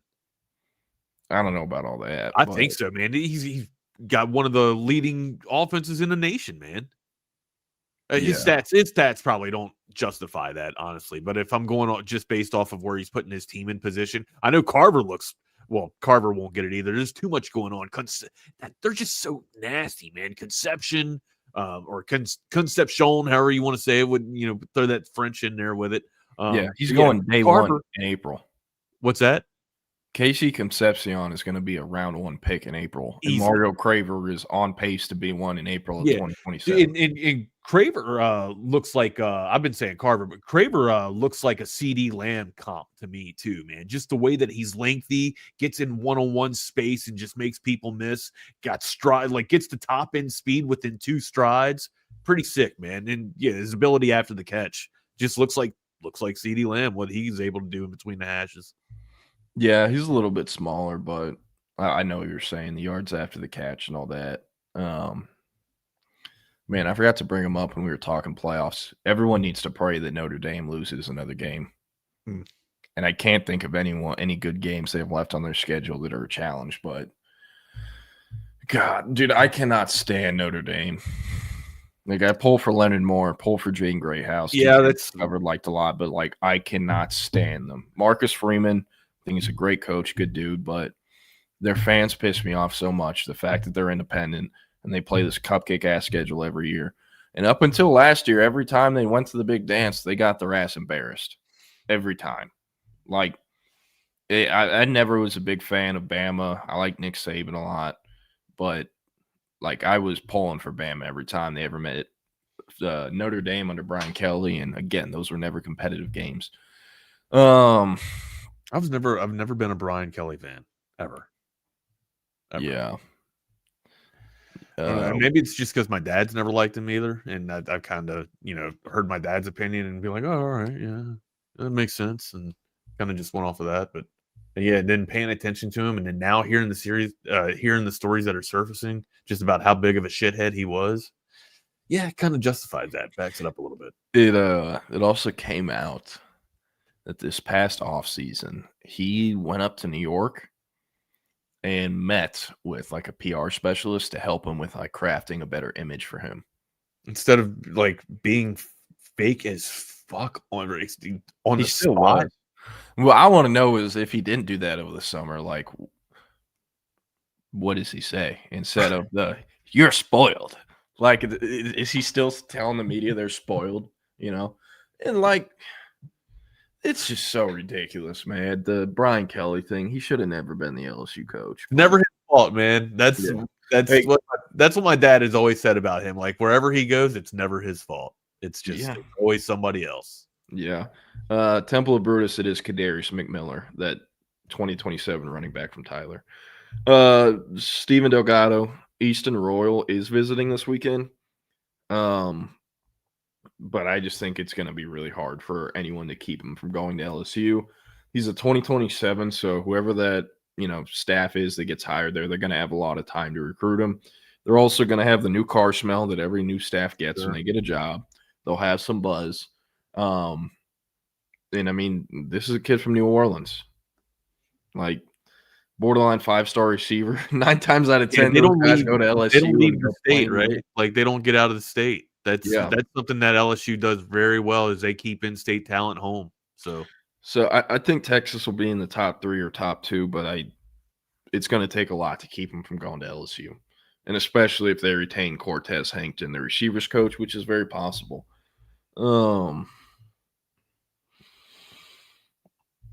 Rodney Smith says, I think Texas' approach to recruiting is flawed at times. It seems as though they play hard to get with recruits who end up elsewhere and are better than any recruit Texas got. Brother, I could go on for hours about all the flaws in their approach. And, like, I'm not trying to talk down on them. These guys signed the number 1 recruiting class last year. And, I know a big part of it is money, but there are so many times Texas screws up a recruitment and it gets fixed by a late push with a big dollar figure.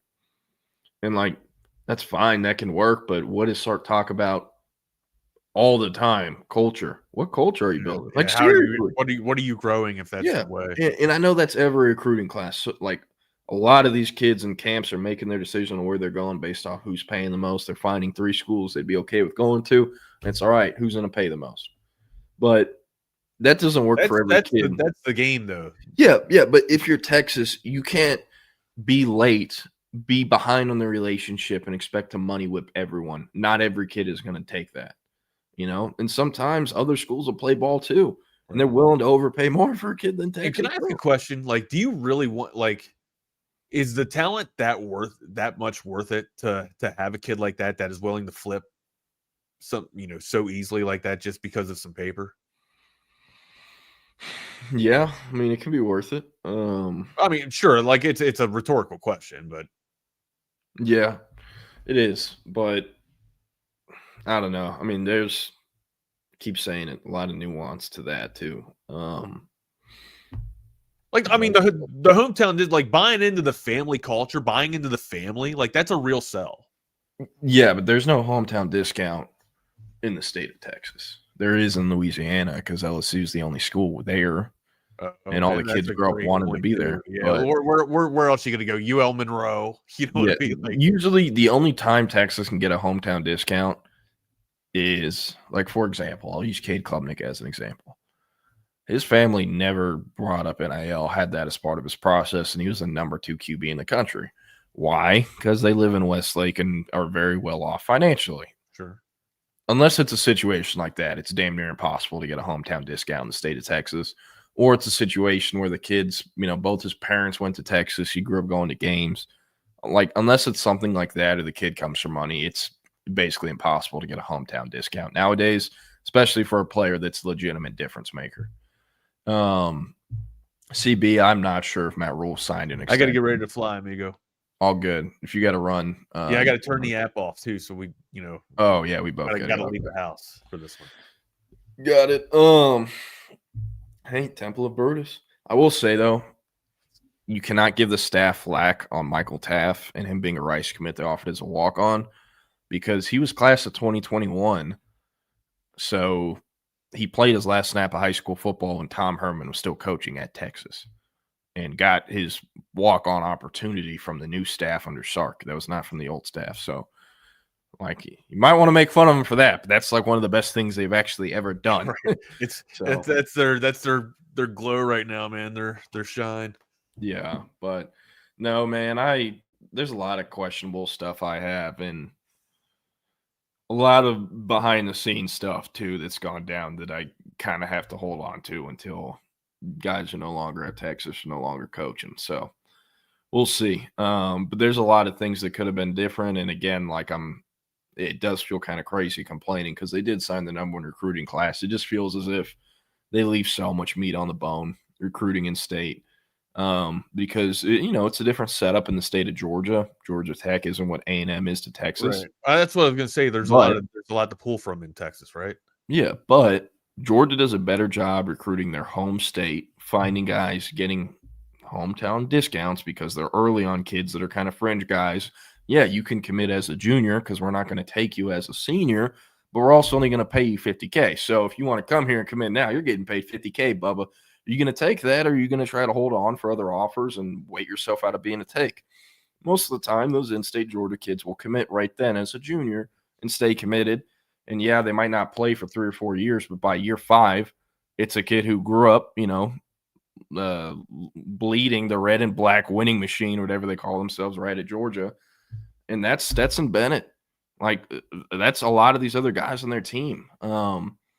So I just think their scouting personnel department. Yeah, wow, yeah, that's great. But a lot of it too is on the fact that Sark is the CEO and he's approving everything or denying everything. So I don't know, but when do we see him kind of scale stuff back? Because a lot of people have been bringing up the point like Ryan Day had the same type of duties, right? Until he kind of took off play calling from his plate, when maybe you think that's the next step instead of a firing Sark? Do you think, hey, maybe we wheel it in, we have a conversation, maybe we bring in another offensive guru, a mindset here to kind of call the plays? But that's wherever Sark is going. I know. Wherever Sark is gone, it's been his thing to own the play calling and be like, that's where they brought me here for a reason to call plays. Supposedly I'm a genius at calling plays and engineering an offense.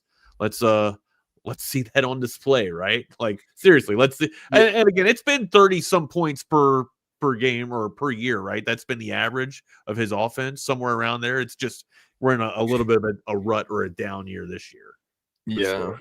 Look, I don't think Texas hires an OC or Sark thinks about hiring an OC giving up play calling duties unless CDC forces him to, which I also don't see happening because everywhere CDC has been, he's kind of let the football coach do his own That's thing. true too. They've had autonomy for sure. He's a lot more involved and looks over the basketball, baseball, other sport programs a lot more than he does football.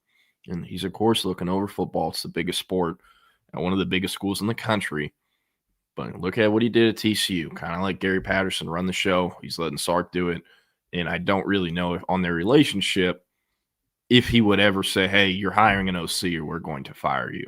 And at the same time, would they really do that? Like Florida tried doing that with Billy Napier, and he said, okay, I'll hire an OC.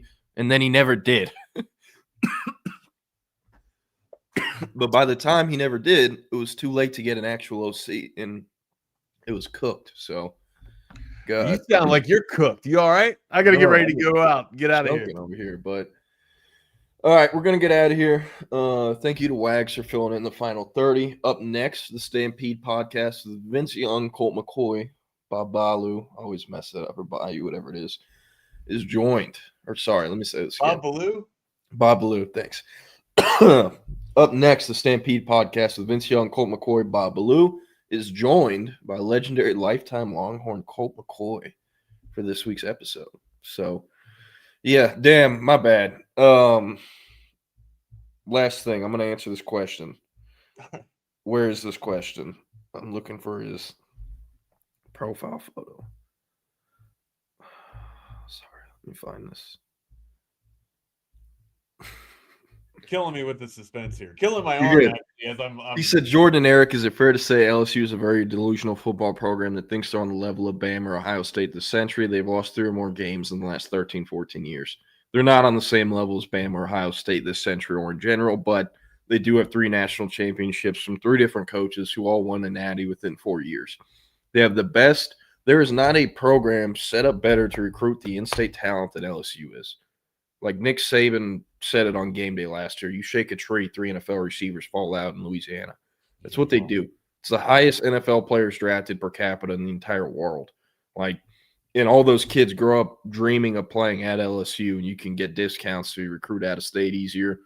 It's a national brand. You can hit the portal. You can recruit all across the country. You have recent Heisman winners, Joe Burrow, Jaden Daniels. You have first-round picks recently. You're consistently putting players in the draft every year. It might only be 1 or 2, but it's consistent. And you have a rabid fan base. You have a stadium that's arguably the hardest place to play in the country. You're winning one out of 4. One every 4 years, you're winning a national championship in recent football. Yeah, and like 75% of your home games are night games. That makes it easier to win games. It's a crazier environment. They've been drinking all day. And it makes it a lot easier to get kids to the stadium and recruit them compared to Texas having an 11 a.m. kick. You know, like it is a great job. I think it's a top 5 job in college football. Now, you know, will the governor and everyone taking the bull by the horns and politics running this coaching search, is that we didn't even get into that? I'm sorry, man. I know I got to fly. We can do it tomorrow. I think it will affect it, but bottom line, at the end of the day, LSU is a top 5 job in college football. Is it a Bama or Ohio State? No. But it's up there with the best, and all the reasons that I said is what makes it a top 5 job. So, yeah. But all right, we're getting out of here for real. We'll see you, and peace.